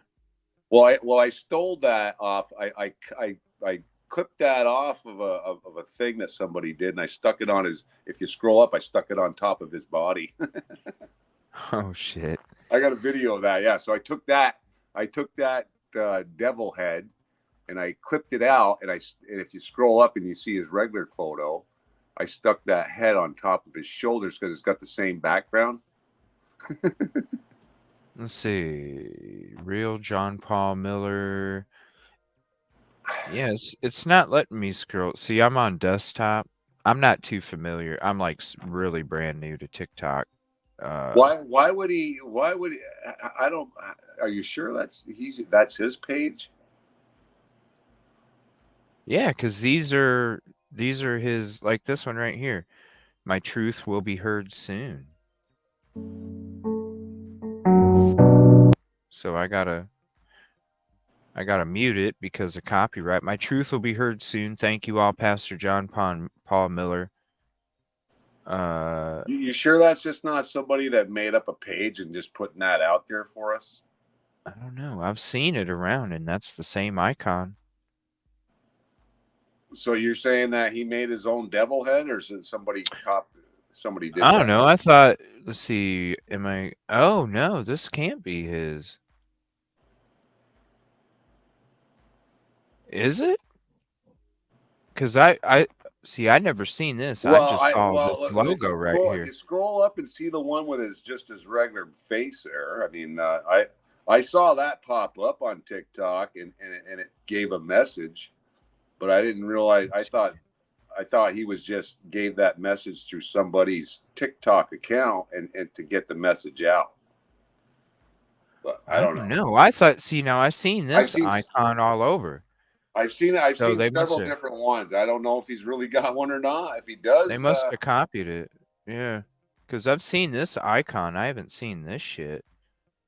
Yeah. I've seen this post. That was like a week or two ago, something like that. And then I remember seeing this icon, but I don't remember seeing these. So I don't know. Maybe it's not. Let me see. Coming soon. No, it's got to be fake because this one says, "Am I getting away with murder?" He wouldn't have put that up there if it was him. Exactly. Yeah, but that sounds legit. It sounds legit unless it's a real one and somebody just redid it. Oh, just because just because he puts a devil head on a video doesn't mean he's not using it for promotion to promote something. People like I mean, hell, think about this, you guys. The Christ Church that we covered in Moscow, the guy's like lighting a cigar and throwing the cigar behind him when he's done with his videos, and then everything that he was sitting on burns to ash. You know what I mean? Like they'll use these crazy ass, like, oh my gosh, it's the shock value of shit. So, just because there's a devil head on a mask doesn't mean that they're not going to use that for some kind of shock value for whatever message they're trying to preach. And when you're talking about this guy and all the damn demons he has, I wouldn't be surprised if he was using a devil mask as a fucking joke, so who knows?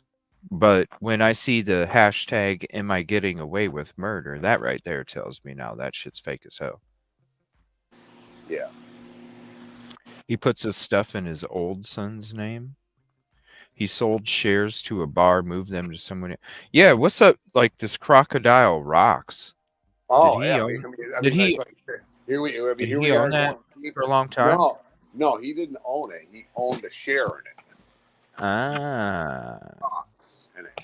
That's his best friend, and with deep pockets. Oh, really? So Crocodile Rocks is a friend of his. Oh, very good friend. Yeah, when everything went down in 2015, Crocodile Rock owner and JP were best friends, and all of a sudden, Mark Kaufman becomes a highly invested person at the church. Wait, say that again. When him and back in 2015, he was already friends with Mark, but back in 2015, when everything crumbled, and Solid Rock was trying to come back from the depths of being done, Mark Kaufman steps in there and becomes a big part of the church, going regularly, playing up on stage, the pianos, having a big hand in the secular music, changing the music to, AC/DC songs and Foreigner or whatever, and turning them into godly songs. So he didn't do that before? He didn't do any of that? No. Did he ever attend the church before that? No. So he started attending the church when it became a financial opportunity because he was going to get some money back for putting some money into it, because basically he was the savior.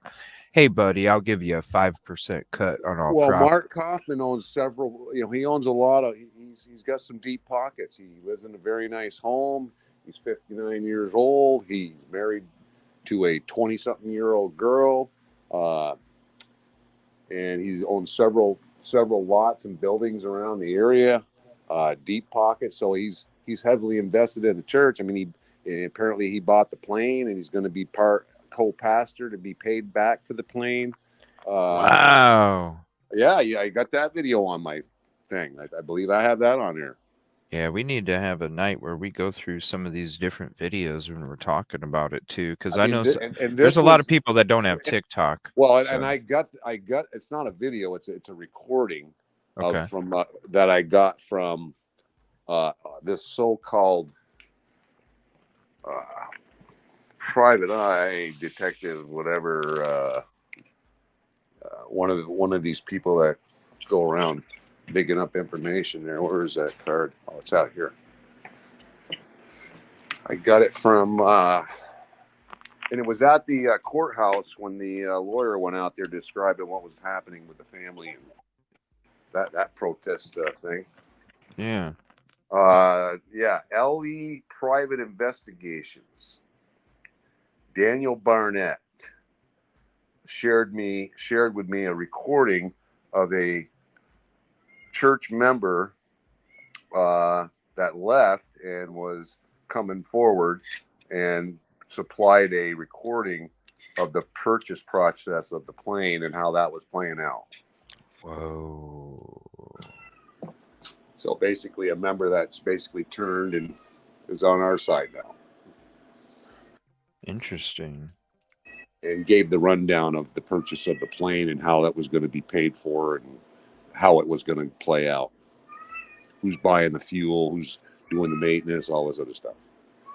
And this is Mark Kaufman right here? Can you blow that up a little bit? Yeah, hold on. This is, let's see, let me go. Okay, I got to flip us over here real quick.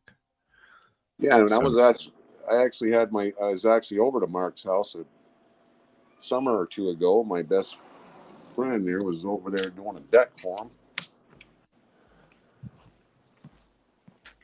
That's Mark Kaufman, huh? I didn't know it was him. Playing piano and singing. Yeah, he owns the Crocodile Rocks, and JP was invested in that a little bit. And I basically, when him and Micah were having problems, I guess he transferred that stock to his son. So he entertains at his own bar since 1996. Yeah. Interesting. Huh. Let me see here. But he also likes young females. Do what? He also likes younger girls. I mean, he's married to a 22-year-old. He's 59. What do they have in common? Right? What do they have in common? Huh? Nothing. I said, what would they have in common? Nothing. Shit. Well, he gets what he wants, and she gets what she wants: a nice house and money. Yeah, don't mean you have anything in common. Right. Yeah. Here, let me see. Let me get to this here. This is that video that you were talking about. Again, you guys, here's the link for it. If you are, I do want to have a night where we kind of go through your videos, because there are a lot of people that don't have TikTok. And so I think it'd be cool to talk about it, and then we could show the videos. Well, I removed a lot of videos. So did you? Okay. I did, just for protect myself and potential lawsuits. Right. And everything is speculation. See it at the bottom of the ticker there, you guys? Speculation. Uh-oh, he dropped out. There, he's back. All right, so I'm going to check this. This is that video you was talking about. Now, is this where you said that a plaque for your mom? Yeah, this is 2012. We just finished the church, and he's handing out some plaques to a few people that invested a lot of time into the church and remodeling it and stuff. I mean, some of his statements coming off his lips in this video are inaccurate. He said we couldn't even pay him $1 an hour, if that. Basically, I got no money to do what I did there. What I got was a box of coffee, a plaque, and he took us out to the all-you-can-eat Golden Corral. Oh, damn! You had Golden Corral. Did they have Yeah, the chocolate? all you can eat, man. Did they have the chocolate fountain? I don't remember that, but Oh I'm man, not a I big mean, eater, so the all you can eat didn't yeah, really matter to me because I only had a little plate of food and that was it. yeah. It's But not very. he I mean, made promises. He made promises that when we get all done, me, you, my wife, we'll go on a Bahamas trip or Cancun or Mexico, wherever you guys want to go. None of that happened. of course not. It's just tell you what you want to Just hear smoke to get screen. what you want. I didn't even want to hear it. He just, he offered that stuff, and like that's what we want. That's what I want to do when we're done. And Yeah, yeah, I mean, he it could sounded nice. when we were done, I basically was a nobody. Yeah, use you for what they can get out of you, and then they just Well, toss yeah, you. he knew he had a guy that could go in there and do the work without being supervised or have any other contractors around, and basically run the show. And that's kind of what I did. And I directed people where I thought they needed to do the most work to get in that day. I focused more on the construction side of it, and did help with I put my hands on everything. I was helping people doing electrical and plumbing and all that stuff. So, but a lot of the carpentry work, and just directing what needed to be tore out of the place to redo and all that stuff. I mean, it was a big job. Yeah. Why would anybody? But I'm a known drug dealer. That's how he remembers me. Nothing to do with funnel cakes. Let's see here. So let's play this. This is a minute 53. So this is right after they just got done with the solid rock building that we're familiar with right now. 2012. Yeah. Okay.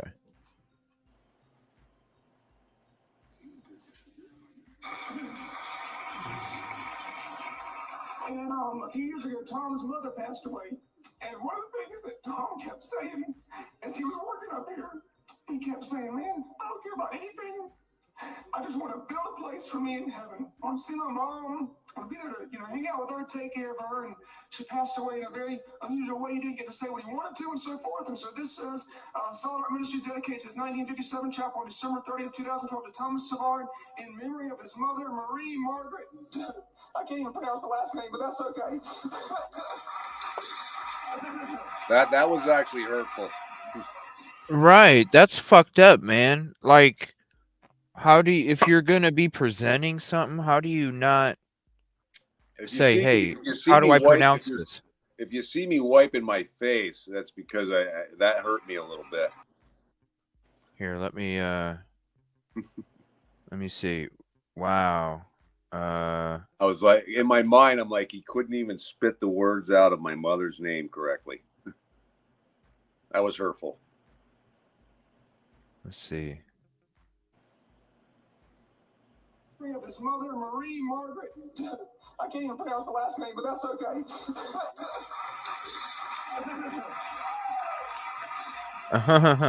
What?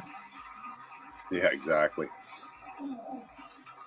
Okay, last but not least, before we go any further, Tom and Don, these two guys, not only did they take off work,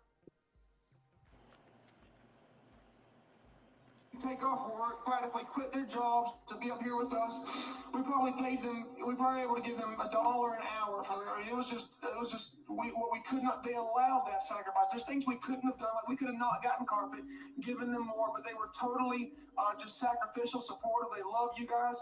So we're going to take them a special offering for them today. And if you're not part of this church, we don't pass a plate or anything like that. We have boxes. If you choose to give, if you're a faithful tither, that's between you and God.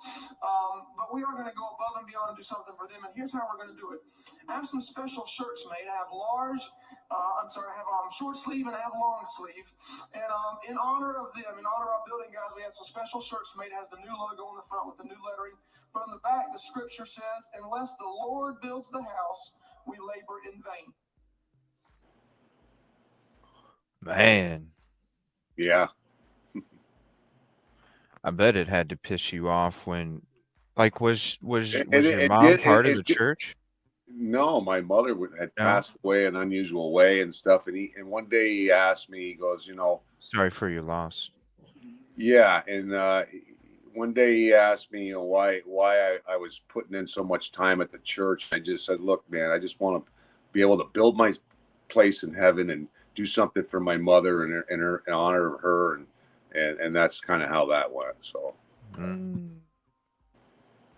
just to try to feel connected, to my mother's spirit. Because I didn't get to speak to her before she died, or she died, unexpectedly, and I just felt like I needed to do that. I needed to do something godly and heal myself over that, and wishing that I could have spoke to her before she passed. And sorry for your loss. So, I mean, I wasn't mad that he didn't. I was hurt. I wasn't mad. It hurt me that he didn't say her name correctly. Right. And I mean, just like even me, I would, if I didn't know or I saw the name and I had a issue, I would ask somebody how it's pronounced. And if I didn't know how it was pronounced, I would make an attempt. Because at least practice it, Right. I mean, he did. I do remember him asking me too, how do you pronounce it? And I shared with him several times through that time of working there, because he'd keep asking, okay, so how do you pronounce that again? Dubuque. It's a French name. Dubuque. Dubuque. Mm-hmm. And I spelled it right out for him, and he screwed it up. Wow. Yeah. Did the people laugh when he said that and he walked off? Everybody laughed? Yeah. Really? Oh yeah. Man, I bet that made you feel so. Well, because he tried to cover it up with, like, oh, it don't matter. And everybody's kind of chuckled. And I'm like, yeah, that hurt me, man. That hurt me. That hurt deep. I bet. It did. I bet. Did you say something? You can see me wiping my eyes. I saw you wipe your eye, and it looked like you said something to that lady sitting there. Yeah, I think I said he couldn't even get the name right. Yeah, it looked to me like you wiped your eye, and then you like said something to. Yeah, that's my wife sitting there. Okay. Yeah. Yeah. And she was crying. I could see. I'm not zoomed in on it, but I could see it almost looked like. You wiped your eye, you said something, and their facial expression was kind of like, to me, it looked like, I can't believe this just happened. You're exactly right. You described it to a T. That's what I was thinking. Yeah. Yeah. Let me see here. This was the photo. Hold on a minute. Oh, so this is. Hold on. This is. But you know why I'm sitting there? I mean, other people help, but I was there 24/7. I mean, I spent all the day and night there a lot of times working on that church. Rebuilding.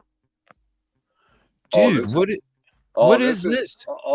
This is the bombshell just before the breakup of the church. He was calling my house late at night and eating up my wife's time, and I felt like I wasn't even married, and I confronted him at the church after he called me late at night one night, and I said, "Who's calling?" She goes, "It's JP." I said, "What the frick's he doing calling at 2 a.m. in the morning for? What? Waking us up out of bed." And he did it a few times. And I said, "Give me that frickin' phone." And I get on there and I text him. I said, "What are you doing calling my wife at frickin' 2 a.m. What? And he texts back, "Oh, I was just going to try to remind her something stupid. It wasn't even worth calling for, to bring a notepad or something to write this down." And I'm like, "Dude, don't be calling my house at 2 a.m. in the morning. You could have called her in the morning." So that Sunday, or the following day was Sunday, I went into church and I said, "Hey, we're going to have a conversation after service today about you calling my house." And he got scared. He got the two biggest other ushers in the building to tell me I had to leave. He was afraid or whatever. and they asked me to leave, and I was ready to throw down. I was like, he wants me to leave. What'd they ask you to leave And for? I'm the head because I before service. No, I mean like no, I mean like for their like when they came up to you and said you need to leave, what'd they tell you the reason was? JP doesn't feel comfortable with you staying the rest of the day here or something like that. In fact, he was afraid that something was going to happen. Wow. And he wanted damn straight. So I called my wife at 2 a.m, bro. Yeah, so I went out in the parking lot. I left. I was ready to throw down. I was like, I ain't leaving. I'm the head usher for the service that day. But I kept my cool. I said, I'm in God's house. I can't be throwing fists. I mean, because I'm a scrapper from the day. You know, I was ready to go. I didn't care how big you were. I don't care how big you are. I'm going. If you force me out of something, you know, I didn't do anything. But I sucked it up and walked out. And on the way out, I had a conversation with both those guys, and I said, "Look, I don't have any problem with JP, but I just wanted to discuss about why he's calling my house at 2 a.m. and controlling my wife and interfering with my marriage. You know, it's affecting my marriage." And he goes, "I understand." You know, the both of them said, "Well, I understand what you should probably go for the day." And I'm like, "Yeah, okay." So I go to my truck and I text my wife and I says, "I'm out of here, and I want you to get your stuff together and get out of here too." And she goes, "No, I'm staying." I'm like, "Are you kidding me?" I mean, he had my wife brainwashed, and she stayed, and I went home. And then I get this letter that you're looking at right now. How far? So how much time How much time had gone between when Jeremy and Micah split to when this shit was happening? This just not much time at all. This happened Really? just before that. Yeah. Like a month or two before. Whoa. So this was was he trying? Look at the date at it. Look at the date on it. It says the 2015 on it. I think I got the whole date in there. If you scroll up, should be a date on there. It says 2015. That's when it all went down. So it was a couple months before that when this happened. It was a couple months after or so that the whole thing melted down. Yeah. So do you think does he do that with a lot of the married couples? Well, I good thing you brought that up, because with all the stuff that's going on right now, I had somebody reach out to me and say I got the exact same email because I didn't do what he wanted me to do. Really? Yeah. Very almost to the word email of how it was going to play out if they were going to cooperate or not. Do you think that he was trying to cause friction in your marriage, because then maybe the friction in your marriage you wouldn't be as focused on what was about to take place with Micah and Jeremy? I mean, that's a good possibility. A deflection, take your energy away. Deflection, yeah. I mean, it would be a deflection. Basically, he's destroying families before everything else gets destroyed, so it won't hurt so bad. Maybe, I don't know. Was there something that took place between him and your wife that you know of? I think something maybe between my wife and her father there was allegations back then when she worked for his father. I mean, my wife was involved with them in the 90s with her father. Whoa. Did you ever meet the father? Yeah, I met the father. You did? When I first got with JP, though, I knew about his father, and he shared about his father, and he says that, you know, he doesn't associate with his father. And then when we finally got in the church, all of a sudden the father started showing up, and they reconnected and started talking again. So maybe it was to, you know, lay out the plan on how to screw everybody over. I don't know. But his father did start to hang out quite a bit, and he was doing some things for the church back then. But yeah, and shortly after this email, everything fell apart. And And now that it's fallen apart again, somebody reached out because they saw this on my TikTok, and they go, "Yeah, I can't even." It blows my mind. We got a similar email, almost to the word, except different names and times. because they didn't do what he wanted to do, and he was confronted by the girl's husband. And this is what the email she got, basically, doing the same thing. But because I didn't take a shit, my wife kissed his ass. I'm not married to her anymore. And a lot of it started because he was causing strife in my marriage. Did he ever have her come in by herself? Oh, all the time. I mean, he was calling my wife. I didn't know I had a wife. What? I had people in the congregation. Was that bad? Yeah, I had people come up to me as I'm ushering, being the head usher there, come up to me and go, are you married to Tammy? I'm like, yeah, that's my wife. Why? Well, why is she follow JP around like a little puppy dog constantly and doesn't even pay attention to you? I says, yeah. I said, yeah, I know. Yeah. It's out of control here, and constantly causing friction in my marriage. And I would tell her, look, he's not compensating you enough to do all this. And that was part of my conversation I was going to have with him that Sunday. I'm going to say, look, if you've got any reason that it's an emergency and you need to call sometime that late, that'll be fine. But I'm telling you, I was going to say, look, but you're not compensating my wife for the things she's been doing for you. She isn't being compensated fairly. And you're calling my house at 2, 3, 1 o'clock in the morning. This needs to end. That's the conversation I was going to have to him. Either you start compensating her more, and we're going to agree on certain times that you can and cannot call her, and stuff like that. That's what I was going to discuss with him. So basically, it got to a point where he knew that you were going to be a problem from that point on. Because I walked up to him that day with a very stern and steady look, right glaring in his eyeballs. He knew you had enough. That I was going to put an end to this bullshit. Yeah, he knew you had enough, and he knew he had to get rid of you before. Exactly. Shit went down. But he sent this letter, and I didn't respond to it. And we still went to the church, or my wife was still going to the church, and I told him I was all done that day. When I left the church, we had a conversation in text, and I said, I'm done. I ain't coming back.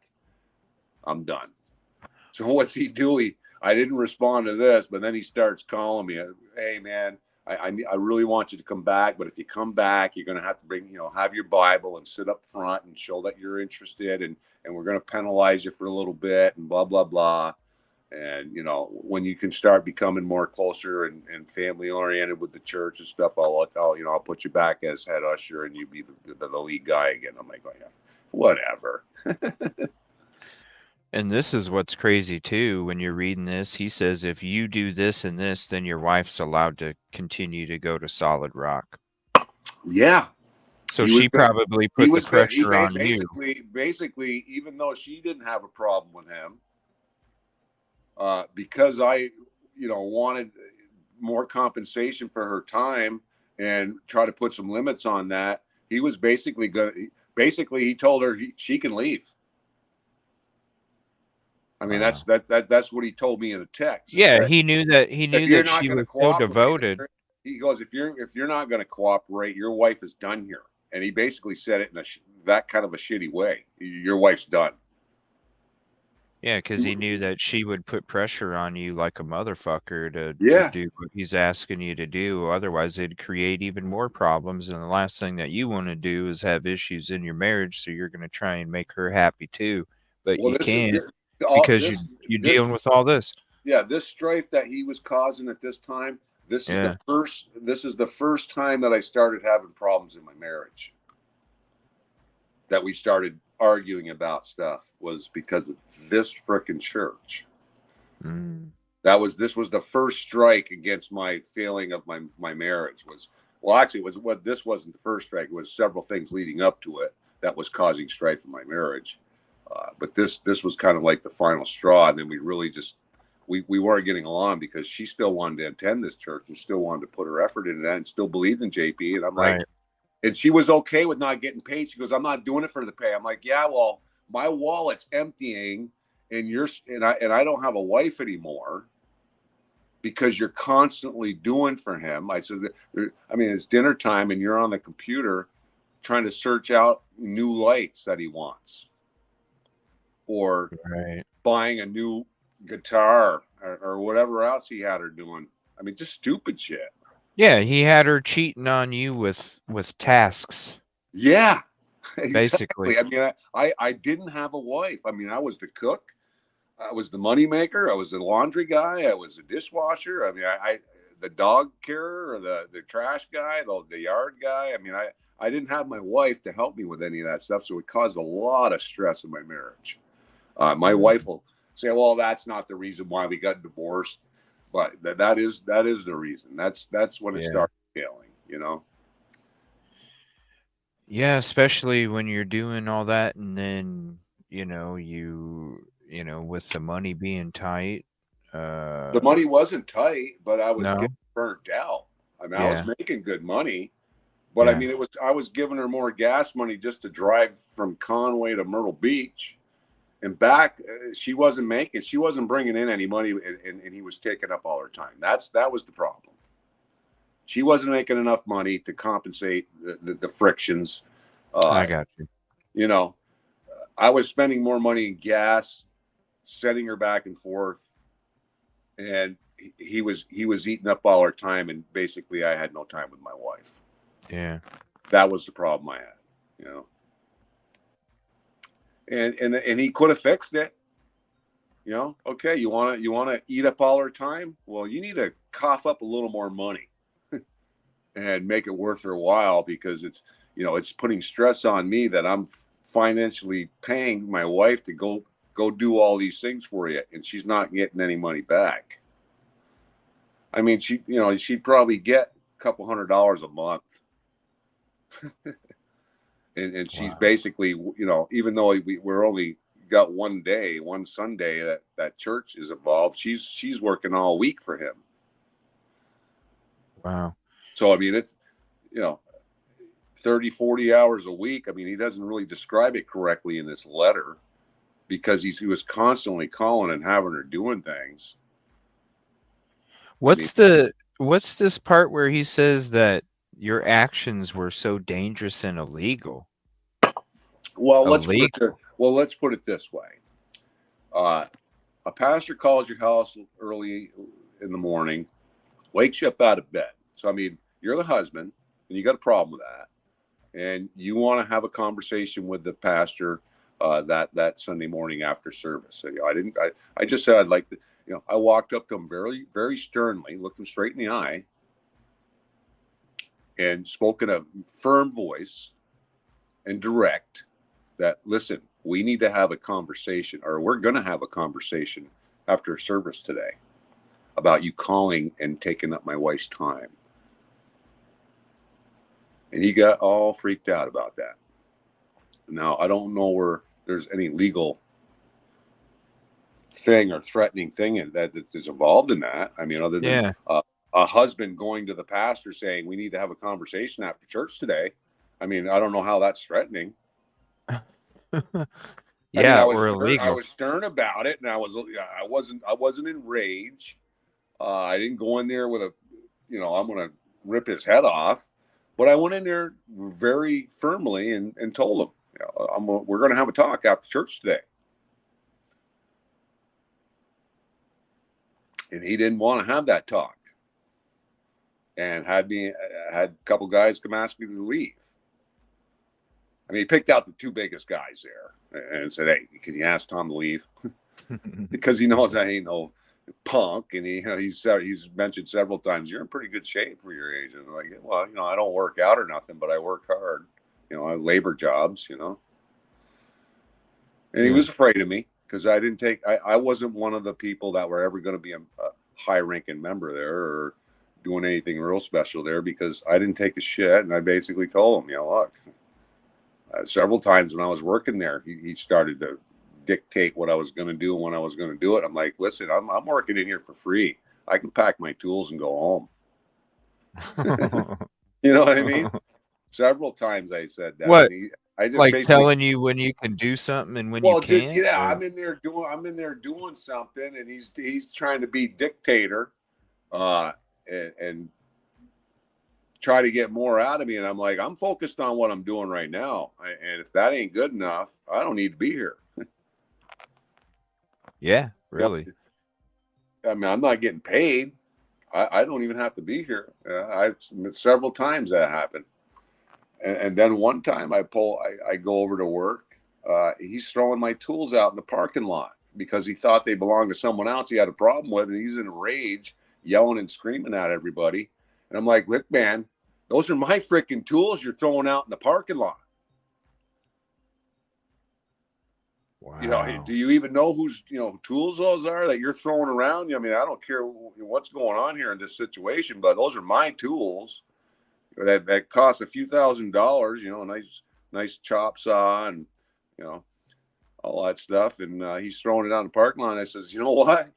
I said, if that's where you're putting them, they're going to go right in my truck, and I'm going home, and I won't be back. So that's what I did. I packed up the rest of the stuff, and I said, I mean, you're in a freaking rage, dude. I said, I'm not putting up with this, and I don't want any part of it. I'm done. I loaded up the tools that he'd already thrown out there. I go home, and he's freaking blowing up my phone. I'm sorry, man. I didn't mean that. I didn't know they were your tools. I had a problem with this person, and I didn't know what was going on. I'm like, oh, I don't care. I'm all done. I mean, that little scene right there, I don't want to do any more work there. I'm done.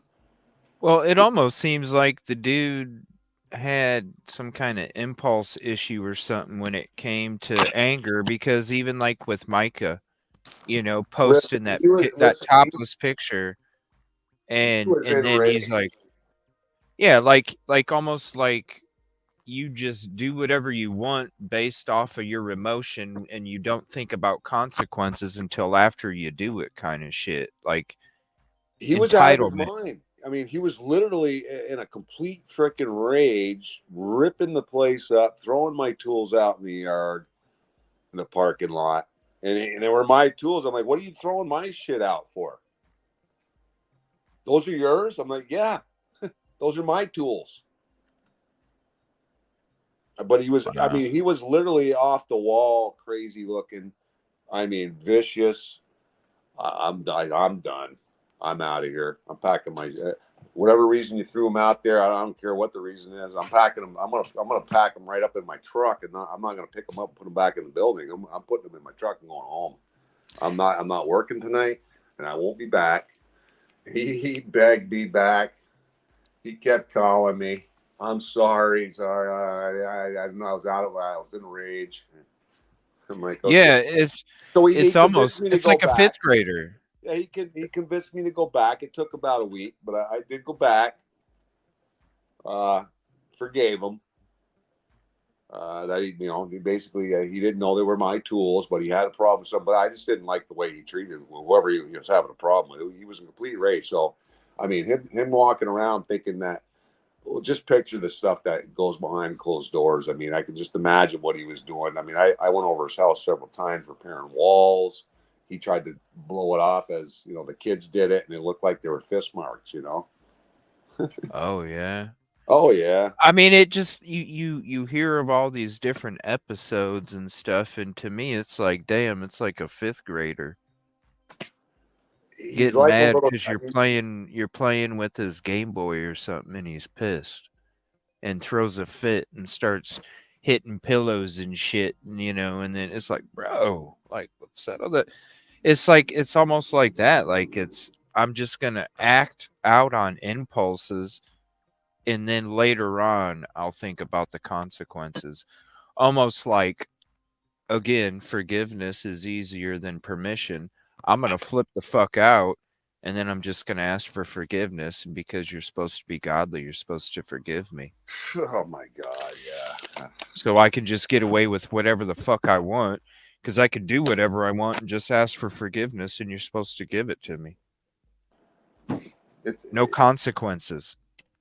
Yeah, I mean, you walk through the doors there, he's got you pegged. He's very intelligent on reading people. When you walk through the door as a new member, or you're looking for a new church and you walk through the door, he'll come right up to you and he'll ask certain questions. And he'll analyze. And he told me this is what he does. And They have to be good he to can do tell that. with just a couple of questions whether you're going to obey and follow and give, or you're going to be a problem. I was going to go. He's that good at it. I mean, he's that good. He can peg you like a book and know everything he'll know right off the bat whether you're going to be part of that church and you're going I'd like to see him either. I'd like to see him try and do that with me. Oh, he'll have you pegged. You're an enemy. He'll have you listed as an enemy. You're going to ask him direct questions, and he don't like that. I don't know. I don't know. I don't know. I'm a little different. I don't think he would be able to do that with me. Carrie, I was actually going to go. I was going to start going before I went to the protest, and I heard that in order for you to even get in the door, you have to know somebody. So I just scratched that off, but I did have plans. I didn't even know you could turn the chat on. I'm sorry, everybody. You're probably asking stuff, and I didn't even see it. Oh no, I think I got most of them. I didn't know I could see the chat. Yeah, I'm never a guest, so I don't know how it works over there. I just assume you got to click on the chat little icon on the right hand side. I had you as a full screen. I didn't know that I could read the chat. Oh well, hi everybody. I didn't know we had a bunch of people in here. Oh yeah, we still got 170 something. Well, we're kind of talking about some boring stuff. I mean, right now. I mean, but it's just to be honest. How do you think? Like if I had walked in that door, you know, and I wasn't out there recording or nothing, right? Right. You know, say I walk in that door, and say, you know, like you said, he'll know if you're going to be a problem or if you're going to be subservient.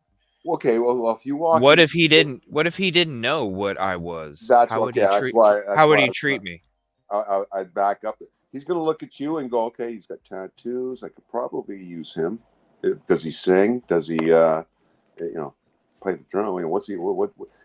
He would probably be interested in you because you got tattoos, and you're looking towards God, and so he'll put you on the team and he'll talk to you and ask you, what you do and what your problems have been, and are you married, or what are you looking for out of the church, and you're probably going to go, well, I'm just trying to heal from some stuff, and he'll actually like you.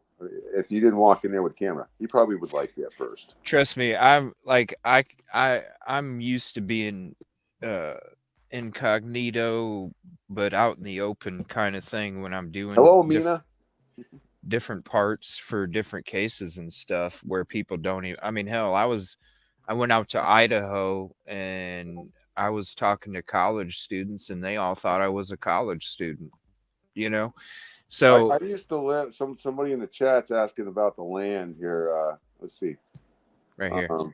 Tom, is the land right across from where y'all were today? The attorneys. We weren't there today. We were there yesterday. I used to live across from the property. I used to walk to the church. I lived right in the townhouses right there behind the. No, he's talking about. Or she. Sorry. They're talking about the Lumber River State Park. Okay, what about it? The attorney. Okay, yes. The attorney owns land. The attorney owns land 8 miles away that connects to the same river. Yes. 8 miles away. Yep. And his father also lives out that way in Marion. Yeah, it's interesting. And JP travels all around to these Baptist churches around those areas and played piano.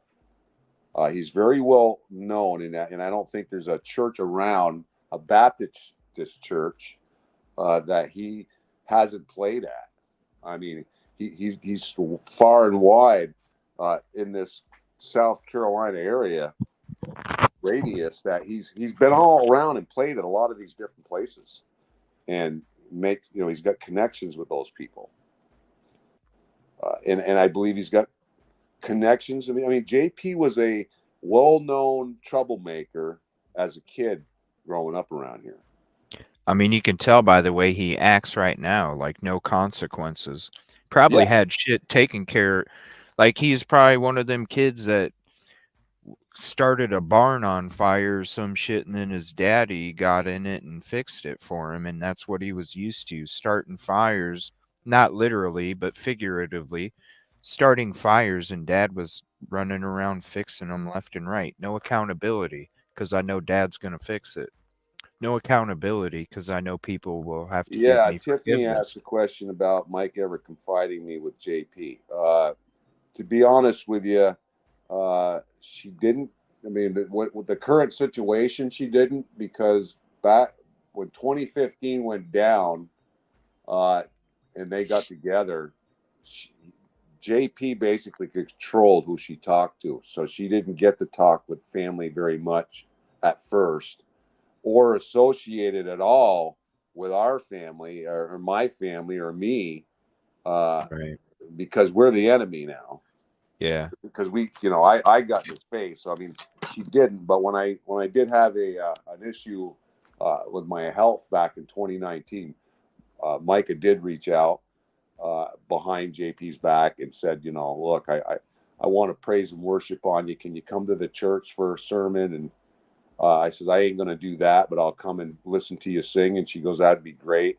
And I went, and she praised and worshiped her songs over me and came and spoke to me for a little bit. And then I left. Oh, and that was the last time I got to see her, really. Really? Yeah, 2019. Mm. And it just showed me that she didn't forget about me, and she was concerned with my health. And we were close. I mean, we did little projects and stuff when they bought her house. She wanted me to help make her some flower pots and planters and some coat racks and stuff. We made some nice coat racks with using some old utensils and stuff as the hooks. And she worked on those projects with me, because I was making a bunch of wood things at home with wooden pallets and recycling the wood. And she thought it was really neat and cool. And she spent a couple of days out there, redoing some things like that, making things for her. And she actually worked on them with me. That's awesome. Yeah. And then I was cutting my hair one day. I had the buzzers out, and she happened to pop in with Jeremy. And I'm out there in the backyard, whacking away at my hair. And she goes, you cut hair? I said, yeah, I cut my own hair. I don't pay nobody to do it.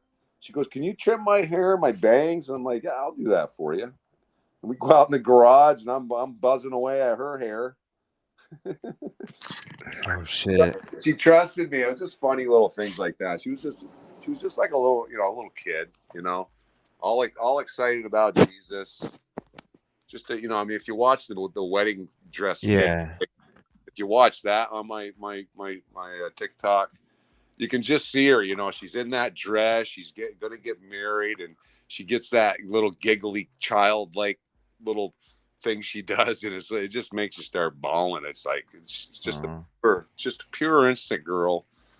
Very easy to be persuaded, because she believed in everybody, and he manipulated her mind to where he just got her alone one day at the church, and promised her to be the first lady of the church, and I can give you so much more than Jeremy, and betrayed his friend and stole her away. I mean, because he put the word of God in it, so this is what you're supposed to do. And it's like that Chad Daybell, Lori Daybell shit, Yeah. Like I'm gonna, you're and like Jeremy and Micah were so solid too. I mean, it crushed everybody. They just bought a house. I mean, they're starting out. I mean, they'd still be together if JP didn't wreck it. That's sad. Jeremy was in love. That was his girl. Just look at the photos. I mean, he was like a little puppy dog to her. I mean, And that's what the pictures show. I mean, he was so in love with her. They'd been together for a long time as teenagers. They finally get their life together, and the next minute, the whole thing crumbled. Everything. Everybody got hurt. It wasn't just Jeremy and Micah. It wasn't just me. It was the whole church. The whole church. All kinds of families. Man. And then after that happened, 98% left. Everybody was just devastated. I mean, heartbroken. Everybody put a hand in that. I mean, I say I remodeled the church. I say it that way because I was there 24/7. But other people did put time in there. A lot of landscaping was done. I mean, the place was a dump.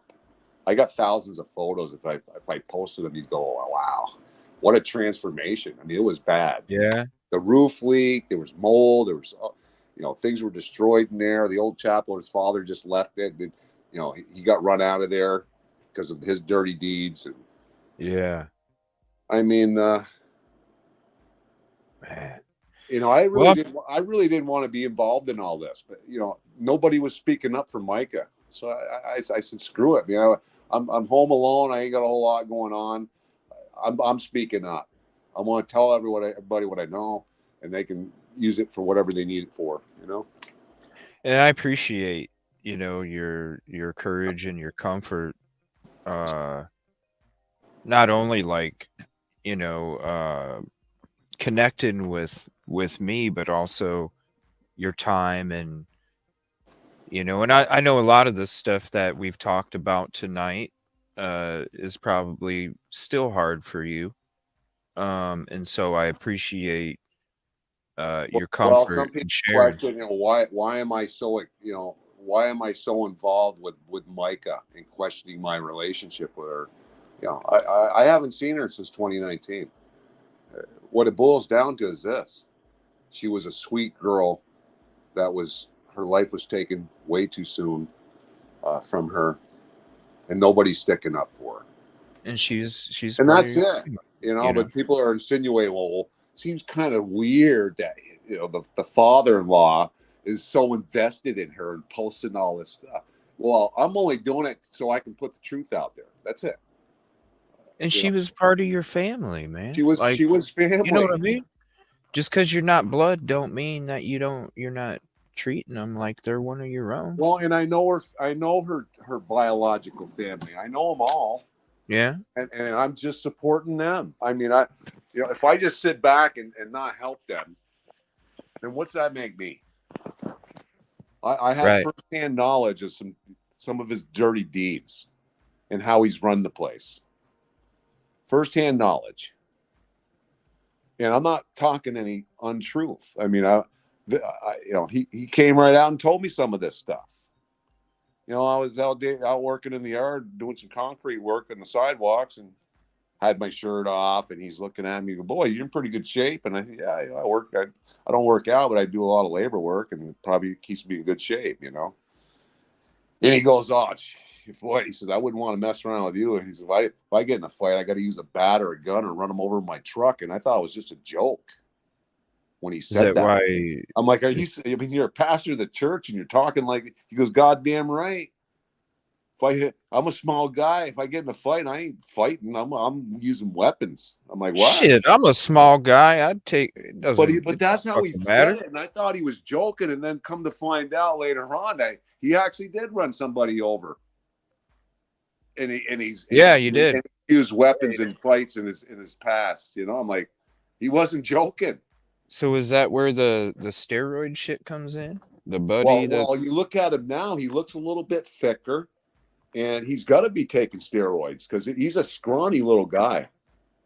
The whole time I knew him, he was a scrawny, thin guy. I mean, look at him on the stage. I mean, nothing fits him right. He's walking. He's a fairly tall guy, but he's no arms, no legs.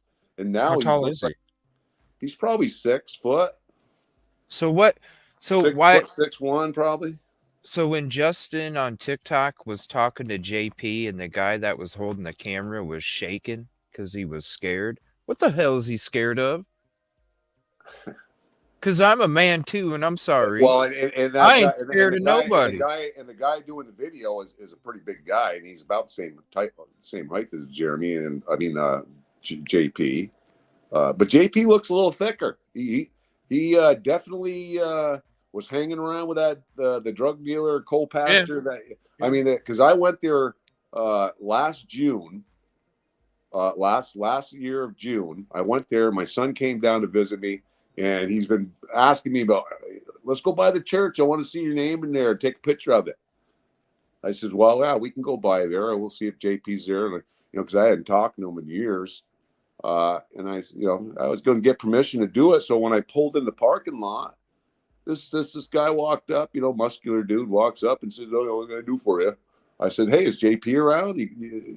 I wanted to show my son around the church a little bit and show him the concrete where my name's, put in there in 2012. And he got all kind of pissy with me, because I was asking about JP.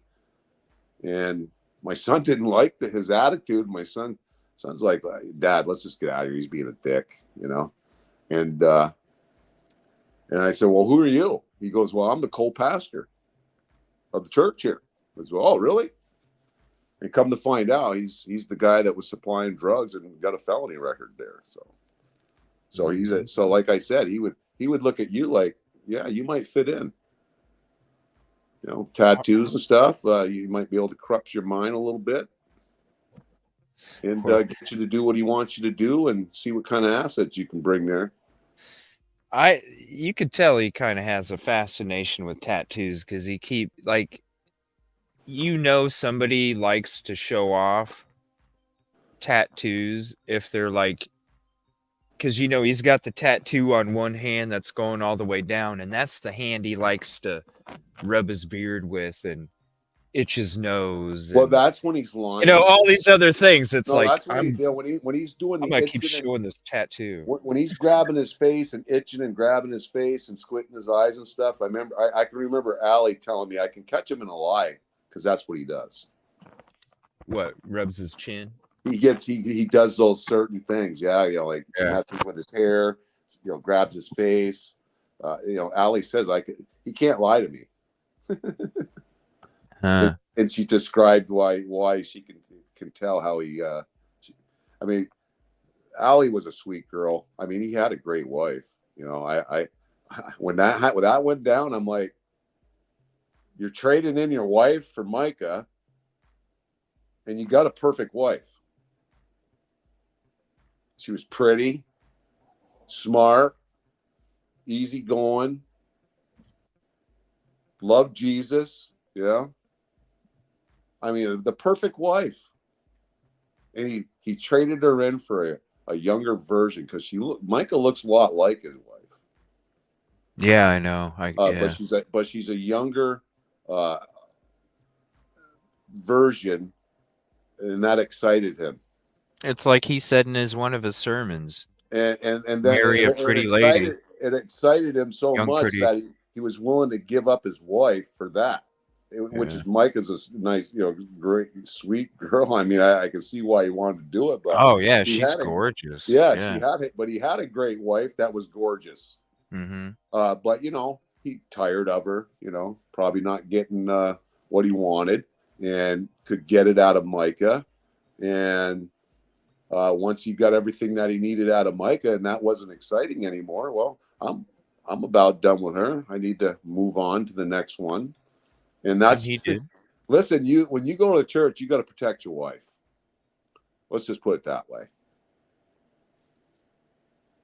Yep, and he was too busy going out with a blonde-haired chick after that. And there's a girl at the church that wanted to get up on the stage and do some stuff for the church, and JP didn't think she was fitting in, and the husband got upset about it and had to talk with him apparently, and that girl ended up getting a letter like mine. Do you know her personally? I don't. No. No? I don't. No. But she reached out to me at the Justice for Micah. She walked up to me and said, "Hey, I just want to let you know he gave us the same letter because I didn't do what he wanted me to do. And my husband got upset with it. And, I'd like to talk to her. yeah, well, I mean, she just walked up to me. I really didn't Yeah. pay attention to her name or anything, but she might have reached out to me on TikTok. If I dig through my emails, I might be able to find her on that post. Yeah, I'd like she, to you know what? I probably could go back to that.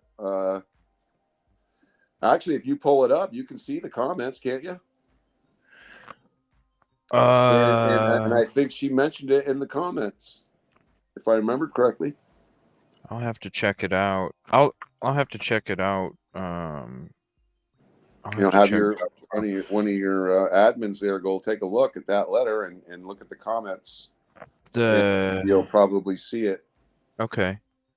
Because I think she reached out on that.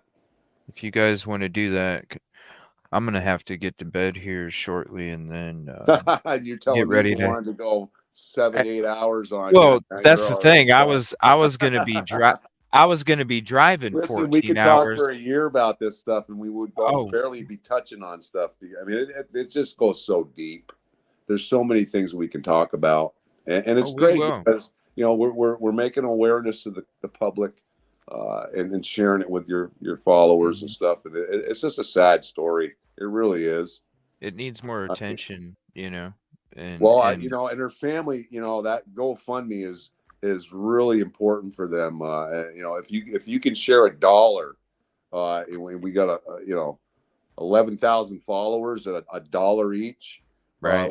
We can do some damage in court. I mean, because they do need some help, and that's what I'm going to be promoting on my page, is to try to get some funds for them, because they're going up against a giant, and Samson and Goliath here situation. Her family isn't rich. They're middle class, if that, but a very sweet family and loving sisters that care about their sister a lot. And they were close, and Micah was reaching out to them, and she reached out to her church body, and they turned their back on her. And, so if you guys can help in any way, even 50 cents, I mean, every little bit will count, and they're a long ways away from their goal. And I don't even think that's going to be enough to fight them. I mean, he's already countersued them. Right. And $24,000 is a retainer fee, if that. Right. And I think that's about what they got right now, actually. Yeah. So I'm not, I'm all for that GoFundMe, and it would go to a good cause, and at least get some justice for Micah, and try to maybe change some laws for domestic violence situations, and sexual abuse. And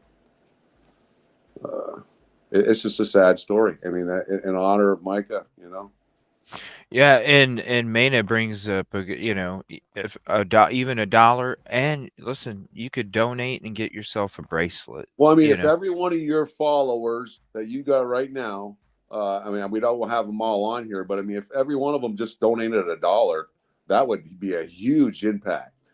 Mm-hmm. It's one of the reasons why I display the flyer, or and I appreciate whatever you call it. I mean, that's awesome. And I sent you a copy of it, so you should have it in your email, this copy. All right. But yeah, and that's why I don't understand why I don't see any other person out there flashing it up. Well, the family's you know what I mean? And the family's really pushing it too, and they're. Yeah. I'm surprised that they've only gotten that so far on it already. I mean, well, we'll be bringing more attention to it, and I'm sure I'm sure that'll help make it. Yeah, because I'm sure. I mean, how would I can't even imagine how they're feeling right now, that they're trying to still grieve the loss of their daughter and sister and family member, and then he's countersuing them. Mm-hmm. Yeah. And all they're trying to do is get him to give the stuff that she wanted. Her stuff. He's suing them on just that stuff. We're not even talking about the death. He's suing them, countersuing them, just because they want their sister's personal items. Right. her belongings. So I mean, and he can, if he succeeds, he can do some damage to their family now. I mean, that's what he's doing. It's like, you think he would just say, yeah, you can have the stuff. Mm-hmm. I don't get it. I really don't get it. Yeah. If you're not guilty, why are you fighting? Discredit and push away. What's in those personal items that you feel it's worth spending thousands of dollars on, instead of just letting the family have the vehicle and have her personal items? And I mean, he was trying to stop him from seeing the body. Mm-hmm. Yeah. You got to sign this, or you're not going to see her before she gets cremated. And that's another thing too. You heard what the family said about bruises and scratches, and then the medical examiner's like, I didn't see nothing. Yeah, this whole case has been fun. I mean, you can't turn back the clock now. I mean, they've destroyed the evidence. They've cremated her. They didn't thoroughly test the body for gunshot residue, blood splatter, any of that stuff. I mean, you basically washed it away. It's most of the stuff that you need to get a criminal conviction of murder or any of that type of thing is going to be really hard. Mm-hmm. Because they've destroyed all the evidence. They didn't preserve the area. I don't even think they taped it off. Dude, they had park rangers collecting evidence, man. Yeah, I mean, and everybody's park rangers, and everybody's walked through there collecting shells and evidence. Like, I mean, your basic crimes, your basic, investigation is rope the area off, preserve whatever's in the area, do a thorough autopsy and test the body for all these things because it's suspicious. So you think that they can override the person that's in charge and say, no, we need to do a complete autopsy on this person before we can, allow you to do anything you want to do. You know what I mean? Mm-hmm. I mean, do you agree? I mean, they much, they scrubbed away anything that we need to look at. Dude, and what's the best way to play off a crime scene that Katrina, you're right. You're right. Katrina, you're absolutely correct. But did he really ask for one? I mean, no, he said he was requesting a toxicology and they didn't want to do it. Yeah, I think I think he didn't ask for an autopsy. He just cremated. Yeah. He did. He's like, oh yeah, it should be. Yeah, well, I requested this, and they said I shouldn't. No, not to worry about it. And I said, okay. I thought that's what you do when this stuff normally happens. Yeah, bullshit, dude. Test the car, test for prints, all that stuff. I mean, you all got but they didn't do any of that. I mean, because the park rangers, the authorities totally botched this whole thing. I mean, come on, we got a suspicious thing going on. I mean. Yeah, the 911 call, they think it's a suicide, but you still check. I mean, if the items are a little bit off and the stories are a little bit off, you think that automatically they would do a complete autopsy of her, and at least do some gunshot or gunpowder residue, all that stuff. Was there any gunpowder residue on her hands? Because I believe there still would be evidence, even if she was in the water, there would still be some of that on her. Blood splatter, any of that stuff. I mean, it was just basically go there, clean it up, and that's all we're doing. Yep. Did they look at footprints around the area? Did they check for that? If there was more than one person down in that spot? How did they know she wasn't followed if the cameras weren't working? Yeah, I mean, even Micah's biological father, when they went there, they said they saw other stuff that was questionable, and they're just writing it off like she killed herself. Well, it's like this. It's like you don't care or you don't want something to really get dug into, so the easiest way is to put it off on somebody that's not experienced in that kind of situation. And what park ranger is going to be experienced in handling the scene of a unalive or a self unalive? I wouldn't think that park rangers are going to be that experienced in collecting evidence. Absolutely not. They collected the shells because the family said that the park ranger handed them the shells. Exactly. So what park ranger is Yeah. qualified to handle crime scenes? Yes, Johnny. The 911 call basically destroyed the thoughts of we need to do anything else. Everybody's believing that's a legit call, which doesn't fit the area. I mean, there's no. It sounds like she's in a car or in a room or in somewhere. It doesn't sound like she's out. I mean, listen, and we'll probably, you know what? We probably should test that out.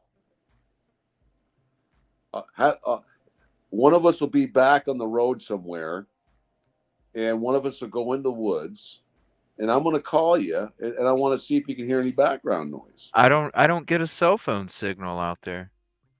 And you'd hear background noise because any of my videos would basically duplicate what would be coming through a phone. Mm-hmm. You'd hear birds. Well, I know when especially if you're in the woods. I know when I sit on my back porch and I got the little birds out in my back porch here, and every time I'm on the phone with somebody in the morning, they go, "Wow, your birds are awfully chirpy." Oh yeah. And I'm like, "You can hear them?" She goes, "Yeah, I can hear them. They're loud." And that's one of the things. And when you go in Lumberton, those birds are even louder. Yeah, yeah. I mean, and you're in woods. You're in woods where birds are mostly. That's all you hear through there is birds. I find it hard to believe because when we were standing where we were, where Micah's body was, we couldn't hear those loud people on the observation deck. Mm-mm. And they talked loud. I mean, they were loud, loudly people. And I couldn't hear them over there. Could you? No, not at all. So, no. But a gunshot, you would hear. That would ring all through there because just the way that's set up here. But being in the woods yelling over there, they probably wouldn't hear you. Shit, we were searching a retention pond a couple months ago for Sebastian Rogers' case, and people were shooting guns off in a threatening way, and that was like 300 yards away from us, and it was loud as shit. So yeah, a 9mm is gonna make a good pop sound. Yeah, yeah. I mean, especially if you're only a good size round. That's 50 a good size round. Yeah. I mean, even a 22, you'd hear pretty good. Right. Yeah. We're gonna do that, man. We're gonna go through all the Fisherman's interviews. There's a lot more stuff I want to talk to you about. Really with everything, and then I got some other stuff that I'd like to kind of do some shows where we watch some of this stuff and kind of get your viewpoint and where you're coming from or how you feel about these things that we'll get into. Well, at this point, I feel Lumberton is very questionable. Nothing makes sense there. I believe that Micah was getting ready to blow up the solid rock with some very good information that led to her led it to be where she's needed to be taken out. Yeah, she couldn't just leave the church; she had to leave. She was. Earth. Yeah, I mean, the last couple of photos and some of the videos and stuff, I'm looking at her eyes and stuff. I mean. Yeah. Just looked like a very worn out, driven to a point. I mean, but still, a couple of videos she posted, she had things planned. She wasn't talking about, I'm not going to be here. She was like getting ready to put the fight up and go move on with her life. Mm-hmm. You could even hear it from the inspirational messages that she was posting on Facebook right before too, about the abuse and you're God's wife first before anybody else's, and just stay strong and stuff like that. And that she was putting in little subliminals in those messages trying to let people know. Probably it would have been one of those things where maybe after everything went down, people would go back and go, she was giving us little subliminal messages, like messages that are inspiring but she needed to say them too, because not only she inspired herself with the messages, but she wanted other people to be inspired that were going through the same things as well. And yeah, you could definitely tell that there was security, there was a confidence in her, there was I'm done with this shit, I'm gonna succeed, I'm gonna move on, succeed, do everything that I'm supposed to do. You could see all of that stuff. You could see how all of the pain that she had went through for that whole period of time, and she was learning how to transfer that energy into motivation and into like She was tired of feeling the guilt of disobeying the word right in God, and it was too much, and she needed to fix it. Yeah, because she wanted to clean her soul. She wanted to clean her mind, clean her soul, and get back right with Jesus. And she had to do the ultimate thing, and that's to tell the truth. Because she was a very truth-telling, loving person before JP got involved with her. And she probably just couldn't take it anymore. I mean, she wanted to do good things, just like Allie wanted to do good things with the church. I mean, Allie wanted to keep that church a family-oriented, children's type church, and teach children the Word of God, and all that stuff. And probably not a good thing to have JP around, but that's what her intentions were. She really, she came up with some really neat little things for the classrooms there. They called them the soldiers. I mean, they had a frog room for the kids and this and that. She had really good intentions to have it and try to keep the aesthetics of the old chapel and honor the people of the prior people that attended that church back in the Air Force days, and didn't want to turn it into a concert hall. I mean, JP wanted to paint the whole place black and orange. And Allie had different ideas. And that was the first sign, actually.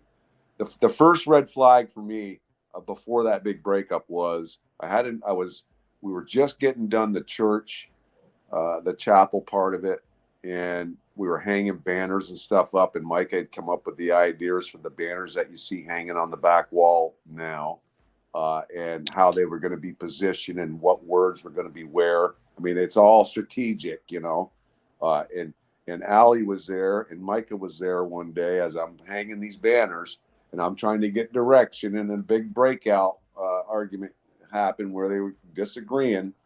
So I called JP. He's the pastor. I mean, he's the ultimate sayer. I called him up and I said, I got a situation here at the church. Your wife wants me to hang up the banners this way, and Micah's dictating where they're going to go. What do I do? And he says, well, it's Micah's idea. Put them up the way she wants them. So that was a big red flag. And Allie was devastated. Yeah. I'm sorry, Allie, but I mean, he wants me to follow what Micah was because it's her idea. Wow. I felt bad doing it. I didn't want to do it. I was going to hang them up the way Allie wanted them, and he overrode it and said, no, it's her idea. I'll deal with the problem later. And he did. He got rid of his wife and broke up. Wow. Man, that had to make her, because that's the pastor's wife is like the mother hen. Yeah. I couldn't believe it myself. So that was my first red flag. And then not shortly after that, it was done. The whole thing came crumbling down. And I am so happy, actually. I'm not happy that the ultimate end is Micah's not here now, but I'm so happy somebody caught him and came forward, because I mean, and there's more people that should be coming forward. And I actually got a text message from a past person that attended the church that they weren't paid members, but they were solid with the solid rock. And they reached out to me because they saw one of my posts, and they text me murderer, or JP's a murderer. That's what they text me. And I says, yeah, I agree. And I says, we really need to stand up for Micah. We need people to stand up and come forward of what they know about JP. And he goes, let me talk to my wife. And then he texts me back a little while later, and she didn't want to be involved. So then people are still being coerced in their minds to not step forward. That's how deep it is, because they know that he could cause trouble for them. It's amazing how much power he's got over some of these people, that they're afraid to stand up and fight for somebody they loved. Wow. So that's why I'm stepping forward. Everybody's questioning, well, why am I sticking up? Why do I care so much? I'm just a father-in-law. Well, you know what? Because no one else is sticking up for her.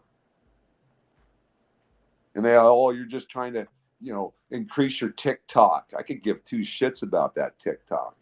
Right.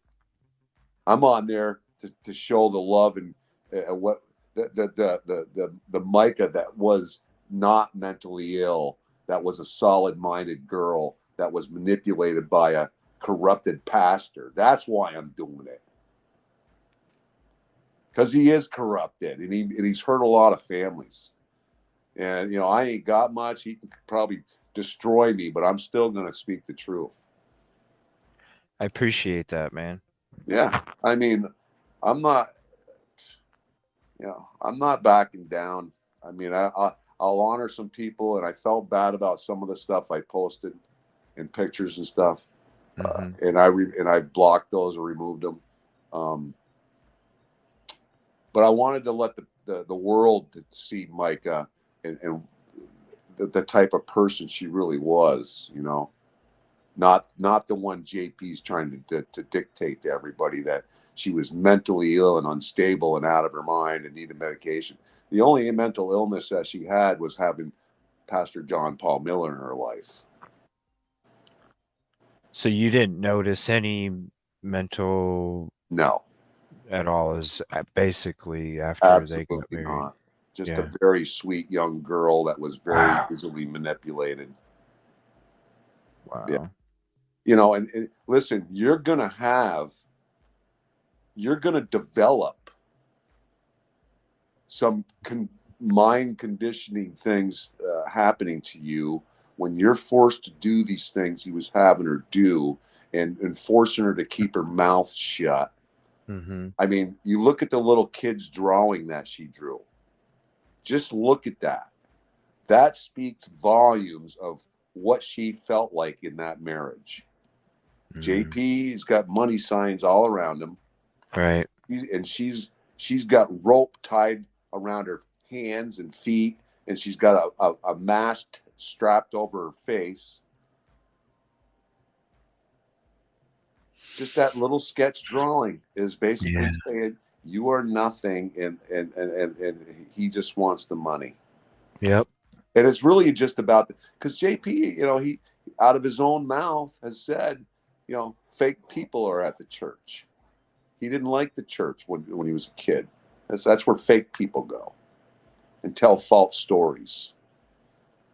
But he finally figured out that he could speak well and talk money out of people's pockets and live off it. So, and not do so many good things behind the doors of that church. He had the world in his hands. All he had to do was be a good little boy, and he'd be a successful person and a great pastor, because he's not stupid. He had good qualities, and I feel bad to even give him some credit. He is a good talker, and he had good intentions. Yeah, but the more money you have in your hand, the more you show what your soul really is. Yeah. And I mean, look at myself. Just look at myself. I mean, I basically put that church in a position, and so did a few other people that put some time into that church when we were remodeling it. Basically put him in a status zone of he's profited on all of us. He's worth some money now. That church is, he sucked some new people in there. But I mean, he basically discarded all of us. I mean, when I got sick, he didn't even bother to reach out. I mean, regardless of the friction between us, if he gave a crap about me at all or anybody else that was part of that church, he would have reached out and say, hey, man, I know you're struggling and you went through a traumatic situation and you're not working right now. Is there anything we can do to help you out? You know what? He didn't do that, but one of the other members that left the church and started their own church came out and helped me out. And I wasn't even really getting along with those people because I had to run in with them at the church. And it was part of around the same time they left, it was like they were misinformed about something and I was supposed to be there at a certain time and miscommunication. So I had a little run in with Chuck, but we forgave each other and he come out and he prayed over me. He goes, listen, no hard feelings. I mean, we were all struggling there. And he goes, that's why we left and we started our own church. And he said, I just wanted to come out here and give you this small offering to try to help you out a little bit. And I want to come pray over you. And we sat there and prayed. And he gave me some money. And he said, use it for a house payment or whatever you want to use it for. And this was just a very small little church. Not really, it wasn't probably bringing in very much. And he come out with that offering, and that was a blessing because I was wondering how I was going to make my next house payment, Yeah. And because I couldn't work, I had an LED widowmaker. I mean, I'm lucky to be here alive, actually. But God woke me up at dead sleep. I was, I could have been dead sleeping. And he woke me up for a reason. I drove myself to the hospital. Wow. Yeah. I get Wow. to the hospital and I got a heartbeat as a tombstone. And that's, when that's like that, you're pretty much dead. And yeah, I woke up a couple days later and what happened? I thought it was like 30 minutes. Wow. Yeah. I mean, it was so bad that usually, when you go into the emergency room, they make you fill out paperwork and, what's the problem. But when I walked in there staggering, they didn't even ask me that. They just, I pointed to my chest. They threw me in a wheelchair, went in the back, and I woke up a couple days later. Yeah. Wow. Yeah. But, you think that he would have reached out at all? Micah did, and she did it secretly, actually, because she knew I didn't like JP. She reached out secretly. Please come to the church next Sunday, and I want to pray over you, and I want to put the word of, sing for you and put the word of God back in your life and pray for you. And she did. She came over and talked to me, and she prayed real quick before JP came over. And when he came over, I left. Yeah, I can imagine what she probably went through just trying to. I mean, who says, just the thought that you might get caught too. She was kind of like a daughter to me, Yeah. We didn't get to spend a whole lot of time together, but she was like a daughter, more than a daughter-in-law. She was more like a daughter, Yeah. Of course. That's kind of how I looked at her. I didn't look at her because she was so young. I just, I felt like a little bit of a father figure every time I talked to her, Yeah. So yeah, I mean, people are questioning now. Well, why is he so involved in this? Because I'm just trying to help. Because you care. Yeah. You care. And you have personal knowledge and personal experiences that make a difference when it comes to the stuff that we're talking about. Yeah. So you're totally legitimate. Well, I mean, and I have a lot of videos to show that she was of sound mind until she met him, and I'm sure he drove her crazy. Giving her medications, having her do all these that she wouldn't think of, all these dirty deeds, sexual stuff. Yeah. I mean, they're allegations, but it's ringing true. Right. I don't think she's gonna make all that shit up, especially. She isn't going to go and tell her sisters. I mean, she told her sisters this is what's happening. I mean, I'm going to believe it because I know who he is. Right. And why would she make something up like that if it wasn't true? So yeah. And listen, and there's other people that's come forward. So I mean, we're not blowing smoke here. I mean, there's a young girl that came forward and did an interview with somebody. So she didn't show her face, but that he cornered her in the bathroom one day and forced himself onto her, and we know what that's called. Yeah. And there was several young girls over at the Forest Brook Road church that I thought something was up. Like they were kind of struggling teenager girls living by themselves. I'm almost thinking he might have been flipping them money to pay rent and getting favors. I don't know. It was kind of strange. A couple of young girls were really, something didn't seem right. Huh. Mm-hmm. Yeah, all over the place. Mm-hmm. The demons, the demons. Mm-hmm. Well, I'm going to have to end it, man. I appreciate it. I was going to do the 15-hour talk during the 15-hour drive, but when I was getting ready to leave, man, I sat back and I was like, you know what? This is an important conversation. I would hate for technical issues on the road to affect our conversation and create a distraction. And so that's why I was like, I'm going to go ahead and stay here. And we're just touching real quick on some of this stuff. I mean, we were just like, let's just do it and see what happens. Yeah. Talk and so I got to share a little bit of different scenarios and stuff, but they can go very deep in the conversation.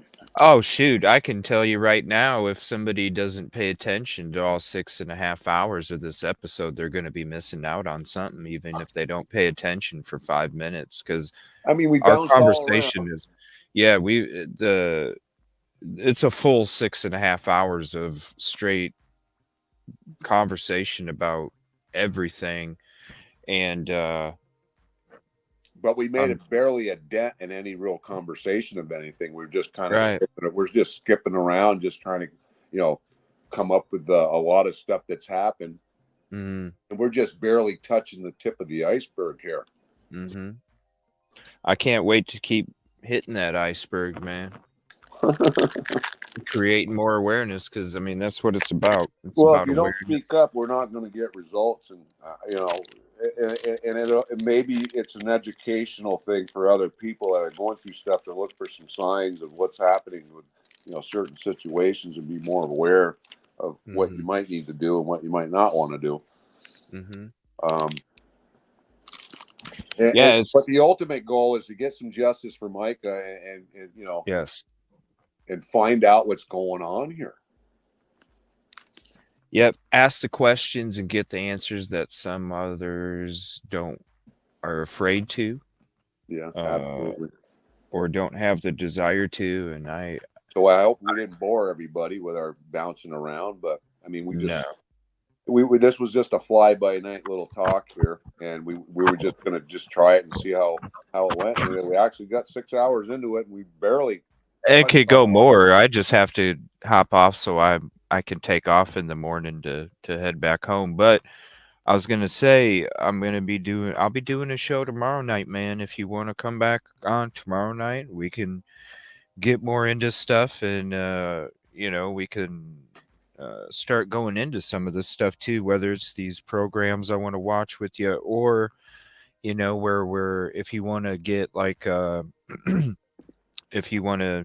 if there's like certain videos on your TikTok that you want to hit, send me share the links to me or something, and then I can have like a list of all the, or even if you want, as we're talking, like if you come over tomorrow night and we're talking and you're like, hey, I want to talk about this video, then you could literally just go to your phone, share me the link, and I'll pull it up on the show and we could do it that way.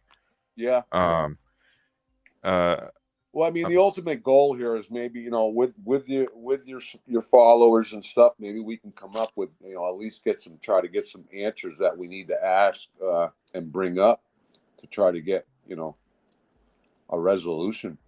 Yeah, do it together, community. Because I can't do it without everybody. And when we all put our minds together, you know, it's like I say, when it comes to the energy of waves, you know, if you just got a couple little energy balls.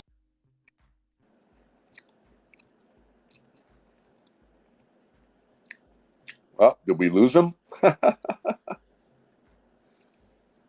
Where'd you go? Sorry about that. StreamYard booted me out.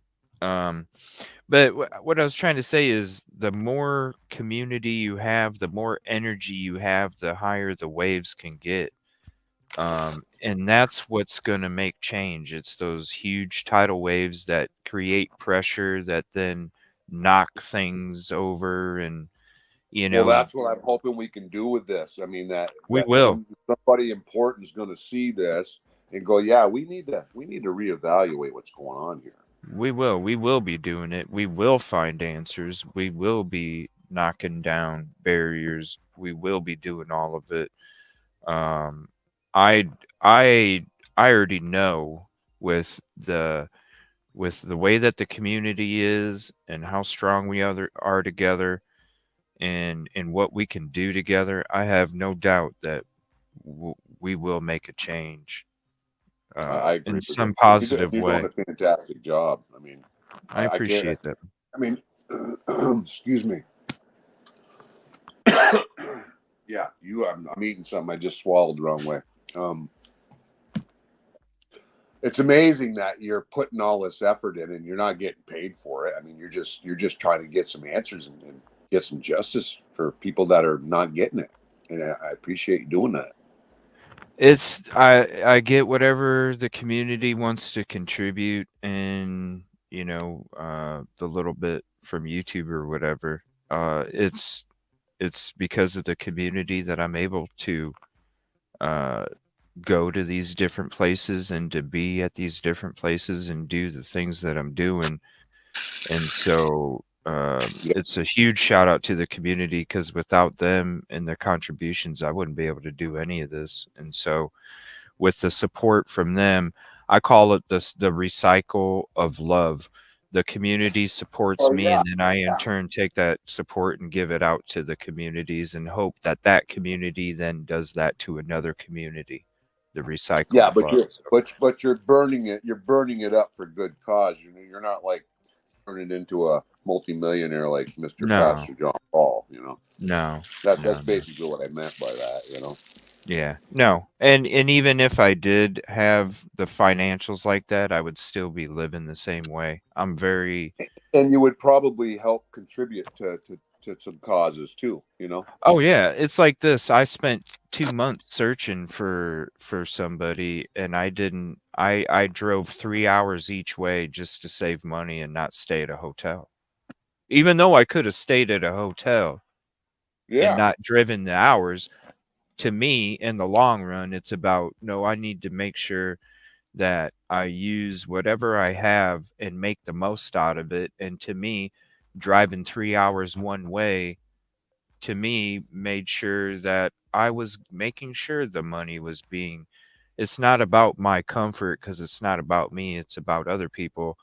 And so to me, it was like I could spend the $200 or $300 on a hotel for one night, but really, why don't I just drive the fuck home and then save that $200 or $300 for a hotel stay and put it into more searches, you know? And that's where I was coming from. So even if there was a situation where things were better financially, it would still be the same thing for me. I'd still be living the same way. I'd still be approaching my work the same way, and I'd still be giving everything that I can. So it's what listen, let's just I'm about done. I appreciate everything everybody's doing, everybody that showed up tonight, and we'll do it again. Yeah, I'll be I'll be doing a show tomorrow night, so If you'd like to, you're more than welcome, man. And if you already know if you do or not, hit me up, and we can. I'll more than likely come back. You know that. I mean, I Yeah. had a good time tonight, and I didn't even know that I could read the chat while we were doing this. So Sorry about that. I'm like, well, I'm new to this. I mean, I'm new to TikTok, but I learned real fast. I mean, I did a lot of damage. Yeah. But I cleaned it up because that's not that focus. The focus is really about Micah. I really don't wish no ill on anybody. Even you know, I'm gonna even say this. Even JP, just do the right thing and pay for what you've done. That's it. You know. Yeah, and call me JP 330-510-1110. Let's talk sometime too. Yeah, give him a call. Give me a call. Let's talk, man. Yeah, and I'm not. And you know, if you want me to come hold a camera for you while you're talking or whatever, let me know, because I ain't gonna be shaking, bro. We'll be cool. We'll be cool. I love it. Listen, I appreciate all your followers, and yeah, I had a good time, man. Appreciate you, man. I mean, it's kind of releasing some stress. Yeah, and we're touching on some good stuff, and a lot of it's like let's try to figure out what we can do to help and maybe get some real answers. I mean, because it's kind of all over the place right now. It is. I think we're gonna do some good things, man. Well, if we all keep pushing, maybe the FBI will dive into what they need to dive into and think it's worthwhile to maybe take another look at it. That's where I'm at with it. All right, man. Well, I want to say thank you to everybody. Thank you, man. Appreciate you. Thank you, everybody, for hanging out. It's already like 4 in the morning, and we still have 150 in here. So that's awesome. Usually it's about maybe 20 or something. So I want to say thank you to guys. This late, 4 in the morning. Yeah, it gets low. Hey, let's support Evil CJ's channel here, and come support me too. I'm not looking for nothing, but I mean, numbers can change, you know, and can make mountains move. So come on over and follow me, and let everybody know that you support what's going on here. And I'm not looking for fame on TikTok or anything, but I'm just the support and my numbers will show more interest for other people to get involved and start asking questions. Yeah, more attention. So I mean, I'm not looking to be any TikTok fame or thing, because I really don't even like it, to be honest with you. But yeah, thanks for the support. We love thank you, man. Be blessed. Thank you, and thanks for your support. Number one. And yeah, if you guys aren't sub, go sub over there. Let's get him up there. Let's get him on YouTube. And I will start. Listen, if I take a second, I will probably try to transfer some videos and stuff and some content over to my channel, because all you're going to find on my channel right now is my ex-father-in-law and his wife 50th anniversary video that I made for them. And did their music for them. So I mean, you can take a look at it if you want. It was a fun day. No, really, it was. It's you know, my ex-wife's family, but I was doing the DJ and the video on the screen, and I had a good time. I mean, it's a good video that I made for them, and music and all that. So go check it out. I mean, it came out pretty good, but you know, that was 8 years ago. Yeah, you'll be getting some stuff up there. I know you will. I'll do some stuff. Definitely. Yeah, and I'll show you how to. You got me hooked up with the tripod, the phone holders, and all that. I'm gonna be out there doing some good stuff. Yeah, man. And I'll show you a way that you can stream to your YouTube from my live. So my live, you could be streaming to yours too. I'll show you how to do that here. Yeah, I might be able to. I think even after this little deal's done, I mean, I do a lot of crafty stuff and handyman stuff, and you know, you guys probably would like to follow along, maybe. Do it, man. Yeah, I'll get you helped. I'll get you hooked up. We'll get you squared up for it, man. And I'll take some of my 4,900 followers, and I'm going to send them over to your channel, or try to anyway. Hey, yeah, try and take some of those videos from your TikTok and put them on your YouTube, man. That's a good idea. That's what I was going to do. I'm going to see how I was able to put that 50th anniversary thing on there back 8 years ago, and I barely got on YouTube, so I should be able to upload those pretty easily. Yeah. I'll go figure it sub out. up. Make sure your notifications are turned on for his channel. That way, when he does drop some of those, you'll get the notification right away, and you can go hit the like and leave a trophy or a heart or something, because it is the freeway. People were enjoying my really creative videos I was doing on there, and I didn't even know what I was doing, but I figured it out, and within a week I had 29,000 likes and 4,900 people following. So that's pretty good, I guess. Man. Yeah. Hey, they're good stuff, dude. Man. Yeah, you too, buddy. Have a good night. Thank you again. Appreciate you. Thank you, community. Right. Appreciate you. I'll be doing an on the road show. Thank you, everybody. Appreciate thank you, man. I'll be doing on the road show tomorrow. Later, buddy. Thank you.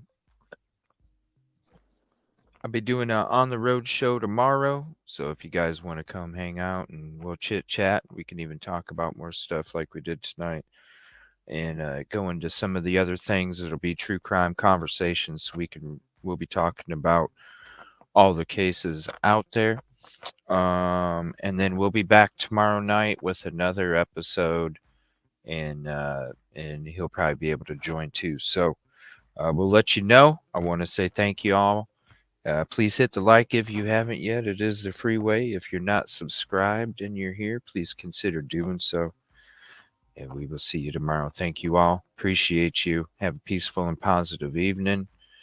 And let's continue to make those tidal waves in the ocean of truth and justice. I appreciate you guys.